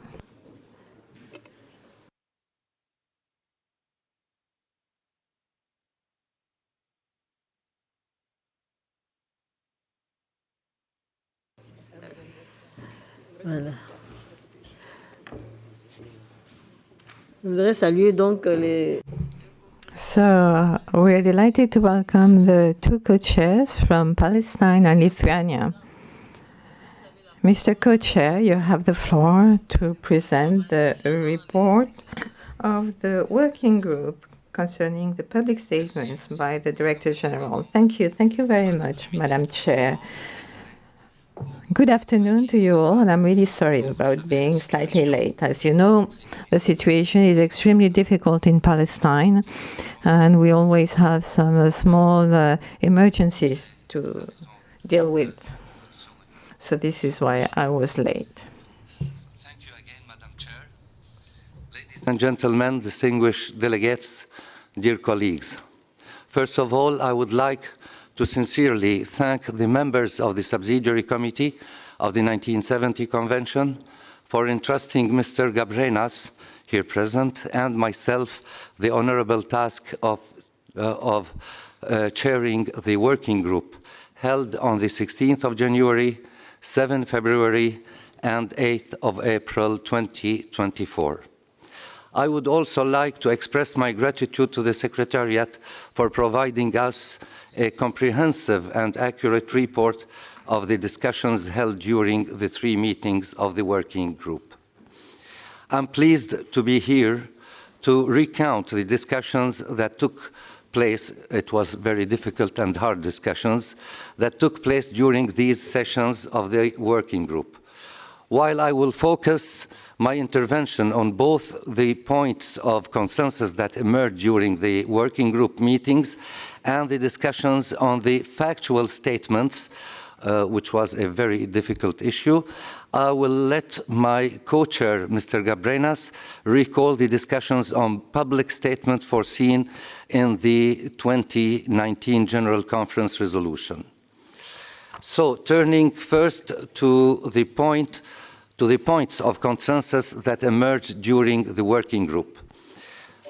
I wish to first recall that the majority of states emphasized that it was not UNESCO's role to judge whether states complied or not with the 1970 Convention. Consequently, the working group recognized the difficulty for UNESCO in issuing a public statement urging competent authorities to discharge their duty according to the 1970 Convention, as foreseen in the 2019 General Conference resolution. The working group thus began its work by discussing other possible mechanisms and activities that UNESCO could implement to prevent the acquisition of unproved provenance objects in the spirit of the 2022 Mondiacult Declaration. Secondly, it is also important to recall that the working group acknowledged the importance of ensuring that the Director General interventions are made within the scope of the 1970 Convention and not contravene national legislations. One state raised the possibility of shifting the burden of proof onto the vendor, suggesting that it should be their responsibility to prove the lawfulness of the sale. However, the working group unanimously rejected this proposal, highlighting its inconsistency with the principles of the 1970 Convention and referring extensive past discussions on the matter. Third, the working group also discussed the criteria for accrediting experts. In this regard, 2 states expressed reservation about the establishment of an international list of accredited experts, citing concerns over potential divergence in opinions among experts regarding the provenance of cultural property. It was agreed that, in case of conflicting expert opinions, no public statements should be issued, as this would signify ongoing negotiations between the requesting state and requested state. 4, the working group also discussed procedures for addressing multiple claims on the same cultural property. In an instance where cultural property is claimed by more than one state party, the suggestion emerged that public statements should include a call for dialogue among all concerned parties. The discussions within the working group then focused on the remaining key questions pertaining to the criteria and procedure for issuing public statements. The discussions underscored the challenges in defining specific modalities and revealed a lack of consensus among states on certain questions. In this regard, it should be noted that one state expressed strong disagreement with the 2019 General Conference resolution advocating for bilateral resolution between national authorities without involving UNESCO. In addition to public statements foreseen in the resolution of the General Conference, states proposed that the Secretariat issues factual public statements. I think that we will discuss this issue, this factual public statement, thoroughly during the discussion of our committee today. So, the Secretariat issues factual public statements for each suspension request received. These factual statements would convey that the requesting state has sought the suspension of the sale. Whereas several states intervened in favor of such factual statements as a means of sensitizing the general public and a warning to potential buyers, some states raised significant concerns regarding these factual public statements, including the risk of, first, damaging UNESCO's reputation if the allegations are later proven unfounded. Second, jeopardizing the presumption of innocence of the seller. Third, overwhelming the Secretariat with a high volume of requests beyond its human resources capacity. And fourth, undermining UNESCO's recent efforts to build a partnership with the art market, engaging them in the fight against illicit trafficking. Two states also argued that these factual statements exceeded the mandate of the working group, which was specifically tasked with defining the procedure and criteria for issuing public statements in accordance with Resolution 40C/42. As a matter of fact, I mentioned that there was a very hard discussion regarding this factual statement, and there was, as I mentioned previously, there was a huge support and there was many concerns as well. Nevertheless, this was a proposal moved in order to comply with the second case.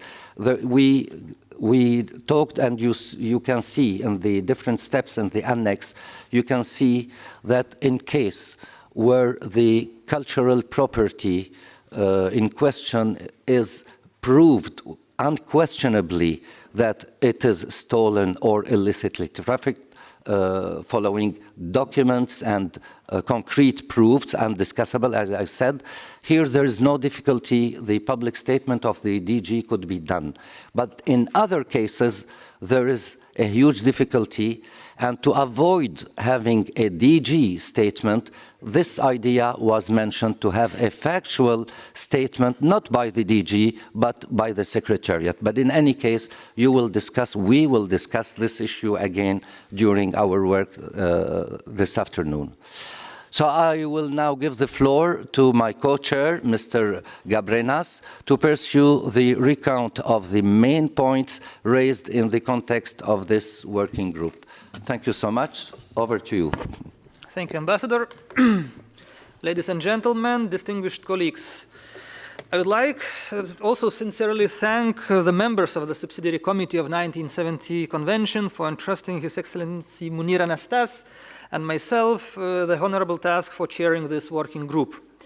I would also like to express my gratitude to the Secretariat for providing us a comprehensive and accurate report of the discussions held during the 3 meetings of the working group. As was recalled by Ambassador Anastas, discussions at the working group revealed that, unfortunately, number of points of contention still persist among member states, particularly concerning the timing of issuance of public statements and the new proposal to issue factual statements. The timing of public statements was discussed at length during the 3 sessions.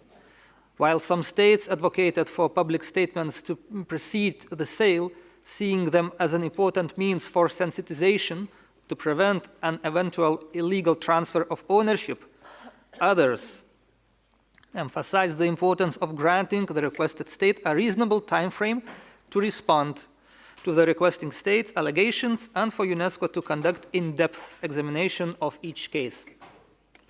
In this regard, the Secretariat informed the working group that only a small amount of requests were received early enough. Out of the 69 requests sent to UNESCO since 2019 General Conference resolution, more than half were submitted to the Secretariat less than 3 days prior to the sale, and only 3 requests were submitted more than 2 weeks before the sale. Accordingly, during the 3rd session of the working group, it was agreed that the steps and scenarios discussed would not apply in the event that the suspension requests were not sent early enough to the Secretariat. It was also agreed during the 3rd session that public declarations would only be issued in the specific case of scenario B, when the requesting state provides information that clearly establishes the illegality of the sale, but the requested state or the concerned dealer does not suspend the sale, and the requested state either A, does not respond within the reasonable time frame, or B, responds with a reasonable time frame but does not provide justification to refuse the suspension of the sale. As to the time frame for the requested state to respond to the requesting state, the working group acknowledged the complexity of defining such a time frame. During the 1st meeting of the working group, there was a consensus that a reasonable duration should be afforded to the requested state to provide its response. However, at the 2nd and 3rd meetings of the working group, several states requested the removal of the step in the procedure that involves notifying the requested state of UNESCO's intention to issue a public statement, or allowing time for the requested state to comment or provide information on the sale question. Given these important points of contention, participants of the working group agreed to convene subsequent informal meetings to pursue discussions with a view to arriving to the consensus. 2 informal meetings were 2 réunions informelles ont été organisées le 22 avril et le 24 mai. So briefly, during these meetings, 3 main points were discussed. Factual public statements by the Secretariat, or Step 3, communicating that a requesting state has requested the suspension of a sale of cultural property, and in line with this request, UNESCO has engaged with the parties concerned, recommending the suspension of the sale pending clarification of situation. Second problematic issue was discussed, the deletion of Step 5, Step 6, and Step 7, and instead adding to the step 2 the wording after having conducted in-depth examination on a case-by-case basis. Third, there were discussions on the scenario D. So on the second and third points, we are still very close to the consensus. Regarding point 1, during the discussions, some clear hope for consensus revealed, but probably more time is needed to conclude. In general, there are 2 still problematic issues on this point. On form, some member states expressed views that factual public statements rather might be called public information, notification or notice of Secretariat, but not the statement. On content, some member states supported proposed content of the statement, requesting state, cultural property, and UNESCO recommendation to suspend of the sale pending clarification of situation. Some member states proposed that Secretariat's notification should mention requesting state without naming specifically the cultural property concerned, neither recommending the suspension of the sale pending clarification of situation.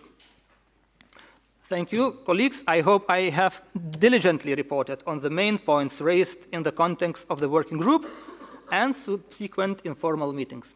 Thank you.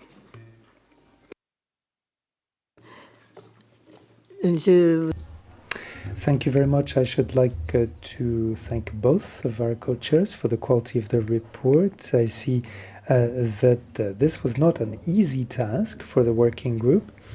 Perhaps before we move to the discussion, I could turn to the Secretariat,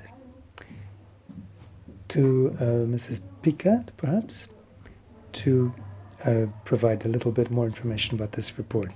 Thank you very much, Madam Chairperson, dear delegates, ladies and gentlemen. It is my pleasure. I would like to thank you for your availability and very thorough work as co-chairs of the group of experts that met on the 16th of January, the 7th of February, the 8th of April, as well as for the report that you just presented on these discussions. As you know, the 11th session of the Subsidiary Committee set up this working group, which is in charge of submitting to the present session of the Subsidiary Committee a final project for criteria and procedures regarding the public declarations of the Director General as set out in paragraph 5 of Resolution 40C42 of the General Conference. I should like to thank the states parties and experts that mobilized to take an active part in the different meetings of the working group, as well as in the informal meetings that followed. We have clearly made progress since 2019. Thanks to the development of a detailed step-by-step procedure, we have gained the ability to better grasp the complexity of the situation as well as the level of information available at each stage. The raison d'etre for this progressive procedure with the establishment of 3 working groups was to provide for a constructive approach and to ensure that all stakeholders would participate. That being said, discussions during the meetings of the working group have brought to light a number of major points of disagreement that persist among the member states, and Mr. Gabrinas just summarized what stemmed from the informal discussions on the 22nd of April and 24th of May.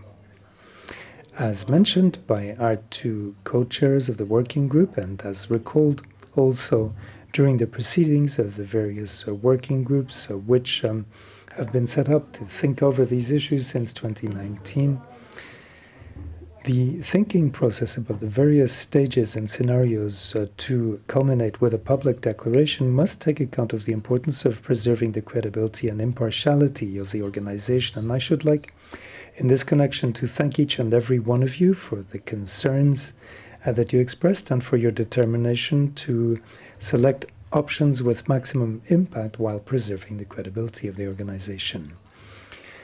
At the request of the working group, the Secretariat has presented an analysis of the risks regarding the various stages and scenarios discussed, and you will find this analysis in part 2 of the working document. As recalled, by your humble servant at the last session of the working group, it seems important to emphasize once again how crucial it is for the member states to make sure that UNESCO, as a reference point for all issues regarding the protection of cultural properties, continue to be a reliable source of information. Any publication or statement put out by the organization, therefore, needs to be underpinned by a number of reliable sources with internal procedures to check the facts. Any statement or publication should also avoid compromising bilateral intergovernmental negotiations, dialogue, or mediation between the interested parties. Once again, I should like to draw your attention to the figures that we have in our possession. Out of 69 requests submitted to UNESCO since the 2019 resolution of the General Conference, the organization has had time to intervene on 51 occasions. And these interventions have led to only 7 suspensions, of which only 3 were underpinned by proof of theft or illicit exportation. In some, only 5% of UNESCO's interventions were actually able to culminate in suspension, and only 5 of them were underpinned by proof.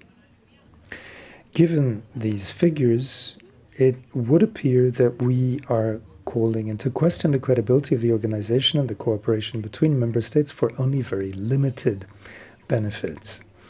If UNESCO regularly publishes clearly fact-based declarations in only 5% of cases, then we run the risk of eroding its credibility and being ineffective, even when the cases are duly justified. It seems that it would be appropriate to preserve the influence of our organization for areas where we really can make a difference and have a significant impact. As you know, UNESCO has implemented a number of initiatives and activities since the adoption of the resolution by the General Conference in 2019, and following up on the Montreal Declaration of 2022, aiming to promote the improvement of the policies for purchasing by professionals of the art market.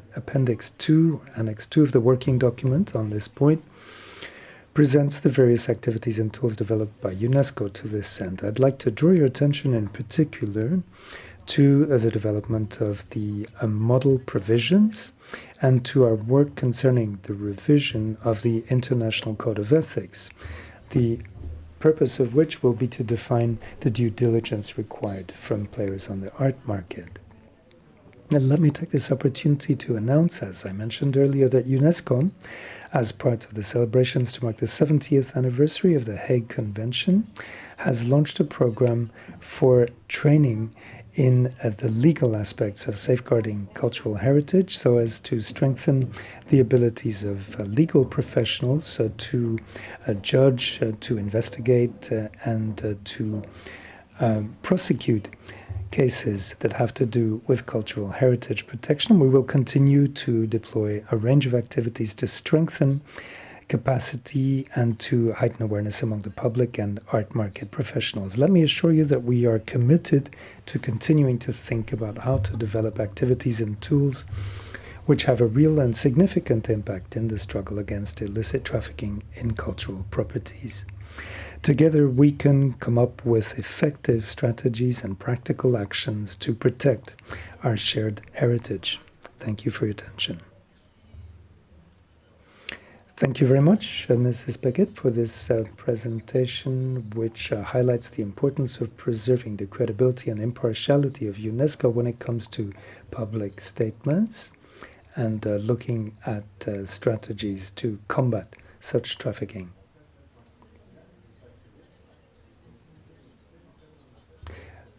So the ambassadors of Palestine and Lithuania need to leave the podium.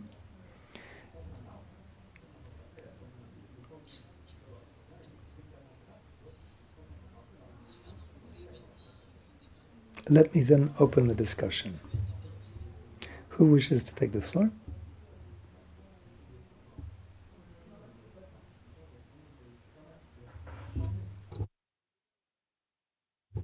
we can begin the discussion now.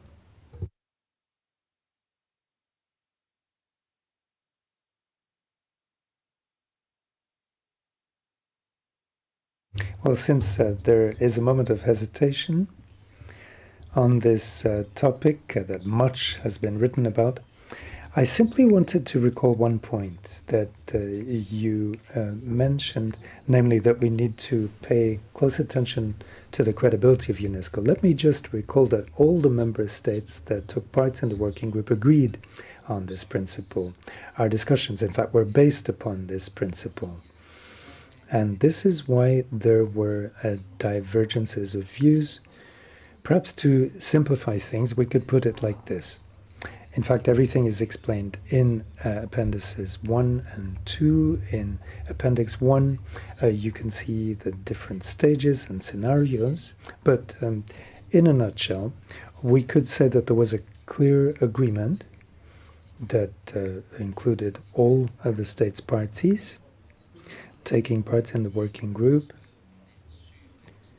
When we are sure and we have undeniable proof, that is really the only case on which we all agreed that a statement could be made, potentially by the DG. It's for all of the other cases that difficulties remain, and this is why this question of factual statements came up. Of course, we could use some other term than factual statements. I would suggest that we all agree upon that first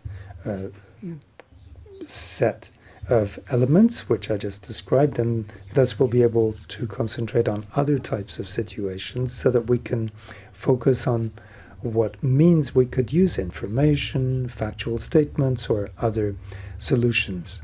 I think this would enable us to achieve some result. Another point I wanted to make has to do with the timeline. We need to recall that whatever we decide today will be re-examined by the General Assembly of the Convention. And once the Assembly has approved this, it will go back to the General Conference, where the original resolution was adopted by the General Conference. And we need to make sure that we can end this with the next General Conference next year. Otherwise, we'll have to wait until 2027. Thank you very much. That's all I wanted to say, Madam Chair. Thank you very much for these insights. Turkey has the floor. We would like to thank the co-chairs of the working group for their efforts and to all participating member states for their contributions. As stated in previous meetings, statements by the DG should be considered as a part of the sensitization strategy. At the same time, we all agree that our organization and DG should not be put in a difficult position. However, we have to keep in mind that actions need to be taken swiftly to get meaningful results. In other words, timing of interventions by the Secretariat are crucial in this matter. Having this in mind, we believe a supplementary step to be taken by the Secretariat would have a significant impact. I don't want to get into the details of this discussion because we extensively take this issue during the working group meetings and informal meetings. To some extent, we can understand the concerns of some states parties, but at the same time, it's important to find a common ground to prevent the sale of illicitly trafficked cultural objects in a timely manner. Bearing this in mind, this process about the DG statements has been ongoing for over 4 years. I think it's already past time to finalize this issue, and we hope that we will come up with a consensual text at the end of this committee meeting. Thank you. Thank you very much, Turkey. Azerbaijan has the floor.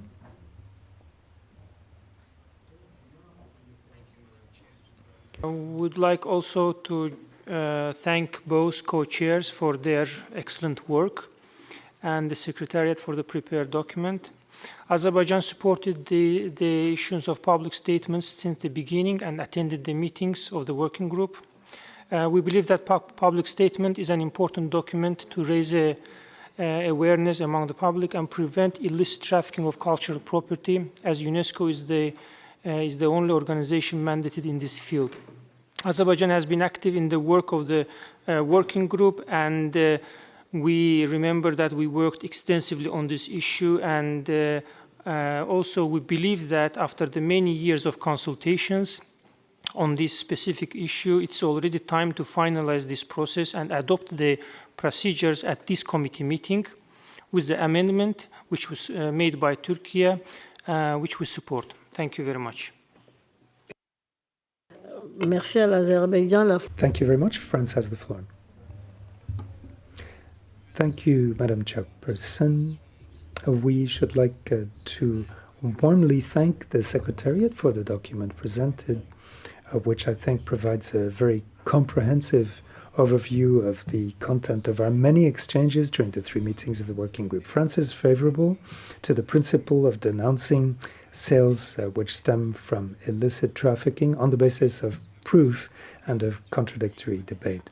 If we are to come up with a principle to lead to public statements, we have to preserve the credibility of the organization, but this should never hold up an ongoing investigation or put an end to bilateral exchanges. And I'd like to stress 3 specific points for France. Regarding stage 3 in the current proposed mechanism, France is opposed to any factual public statement calling into question the required state and the auction house concerned, just based upon denunciation by the requesting state. When it comes to scenario B, if the decision is made to maintain a sale potentially stemming from illicit trafficking, France feels that UNESCO should look in depth at the requests presented by the requesting party and give a reasonable time frame to the requested state to provide information about the said sale. And finally, regarding scenario D, France feels that it is not useful to call upon UNESCO when there is justification provided by the state requested not to block the sale. Thank you, France. Brazil has the floor.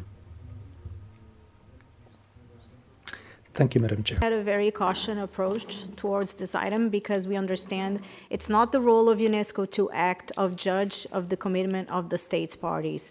We totally understand the concerns raised by the Secretary of Convention, Madame Picard. However, in our perception, the amendment proposed by the Turkish delegation has resolved our concerns, and we are ready to support the consensus that's arising in the room. We want to recall in this sense that UNESCO's credibility could also be under criticism if we procrastinate once more this decision. Brazil considers it's essential that we reach a solution to the issue in this committee. We already have the perceptions, and we must find an answer on the subject after the 5 years of discussions. Thank you. Thank you, Brazil. Egypt has the floor. Chair, I join my colleagues in thanking the 2 co-chairs of the working group and the secretariats for their efforts in this regard. Egypt considers that the public statements by the Director General condemning the sale of illicitly trafficked cultural objects from countries of origin as one of the main and major tools of deterrence in confronting this crime, and raising the awareness of the seriousness of its implications in line with the sensitization strategy for the public and potential buyers. It has almost been 5 years since the adoption of the General Conference resolution in this matter. We are looking forward to reaching consensus on the criteria and procedures for the DG public statements during the current meeting in order to submit the document to the meeting of the states parties next year. And one last point regarding the argument of the credibility and the impartiality of the organization. I totally agree with the previous speakers that safeguarding the credibility of UNESCO is paramount. And I would like to emphasize in this regard that maintaining the credibility of the organization and the convention will only be achieved through the implementation of their mandate in protecting the states parties from the deprivation of their cultural property. In fact, silence toward sales of illicitly trafficked cultural objects would pose a greater threat, which might affect UNESCO's credibility as the leading UN agency in the fight against illicit traffic in cultural property. Thank you. Merci à l'Égypte. Thank you, Egypt. I believe the members of the committee have all spoken, at least those who wished to speak. Perhaps we could turn now to the observers who would like to take the floor. The Netherlands.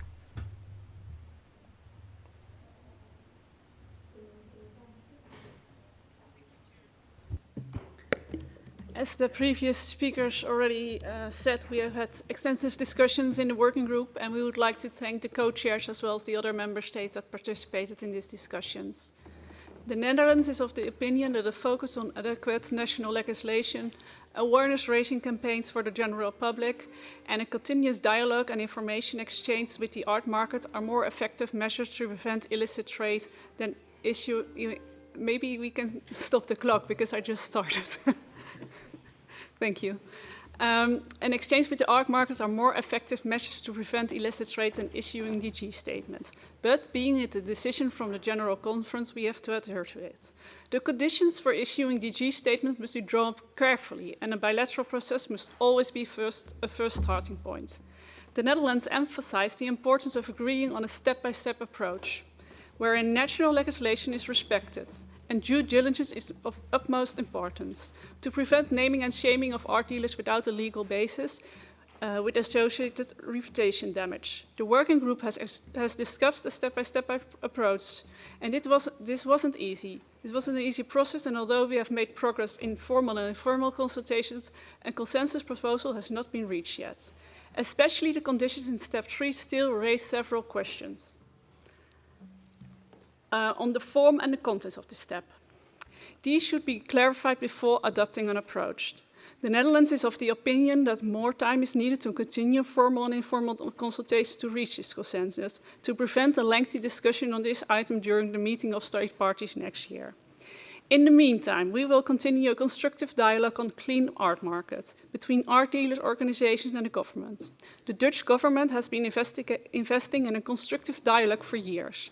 We see it as our responsibility to stimulate the art trade within legal and ethical frameworks and to ensure that international discussions function consistently. Thank you. Merci aux Pays-Bas. Thank you to the Netherlands. Germany has the floor.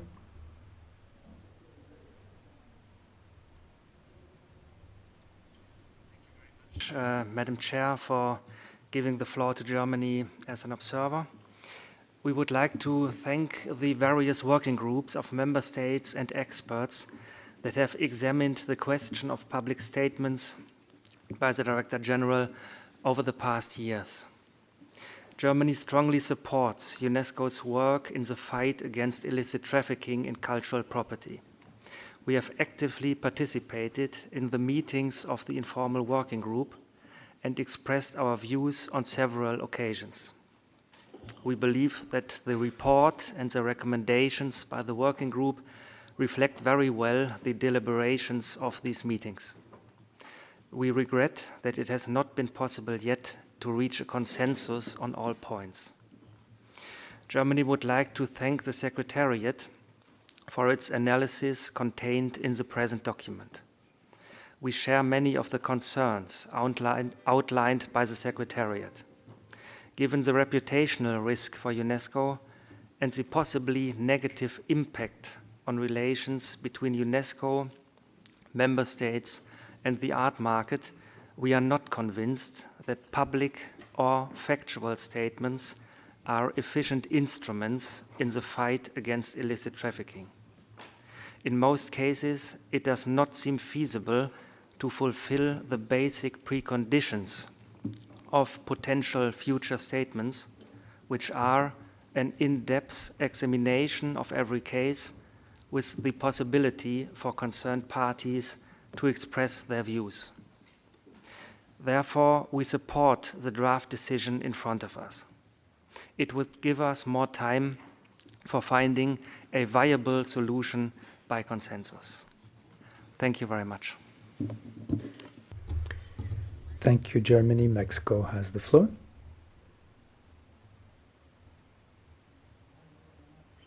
Chair, and let me thank both our chairmen for their report and efforts during the several sessions that we held in the working group, and thank as well all delegations for the formal and informal meetings we held.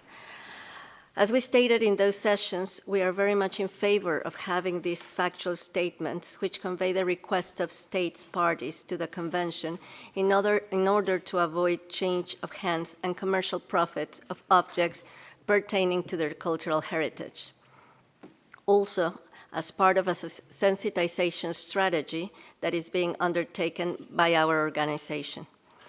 We are hopeful that this committee will find a way forward, keeping in mind what has been said by the distinguished delegations of Turkey, Brazil, Egypt, and others, that more than 4 years have elapsed since the decision by our General Conference. Therefore, it is important also to stress that the steps described in this document do not preclude any national or bilateral negotiations or processes. But it's important to say that state parties to the convention are turning to UNESCO because many times these efforts have not been successful. Thank you very much, and we are in the hands of the committee. Thank you.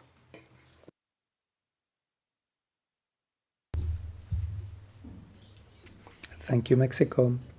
The United States has the floor.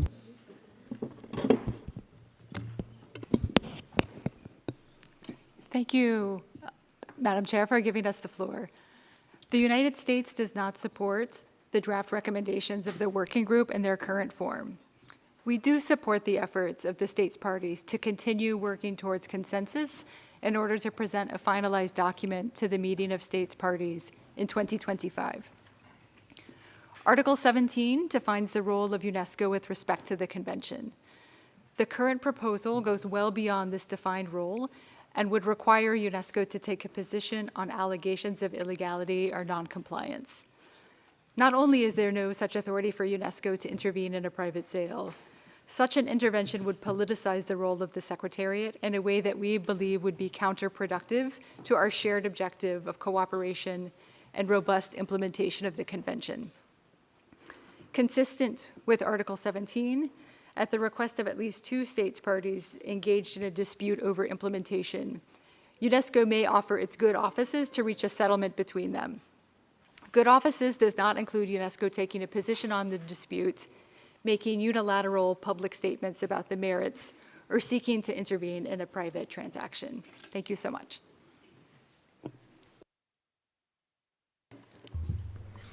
Thank you to the United States. Guatemala has the floor. Giving me the floor.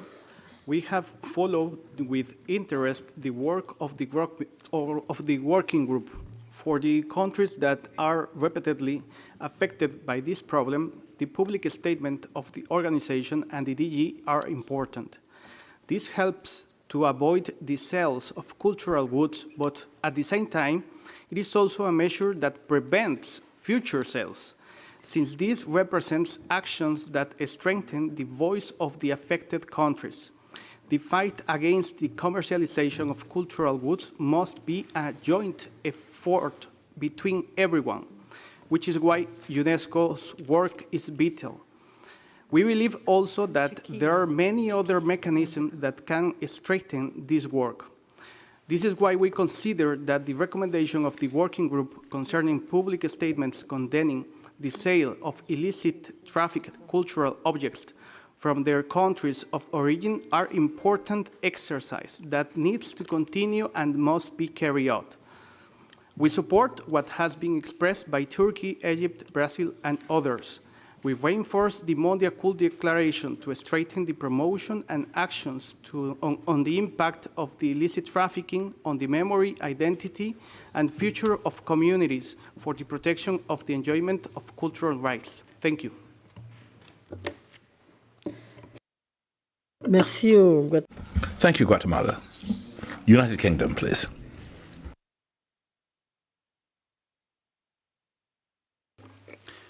Thank you, Chair. Well, we too would like to thank the co-chairs from Lithuania and Palestine for steering through 3 very difficult working groups over the last few months. That aside, I rather feel as if my intervention has been stolen. So I will simply confine myself to saying that we agree with the points made by the distinguished delegates of France, Netherlands, Germany, and the USA. There are some really big risks here for UNESCO on the political, reputational, and legal sides, and we still seem to be quite a long way from finding a sensible and practical way of addressing those while responding in a practical and sensible way to what the General Conference has asked of us. I will leave it at that. Thank you.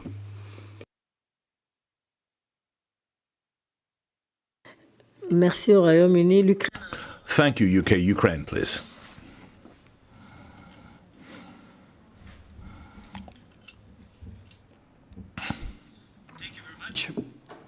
Would like to thank the working group and the Secretariat for the work done. The procedure of public statements should be really improved in order to effectively contribute to return and restitution of the cultural properties. We can foresee that there will be many grounds for applying such public statements, taking into account that Russia looted and has been looting artifacts and cultural property in temporarily occupied by Russia territories of Ukraine. And in response to today's statements of the Russian delegation that Russia is fully implementing the international law, let me remind you that during this weekend in Kharkiv, Russia brutally attacked and fully destroyed the largest book printing house in Ukraine, killing many printing workers, and a hypermarket killing many people there, including children.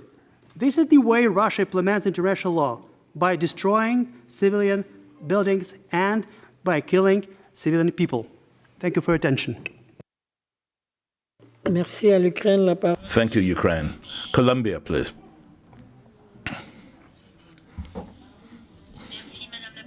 Thank you, Madam Chair. Colombia participated in all sessions of the working group and is very grateful for the efforts and the progress that have been made by all concerned, taking account of the very many difficulties and diverse interests there. We have a very important mandate, and Colombia recognizes the importance of UNESCO in the construction of a system that will represent the defense of identity, culture, and history to be transmitted in countries with significant cultural riches, but which are often the subject of illegal transactions. That's why Colombia wishes to apply the declaration which has been proposed to us here. Thank you, Colombia. Czechia, please. Thank you, Madam Chair, for giving the floor to Czechia as an observer. We certainly appreciate all the efforts, analysis, and work done by the three working groups. However, taking in account the credibility of UNESCO as a paramount issue, we are in favor, as a compromise, for a public notice, strictly limited to a notice that State A requests to repatriate an object which is on auction or on sale in a State B, on condition that the repatriation request is based on proof of theft, looting, illegal exportation, etc. Because we think that the credibility of UNESCO is really paramount issue, and it could be very fragile and corrupted, and we are afraid that if there be a lot of public statements with no real basement, no real fact, so the future request won't be respected by either the art market or the requesting states. Thank you. Merci à la Tchéquie. Thank you, Czechia. Let me thank you all for your comments and your contributions, and suggest that we go on to examine the decision to be adopted. Oh, sorry, let's just back up a minute. Namibia, please. Sorry, Libya. Thank you, Madam Chair. Sorry to be a bit late in taking the floor. I should like, first of all, to thank the two co-chairs of the working group and everyone who participated in this work. We would like to support the proposal of a factual declaration or statement, because we are not very convinced by the argument that this could harm UNESCO's credibility. We feel that if such a factual statement which could be called an information note or something else. It doesn't necessarily have to be a very rigid, fixed title. On the one hand, such a statement would be made by the Secretariat and not by the Director General. And on the other hand, it would reflect what the member state has told UNESCO.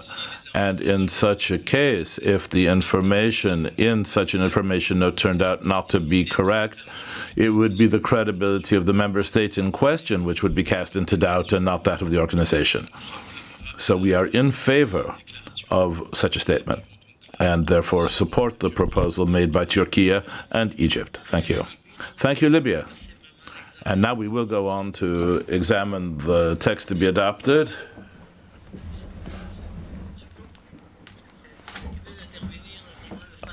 I would suggest that people make their request to take the notes so we don't have to keep backtracking like this. Peru, and then Iran. And if anyone else takes the floor, you need to say so now, please.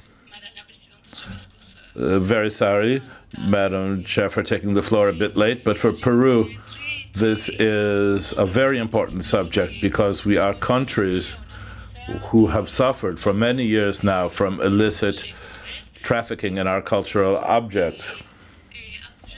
And we would like, therefore, to support the delegation of Turkey, Brazil, Egypt, and other countries who have already taken the floor this afternoon concerning statements being made by the DG or by the organization with these informational messages.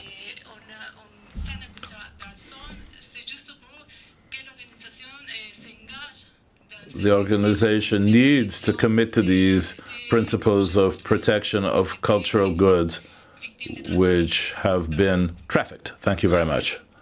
Thank you, Peru. Iran has the floor. President, we appreciate the efforts of working group working on this very important issue. We think that this is the time to decide and make the illegal sale of illicit trafficked properties unsafe. We support Turkey and Egypt with their proposals, since we should not demonstrate the stability of the organization in making decisions by finding a way forward to do so. It should be further said that putting a cultural property is not something just related to private sellers. It relates to the human heritage and should be avoided. Thank you so much. Merci à l'Iran, l'Argentine. Thank you, Iran. Argentina, please. Briefly, just to support the position of Turkey, Egypt, Brazil, and others, we understand factual public statements are important.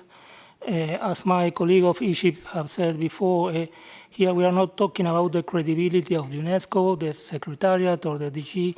It's the credibility of the Convention and the elements we have to fight against illicit trafficking. That will have is the thing that has to be considered. Thank you. Merci à l'Argentine. Thank you, Argentina. Poland, please. Driven by the concern for the proper consideration of such statements, I think it needs further consideration, and the factual statements should not be included in the decision that we will adopt. Thank you.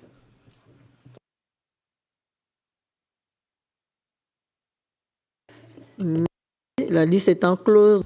The list now being closed, we will go on to examine the text of the decision.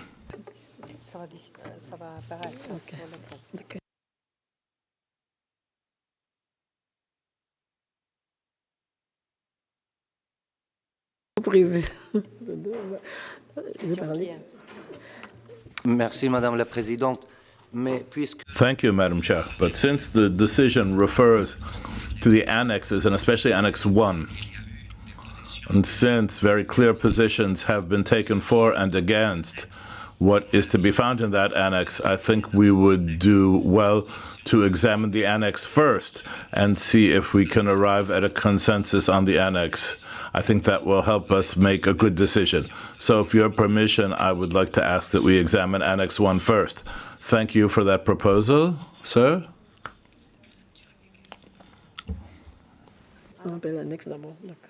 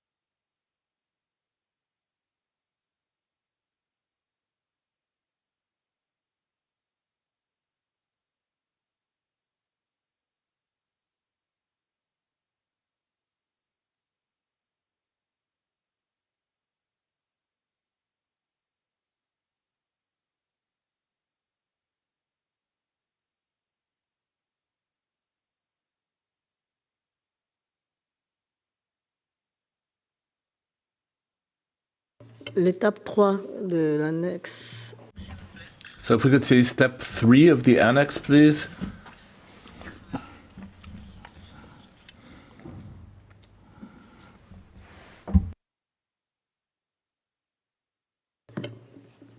Le secrétariat fait. The Secretariat would like to know if there are proposals to amend step 3.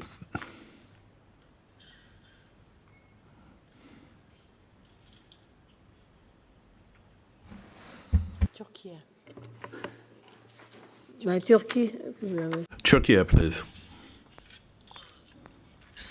Madam Chair, as we mentioned our statement, we to some extent understand the concerns of some state parties. So in order to reach a consensual text on the step 3, we can amend the text as saying, actually, we can finish the paragraph after with the parties concerned, full stop.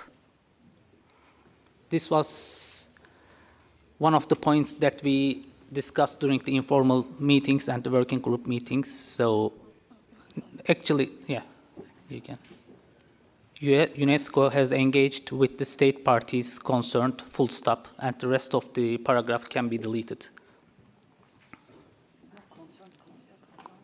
No, concerned is staying. Yeah. With the parties concerned, full stop, yeah.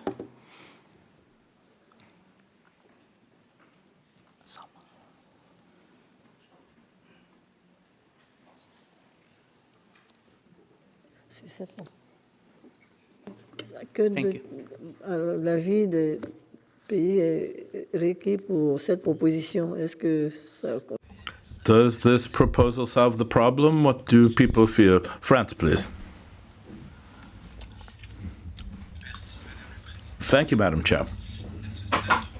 At this point, we would like not to talk about factual public statements. We could perhaps talk about public notifications.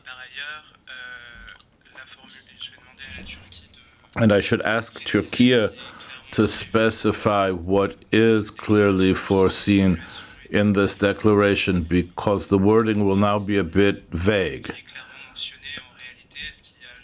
Is the idea to clearly mention the state making the request, the state being targeted, the auction house? For the time being, this wording is rather vague and could be interpreted several different ways. Thank you, France.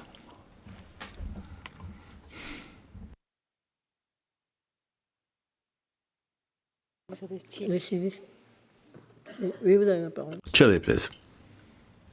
Very much, Madam Chairperson. Chile would like to support the proposal by Turkey with the last amendment. Thank you very much. Turkey, merci. Turkey, please. The floor once again, but I would like to reply to our distinguished French colleague to explain. I think the committee or the states parties should not micromanage what the Secretariat will do with the statements. I think it should be up to the Secretariat to find a good balance in the statements so that maybe they can use a disclaimer in the statements or the notification. By the way, we have no problem with the notification, so we are fine with that as well. I think it's even better to keep it a little bit vague so that Secretariat will have more option and flexibility with regard to the content of the communique. Thank you. Merci à la Turquie et la Palestine. Thank you, Turkey. Palestine, please. Chair, just want to support the amendments put forward by the distinguished delegate of France and Turkey. Thank you so much. Merci à la Palestine. Thank you, Palestine.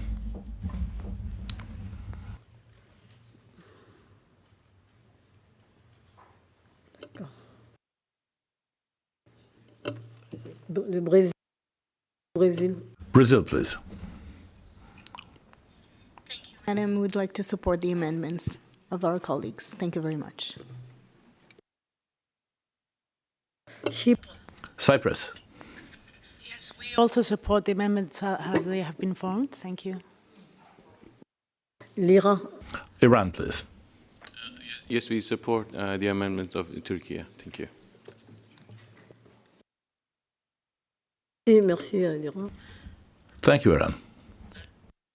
Azerbaijan. Azerbaijan, please. Amendment of Turkey. Thank you. Argentine. Argentina. Amendment of Turkey. Egypt. Egypt, please. Live with this amendment if it will lead us to the consensus. We can accept it. Thank you. La Libye. Libya, please.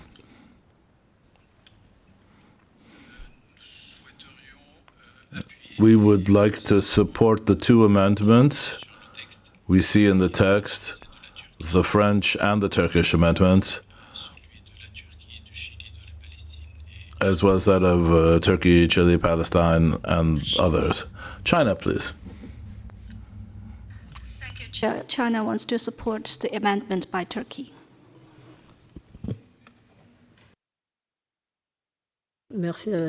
Thank you, China. France, please.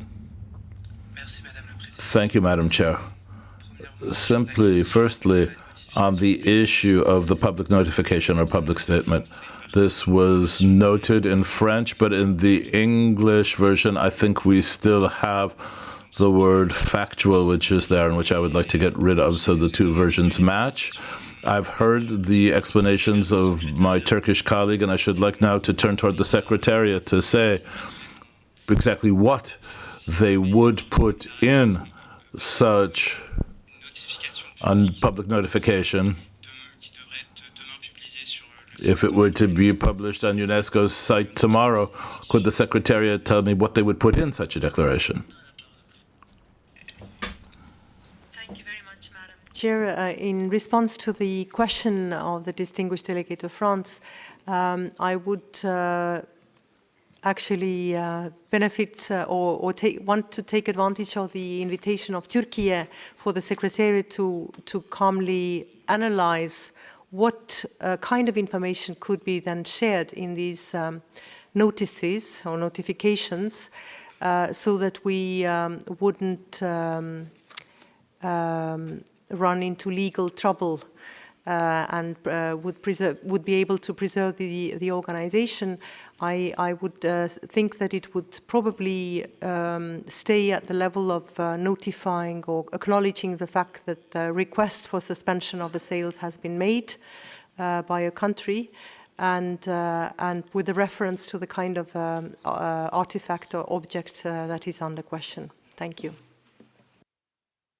Merci, je suppose que la France... Thank you. I suppose that France is satisfied by that answer. Thank you. C'est ce que je veux faire. Merci beaucoup. On voulait passer... And now I should like to vote.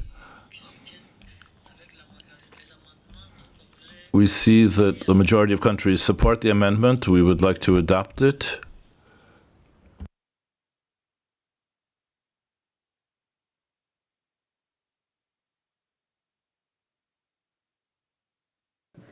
On peut, je peux. Donc, je voudrais... So I should like to declare that this decision is adopted as amended. Non? Ah bon. Oh no. Sorry. No, I've got it wrong, says the chair. Du co-président. Donc, maintenant, il faut qu'il adopte l'étape 3 et après, on passe à l'autre partie. D'accord. OK. Donc, c'est l'étape... So it is step 3, as amended, that we must now adopt. Turkey, please. A little bit confused. Is it going to be notice or notification? So it's notification in French. It's notification. My French is terrible, but notification is in the French and the notice in the English version. Why? So I think it should be notification in the English version as well.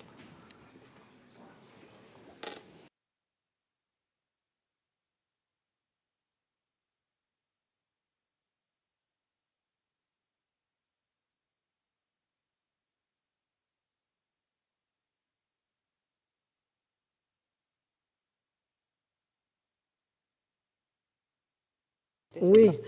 Est-ce qu'on peut adopter l'étape 3? Can we adopt step 3 as amended?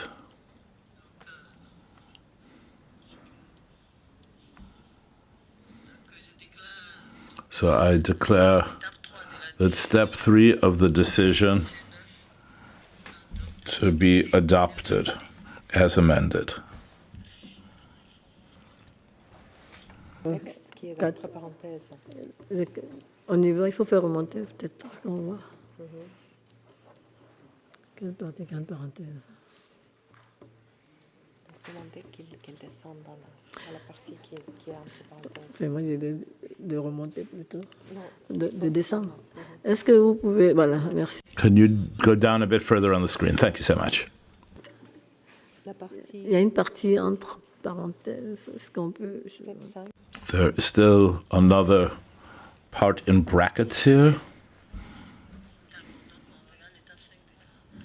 Step 5. Let's have a look at that. 5, 6, and 7, in fact.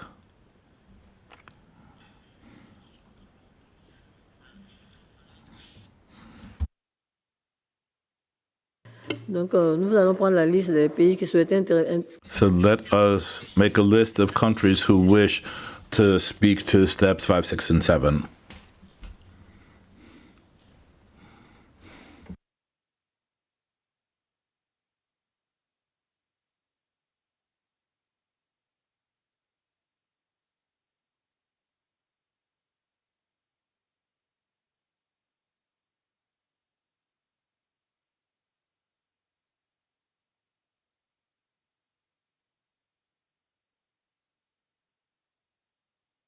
Nous avons la Turquie et la Lituanie. La Turquie a la parole. Turkey, please.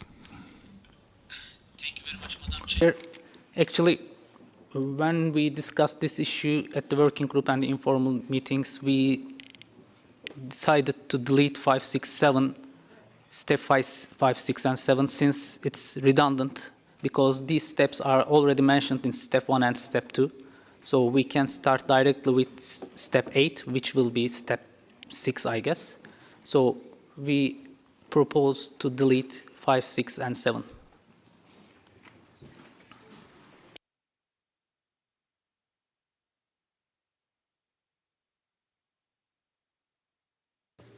Donc là, voilà.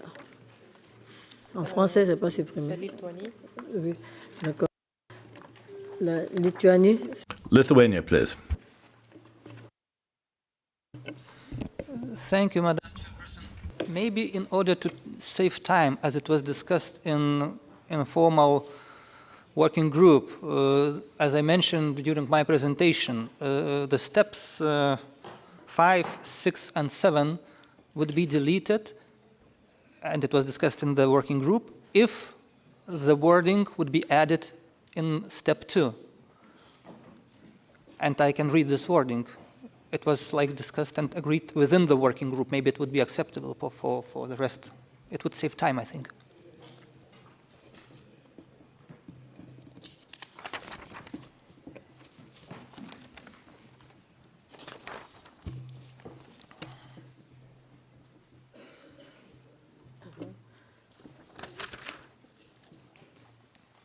Donc, on passe à l'autre. Il va expliquer. So in the 5th line of step 2, after word UNESCO,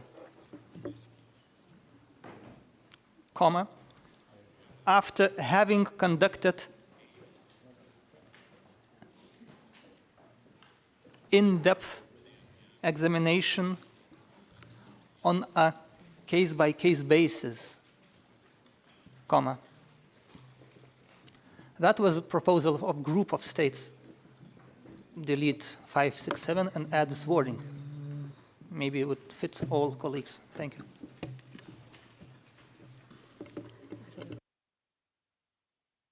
La Palestine, bien sûr. Après, il y a du Tchani. Et la France. Et la France, d'accord. La Palestine a la parole. Palestine has the floor. We would like to support the deletion of the 3 steps laid out by the distinguished delegate of Turkey and the addition of the Lithuanian delegate. Thank you. Merci à la Palestine. Thank you, Palestine. France, please. Thank you, Madam Chair. France is presently unfavorable to deleting steps 5, 6, and 7. I'll explain to you quickly why. I understand the wish to take these issues of examination in step 2. But when you read step 2 closely, you realize we're dealing with a very short lapse of time, and there's no way the Secretariat would have time for an in-depth examination during step 2 of this process. Secondly, there is no point at which the state making the request, saying to the Secretariat that it wishes to have a factual public statement, as it reads presently, and that's also a bit problematic to say that there is no tangible written expression of that request made by the member state in question. And then the last paragraph we would be deleting here means that the country, the requesting state, would have more time to provide additional information and explain how things are happening. As the text reads now, we would just have a concrete case of a requesting state making this request 3 days before to the UNESCO, and the state that is the subject of the request would have 3 more days to answer, and if they don't answer, in some cases there would be a factual public statement, well, we won't say factual anymore, sorry, made by the DG. And in any case, that is a source of particular concern to us. So we are in favor of holding steps 5, 6, and 7. Thank you, France. Egypt, please. Just a bit confused in this particular point. Are we changing the current practice of communication between Secretariat and auction houses upon receiving the communication about an auction taking place in another member state in this regard? Because the usual practice is applied for years, and we have to distinguish between the letters sent from the Secretariat to the auction houses and the procedure that we are discussing right now. So if the Secretariat can illustrate on that. Are we changing the current practice of communication between Secretariat and auction houses? Thank you. La secrétaire, la parole. Thank you very much, Madam Secretary, you have the floor. So just as a reminder, you know that the current practice is that when a requesting country turns to the Secretariat with a request for assistance, the Secretariat, when we have the documentation, we send a letter to the art market dealer with a copy to the country, art market country concerned. So indeed, as the French delegate pointed out, this wouldn't be, we wouldn't have the time to actually do an in-depth analysis before sending the letter to the art market dealer on the case. Thank you. Merci, Madame la Secrétaire. Thank you, Madam Secretary. Any other requests for the floor? Egypt. Thank you, Madam Chair. Sorry for taking the floor again. We stress on the need to keep the current practice. We are not discussing this practice. We are discussing the criteria for issuing public statements. So that's a different process. We shouldn't have this misunderstanding. So it should be stated clearly that we are not amending the current practice in communication to the auction houses. This is not our discussion in this meeting. Thank you.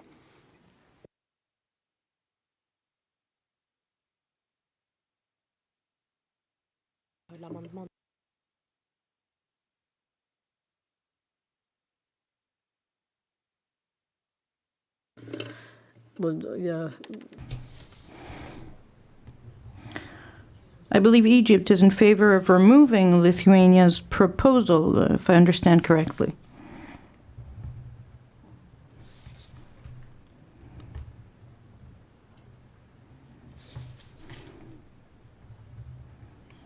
Egypt?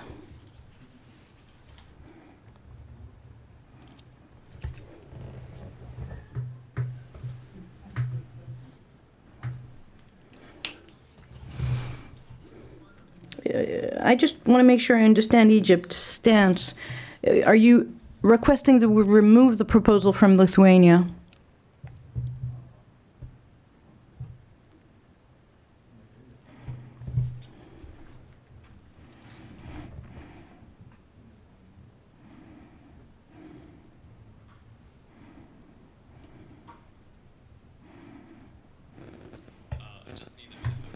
Madam Chair. Of course, it's very important, so take your time. Turkey? Maybe we can change the place of the Lithuanian proposal. Since step 2 is an already established practice, we shouldn't play with that. And if we can put the Lithuanian proposal to step 3, following the initial contact with the relevant parties and the dispatch of the above-mentioned letter, after having conducted in-depth examination, case by case, whatever, then we can continue with the rest of the paragraph. Because we don't want to change the current practice at least the Egyptian delegation doesn't want to change the current practice. So we can move this amendment here. Maybe it works. It's just an idea. Thank you.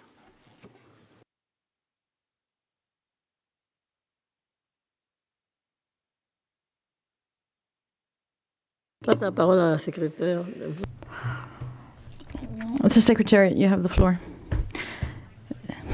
Distinguished delegate of Turkey, we are in the same situation in step 3. It's because, if I understand you correctly, the intention is for the Secretariat to react rapidly and issue these notifications upon the reception of the requests from requesting country.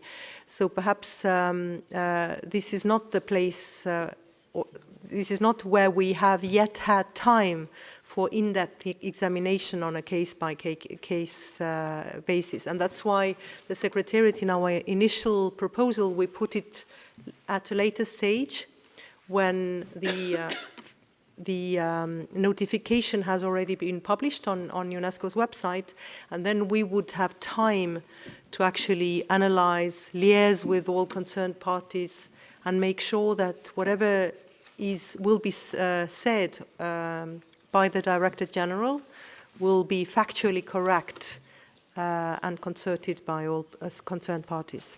Thank you. Merci pour ces Thank you, Madam Secretary, for these precisions. Now, following the intervention by the Secretariat, do you have any proposals? Egypt. Once again, we stress our position that we should not be by any means changing the current practice. Once a requesting state sends a request to the Secretariat to communicate with an auction house about the sale of specific items, the Secretariat communicates directly with the auction house with a copy to the state hosting the auction house, which in this case will be called the requested state. What I'm just stressing is that we should not by any means changing this practice. This is not the matter of our discussion today. Just I would like to listen from the Secretariat on this point. Are we changing any practice to make sure that we are not defining this matter? Thank you.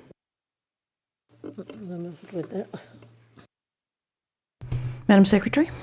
Thank you, Madam Chair. This is to confirm that if there will be no amendments to step 2, we wouldn't change the current practice.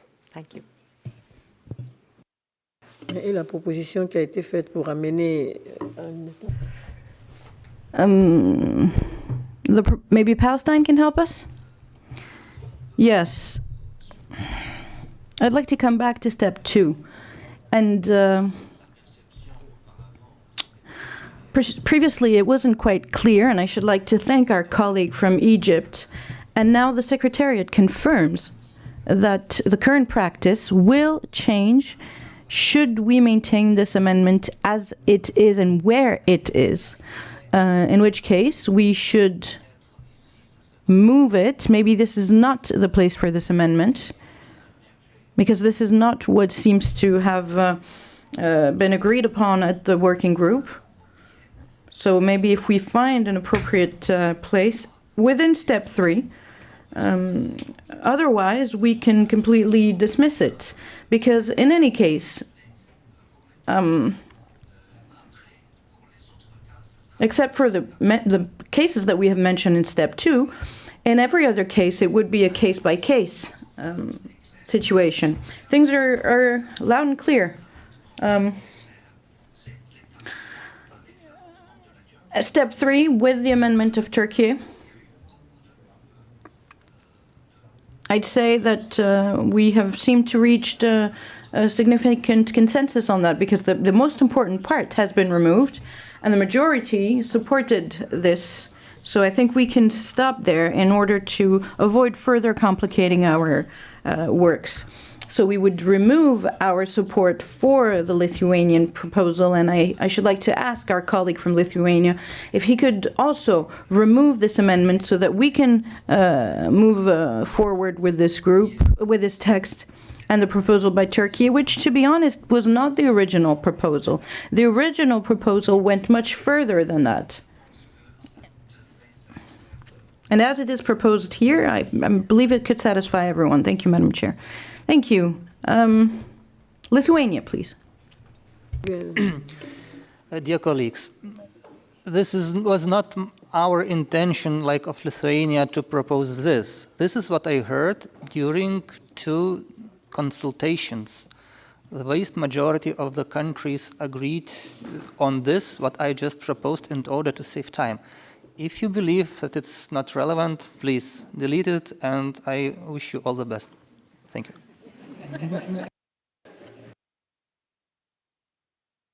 En fait, c'est pas une proposition de la Lituanie. It's not a proposal by Lithuania. It's a proposal by the group. Right. Okay. Well, then I think we're tending towards removing it. Let's remove it and move forward.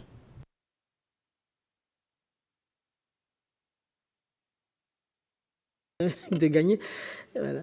Donc, maintenant, à l'étape 5. Right. Moving on to step 5.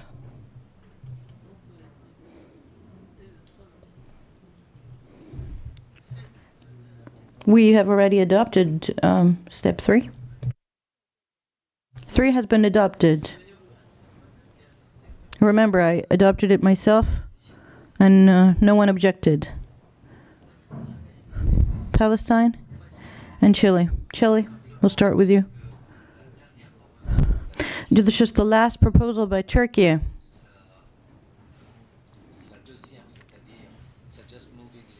The second one suggests removing Lithuania's amendment after conducting in-depth examination is no longer relevant following the explanations by the Secretariat. Am I right? That would be much clearer. This is what has been most largely supported.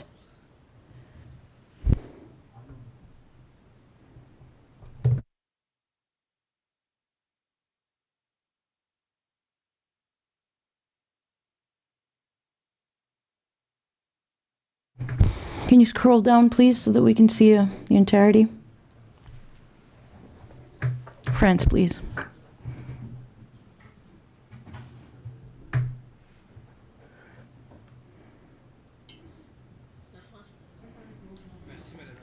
France. Thank you, Madam Chair.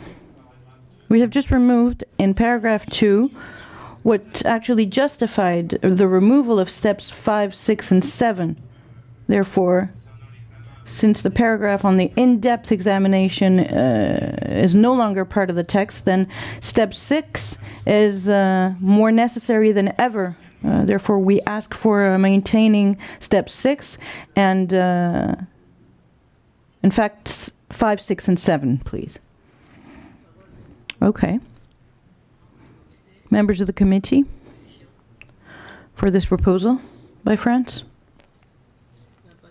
Palestine.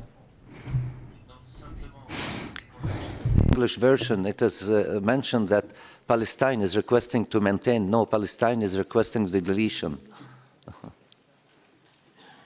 In French, it is correct. In English, not. Yeah, so it's Turkey plus Palestine deletion.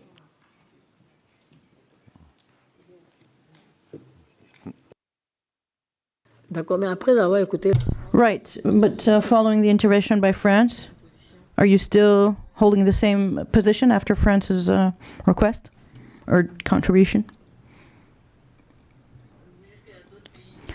Are there any other countries who wish to react to that? Because now we have two different opinions. Lithuania? Just in case, colleagues, I will always be happy to remind you what was already discussed in our informal working groups and what was agreed upon. Thank you. To delete these and to add in the para 2.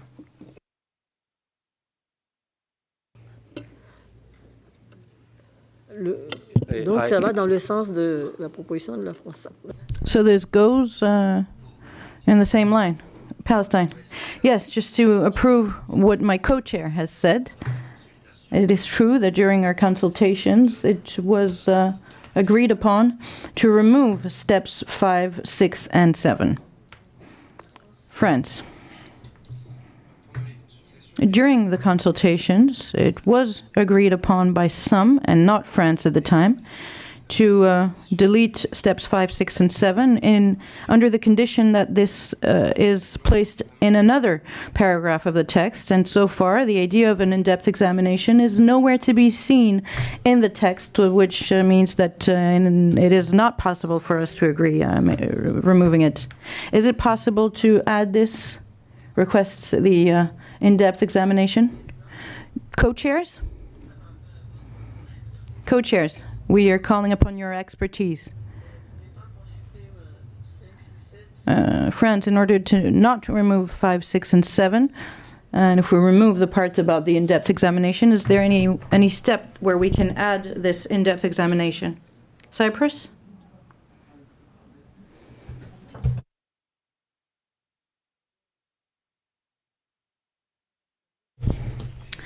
Madam.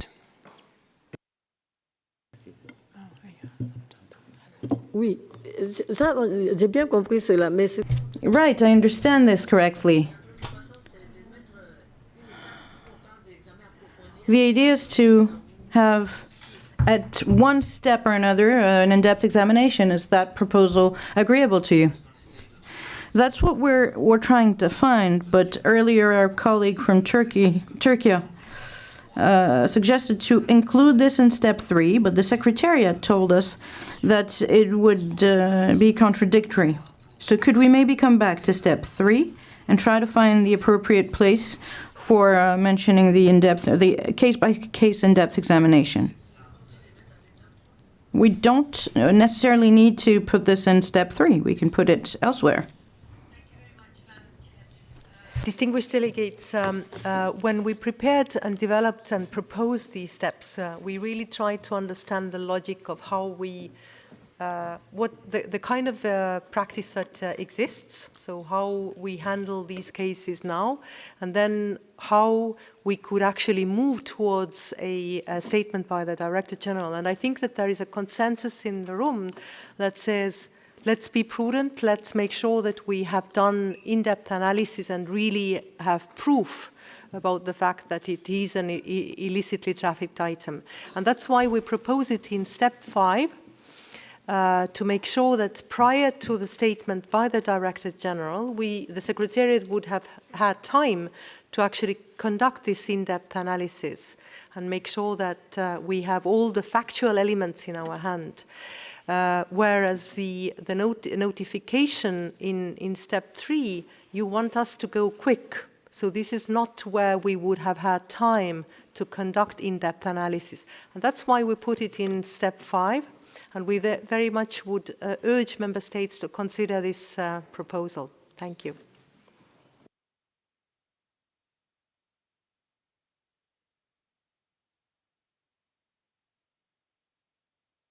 Présenter l'étape 5, s'il vous plaît. Could you present step 5 then, please?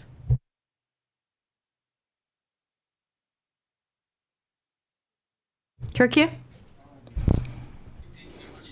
Actually, our initial proposal was emanating from the fact that this is kind of redundancy, because actually we have to change anyway, because we have step 5 here, and if you scroll up, you will see another step 5 up there. So we have to change in scenario A. Sorry, yeah. But in order to find a compromise to this issue, although we think that this is redundant and we don't need this step 5, 6, and 7 here, we can live with the fact that to maintain these paragraphs as long as it's agreeable to the rest of the committee members. But we are still of the opinion that these are redundant in any case. Thank you. Merci à la Turquie. Thank you, Turkey. Any other requests for the floor? Microphone? Palestine. Well, in the absence of objections, and if we maintain parts 1, 2, and 3 up to 5 as is, then 5B would indeed be a redundancy, and the same thing as 5A. I believe that the issue for France is specifically step 6, scenario B. But that wouldn't make much of a difference if the text as amended, para 3, step 3, as amended, is the most important. We're very much flexible. We can take it from there. Step 5, scenario B, is indeed redundant, but maybe 6 is important, and so we can be flexible on that. Leave step 6, which is indeed about in-depth examination and on a case-by-case basis. France, is it? I mean, if it's agreeable to France, I think it should do for others. Thank you for this proposal. France. Is Palestine's proposal agreeable to you? I'm not sure France was listening. Palestine proposed maintaining step 6 on the in-depth examination. Yes, thank you, Madam Chair. We are in favor of that. Thank you. We can support that. Thank you. So, removing step 5, maintaining step 6. Madam Secretary?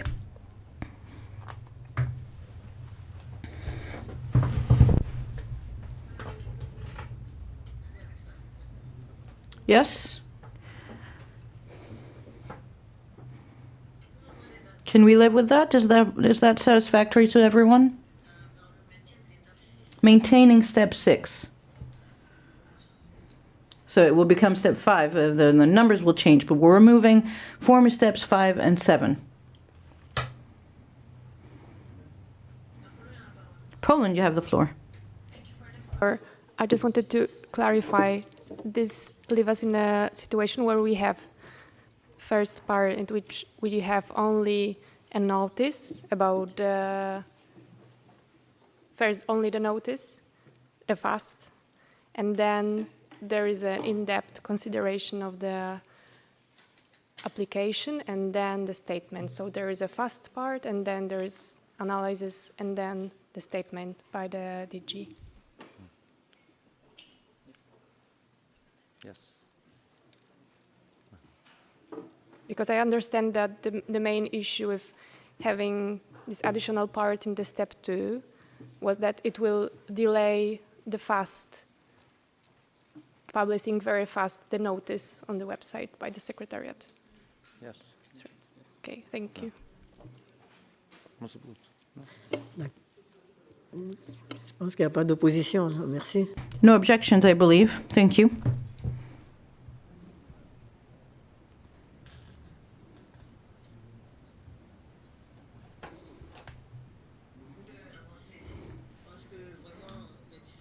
Moving forward, then, I believe the various contributions are wonderful, but we can move on now.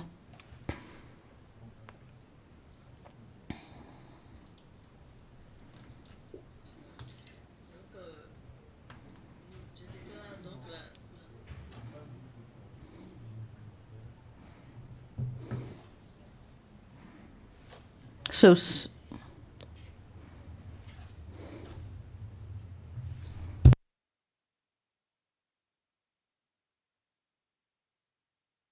Et le 5 et 7 so removing 5 and 7.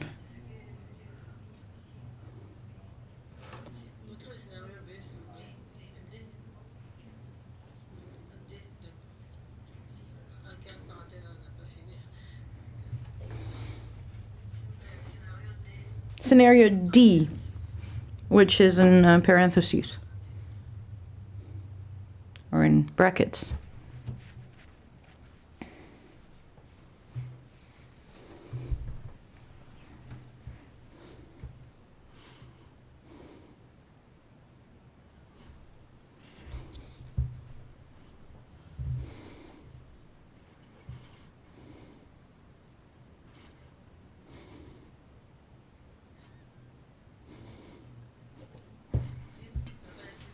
Palestine, please. That some state parties requested the deletion of the scenario D. As a matter of fact, if we keep it or we delete it, it doesn't change too much. So for the sake of consensus, maybe we can go forward with deleting it.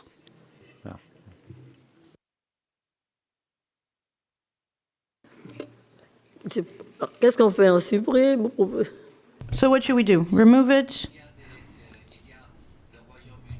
Yes, the United Kingdom, the United States, the Netherlands are all requesting removing it. So we could remove it for consensus.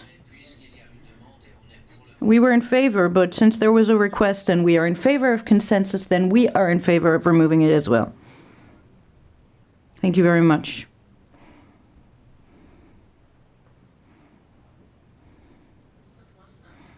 France? Thank you, Madam Chair. To be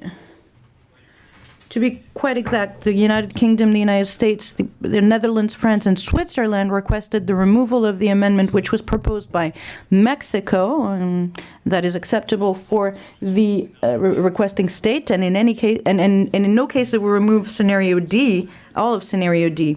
My question is for the Secretariat. It seems that it remains the most probable scenario in the majority of cases. So wouldn't it be a bit weird to remove the scenario that will probably be effective in the majority of cases from scenario D? Thank you, Madam Chair. I should like to underscore the importance of this para to the attention of the Secretariat.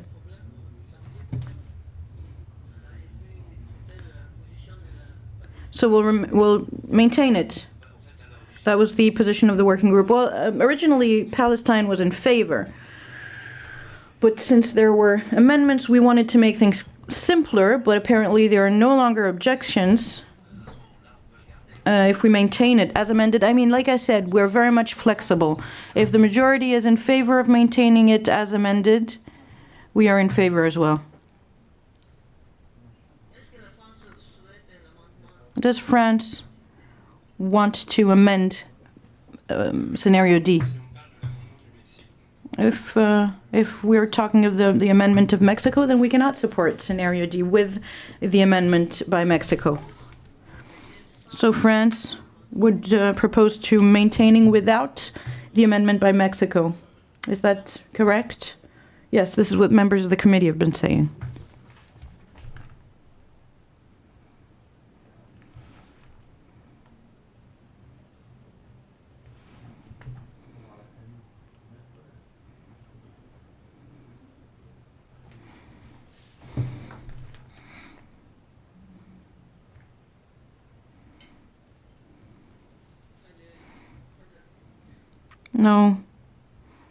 No reactions?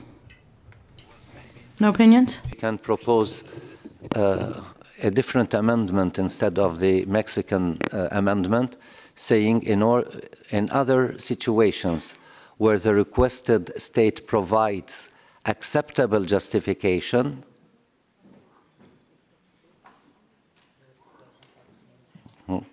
and then we continue to refuse the suspension.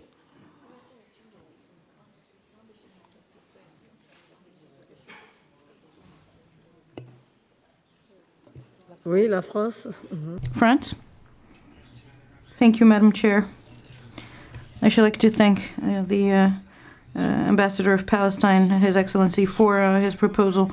I'm not an expert myself, but it seems to me that when you read it, we are changing the burden of proof, and I wish to insist on the fact that the working group had specifically said that we were not positioning ourselves on the burden of proof, so this amendment is not acceptable for us. Having listened to France, what do the members of the committee have to say?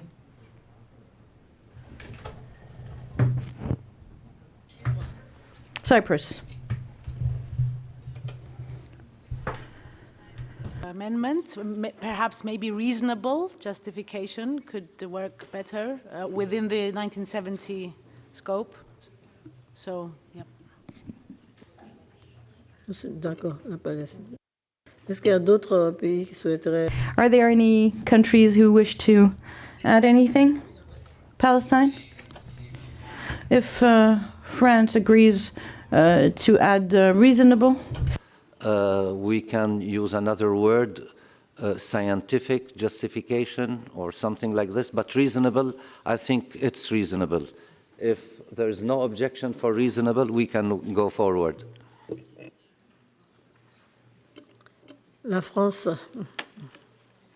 France, please. Thank you, Madam Chair. Let me ask a question of the Secretariat then, to see what they understand by reasonable justification. What does that mean to them? Thank you, distinguished delegate from France.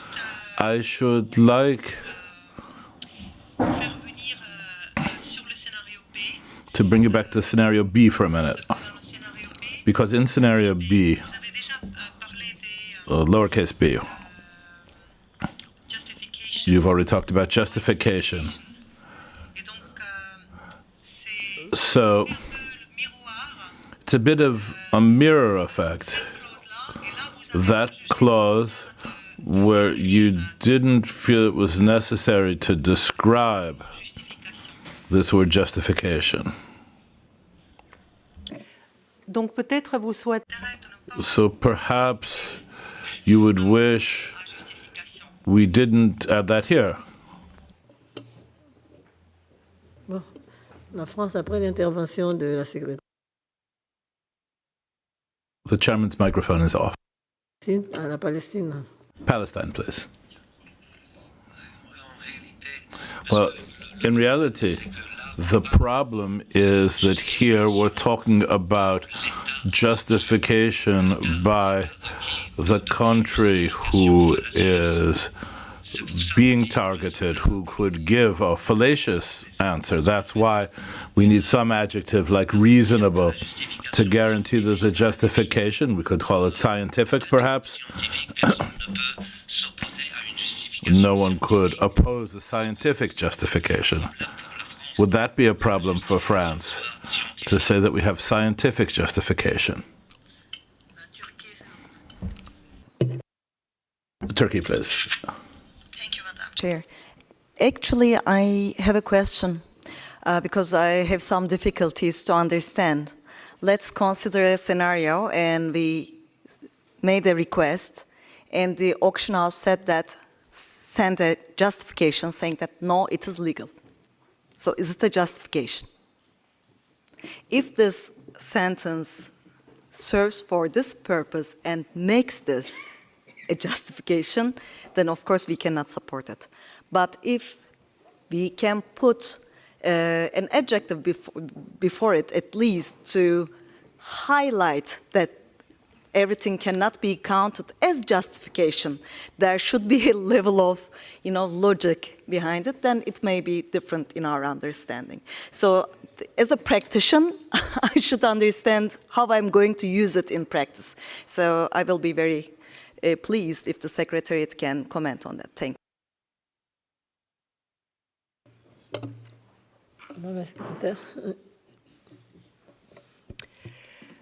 Thank you very much, Madam Chair. I of course understand and appreciate the point of view of the distinguished delegate of Turkey. Indeed, justification for us means good justification. But yes, in order, how can we define it so that it's a justifiable justification? The right word is acceptable. Let's stick to scientific. Is there any objection for the word scientific? or legal justification, let's say.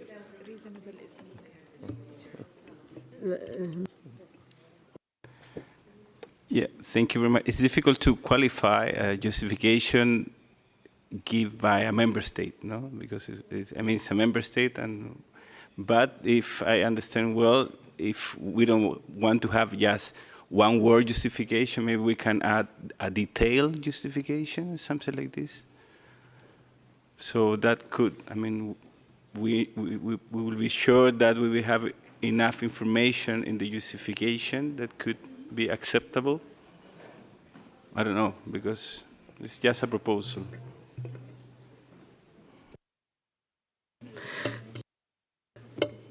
Bon, il y a une proposition, je sais pas si... So we have a proposal. I don't know. Brazil, please. We tend to agree that the more adjectives, the more difficult it becomes for the Secretariat to do its job. So perhaps we would take the state willing to do it well as a justification as is, and hope that in good honor of the country's name, the situation will be resolved by just a justification. Thank you.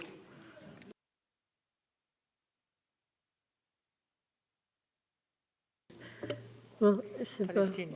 La Palestine. Mm-hmm. Palestine, please. Since we have so many words now, and then I hope that our colleague from France would choose one of them. We have detailed, we have scientific, we have reasonable, but it could be also documented or argumented, argumenté. Yeah. So it's up to you. Documented, you can put it. Argumented, argumenté. Hein? Justification argumentée. D'accord. La Libye? Libya, please. Thank you, Madam Chair. I'd add plausible, perhaps. A plausible justification.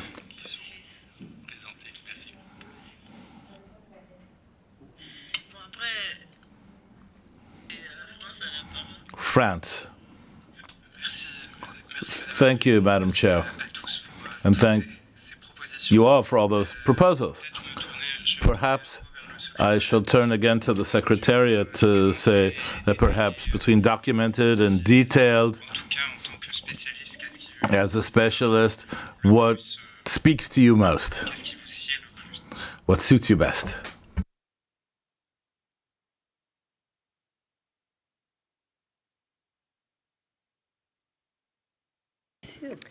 Merci beaucoup. Thank you very much, Franz, for giving us the possibility of choice. I think the Secretariat rather likes argumented, argumenté.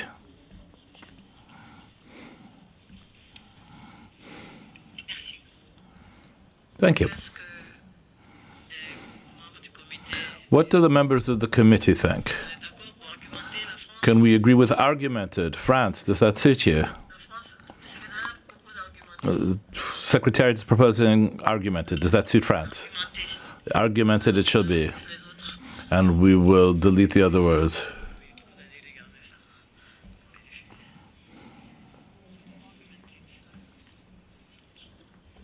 See?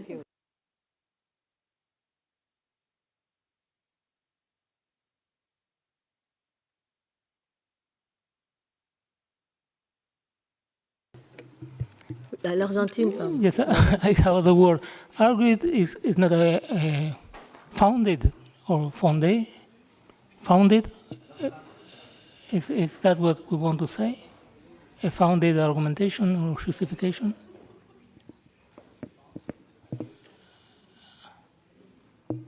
Fundada en español.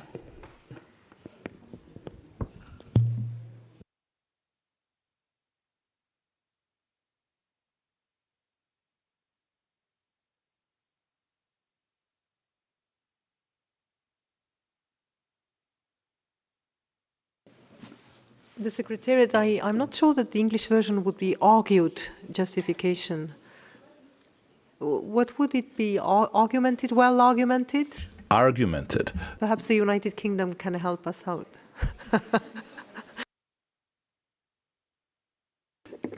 No, you cannot say an argumented justification. It doesn't mean anything in English. You could say well argued, but then my question would be, well, who decides it's well argued? And how do you decide that? What are your criteria for that?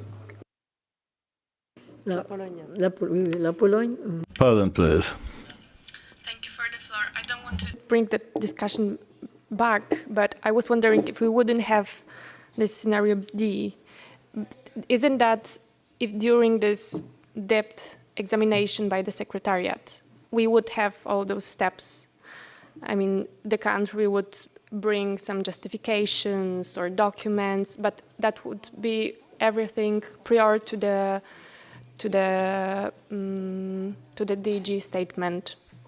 Wouldn't that be included in that step before that? If we wouldn't have this scenario D, because I think that it will all be included anyway.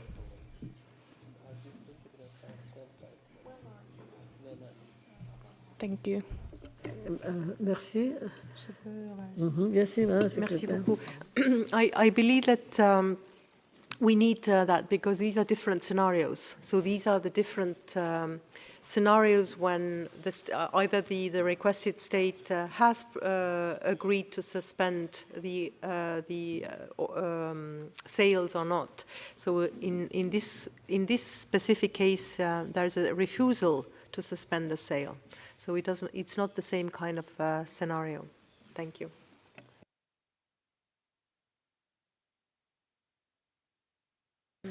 On peut peut-être se baser sur la version française. Oui, argumenter. Oh, je pense que la majorité était pour argumenter. I think the majority liked the word argumenter in French. Oui, tout à fait, mais notre... Yes, but our British colleague has told us that you would have to say well argued instead of argumented. A well argued justification. So we would have to have well argued, like that, yes. Thank you. I think we should be able to proceed on that basis.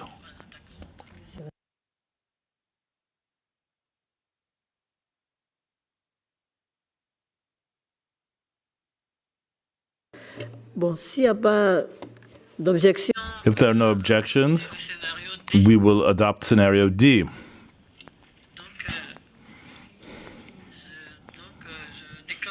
So I declare scenario D of the decision duly adopted as amendment. As amended.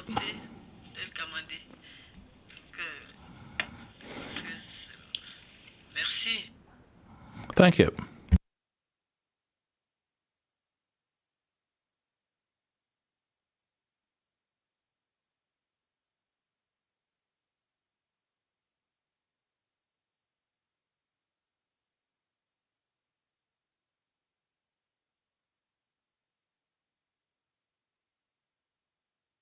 Bon, donc on va à la décision plutôt. So now let's go on to the decision itself.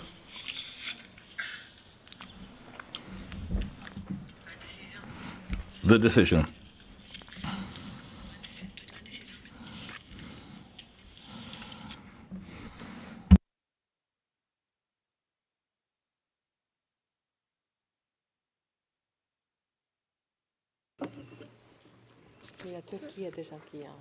Turquie, Turkey, please. Chair, so we will have some amendments to reflect our discussion here today so that we can propose a clean text to the States Parties meeting. So maybe we can delete paragraph 4. And actually we will merge 4 and 5 in a way. So we will delete paragraph 4. And we will start new paragraph 4 as decides to submit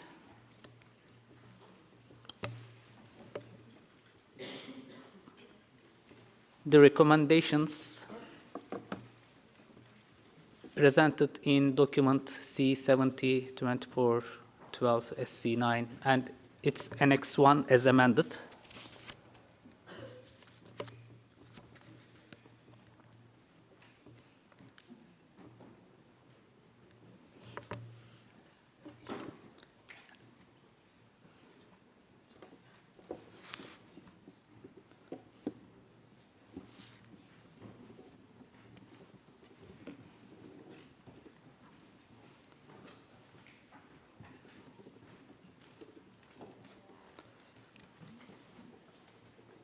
No, C9 and its Annex 1 as amended, comma. Then we can copy the rest of the paragraph 5 starting with a view to finalizing the, yes.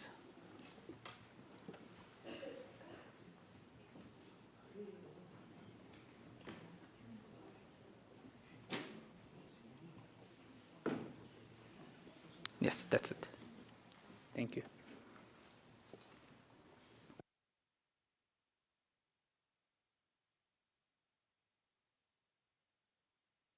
Voilà. Bon, vous soumet ces amendements.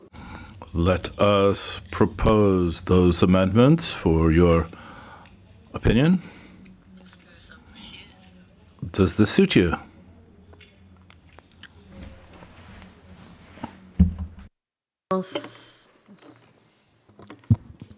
Merci, Madame la Présidente. Thanks, Madam Chair. Well, we have a question on the Turkish amendment for the Secretariat to know whether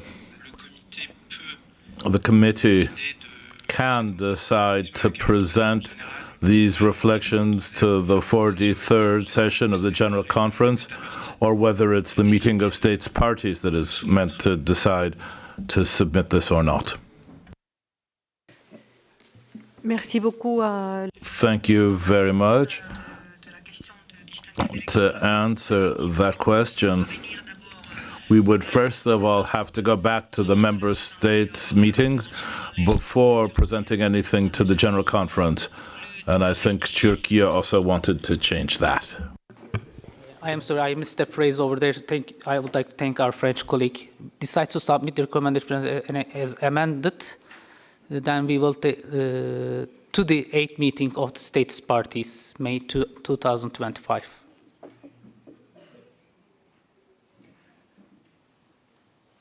As amended to the 8th meeting of states parties.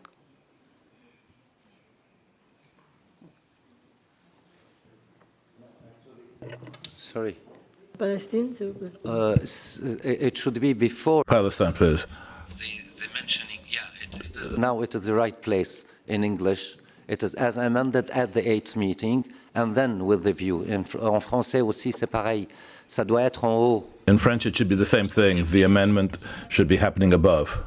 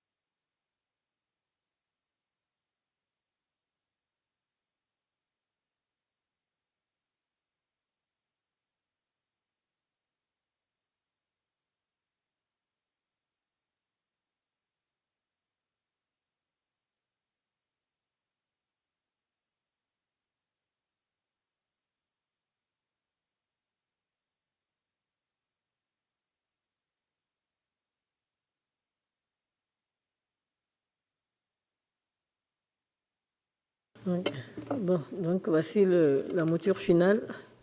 So that would be the final version, I think. Does that suit everyone? I see no objections to this version of the text. France, please. No? Palestine? Seems to be okay as well. Turkey?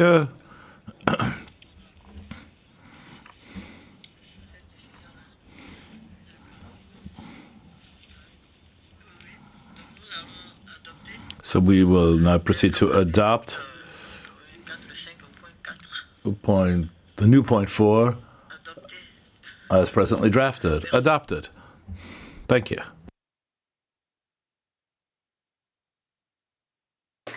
Il faut vraiment vous applaudir. Yes, I think your applause is well directed toward yourselves. You are a great help. Thank you.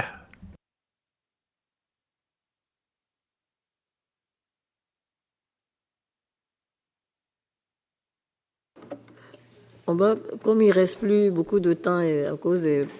Well, we haven't much time left, and we have the time limit of interpretation as well. We would suggest for the Secretariat to have the presentation of point 10 and then the exchanges tomorrow. That will go faster, I think.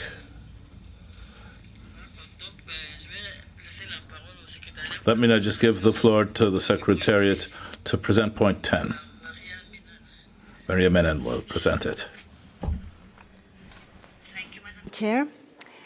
Distinguished delegates, ladies and gentlemen, it is my pleasure to make a summary of the progress made on the implementation of the sensitization strategy as requested by Resolution 7 MSP, adopted by the 7th meeting of states parties last year. Since then, and aware of the importance given by states parties to this topic, the Secretariat has developed various tools and implemented activities to strengthen awareness about the fight against the illicit trafficking of cultural property. I would like to start by presenting the social media pack created for the general public that you can see on the screen.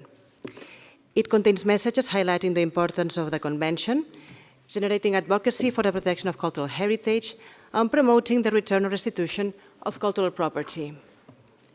Please note that this social media pack is a dynamic platform updated on a constant basis with new messages, success stories, and milestones of the 1970 Convention. Very shortly, we will include some new narratives highlighting the value of cultural heritage for communities. It is now available in English and French on our website, but it will be translated into all official languages of the organization during the current biennium. We encourage you to widely disseminate the social media pack. Following this session, we will also share it with national commissions to UNESCO for their use and feedback. I would also like to present you the fact sheet on UNESCO's work regarding the fight against illicit trafficking, which is not included in the working document. You can see it now on the screen. It presents key figures and challenges, the main pillars of our work, as well as ways to get engaged. It will be linked to the social media pack and will be shortly available on our website. On the basis of the information of this fact sheet, we will also upload a PowerPoint presentation to be used in advocacy meetings. As for the workshops on provenance research, I would like to highlight two activities. First, the awareness-raising workshop that we will organize on 10 June for the international art market and museums on the fight against the illicit trafficking of Afghan cultural property. It will be financed by the 1917 Convention Fund and will raise awareness on the exercise of due diligence, address challenges in provenance research, and promote good practices in protecting Afghan cultural property. On 14 June 2024, we will also organize the first workshop of the action plan to pursue consultations with the art market on the revisions to the code.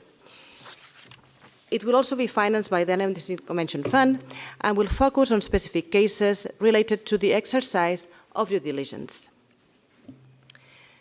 Regarding discussions with big tech companies on the prohibition of contents encouraging destruction and illicit trafficking of cultural property, the Secretariat contacted Amazon, eBay, Alphabet, Meta, and TikTok to seek their engagement.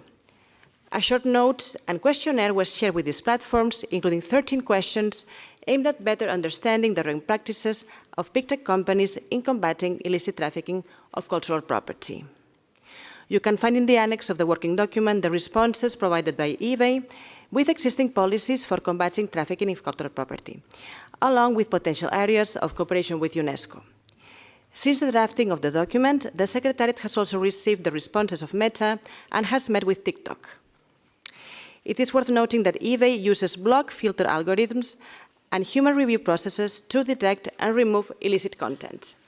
Meta uses artificial intelligence and automated review processes to identify violating content. Among other challenges, however, companies should implement metrics to quantify the impact of their policies, including the number of illicit listings removed. UNESCO will continue discussions with big tech companies during the forthcoming months. Based on these responses, and while awaiting more feedback, the Secretariat is exploring the possibility of training content moderators to identify suspicious content and supporting big tech companies in improving detection tools to enable more accurate identification of suspicious listing of illicit cultural property. Finally, the Secretariat is pleased to inform you that a dedicated page has been established on the website to share information and promote best practices regarding awareness-raising activities implemented by states parties, including exhibitions, TV spots, videos, or publications, among others. Capacity building initiatives shared by states parties will be published on a separate page in the coming months. I would like to thank all states parties which kindly share information with the Secretariat. I thank you very much for your attention. Merci. Thank you so much, Madam. for this very clear presentation of the implementation of the sensitization strategy. And as we've said, we shall perhaps put together a speakers list for tomorrow. That would be a good thing to do before we close today.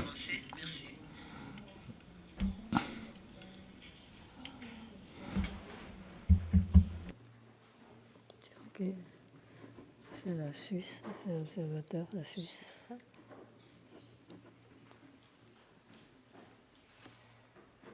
La Suisse, le Mexique. Et que demain, d'autres seront inspirés pour intervenir.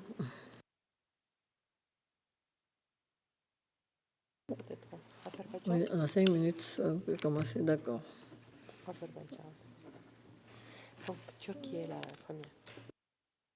On va, comme on a encore 5 minutes, on va commencer par la Turquie.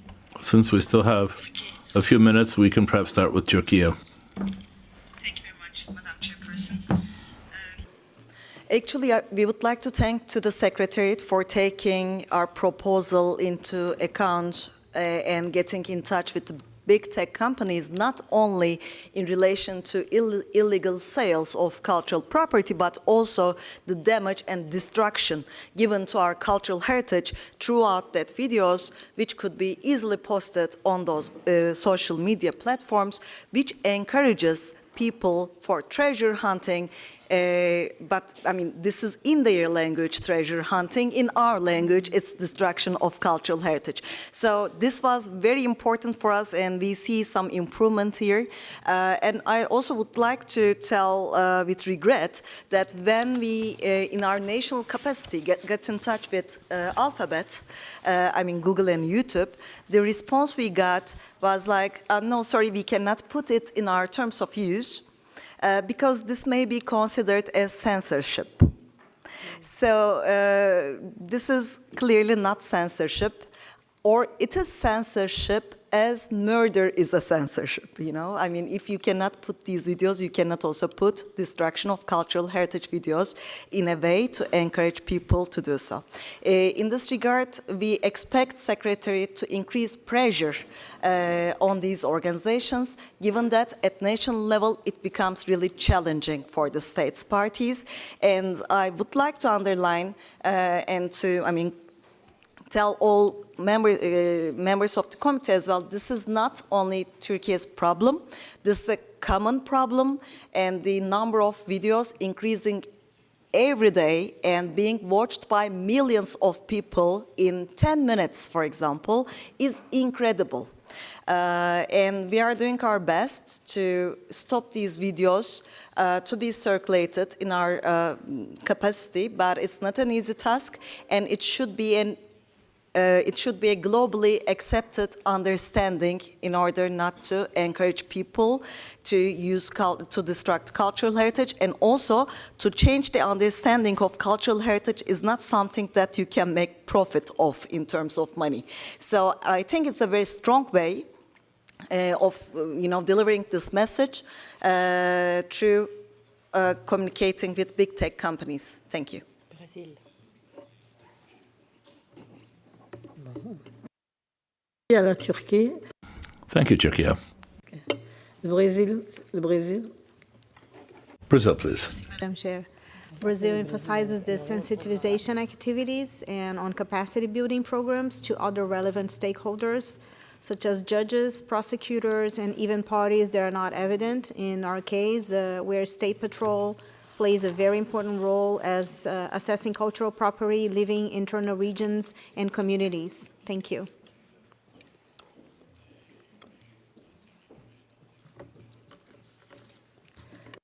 Merci au Brésil. Je pense que... Thank you, Brazil. I see that we have now come to the end of our very full and intense working day. And I would like very warmly to thank the members of the committee who have always worked to find a common ground to allow us to make progress, and the Secretariat for all of their very important support work. We'll meet again at 10 o'clock tomorrow. Have a lovely evening. Thank you very much.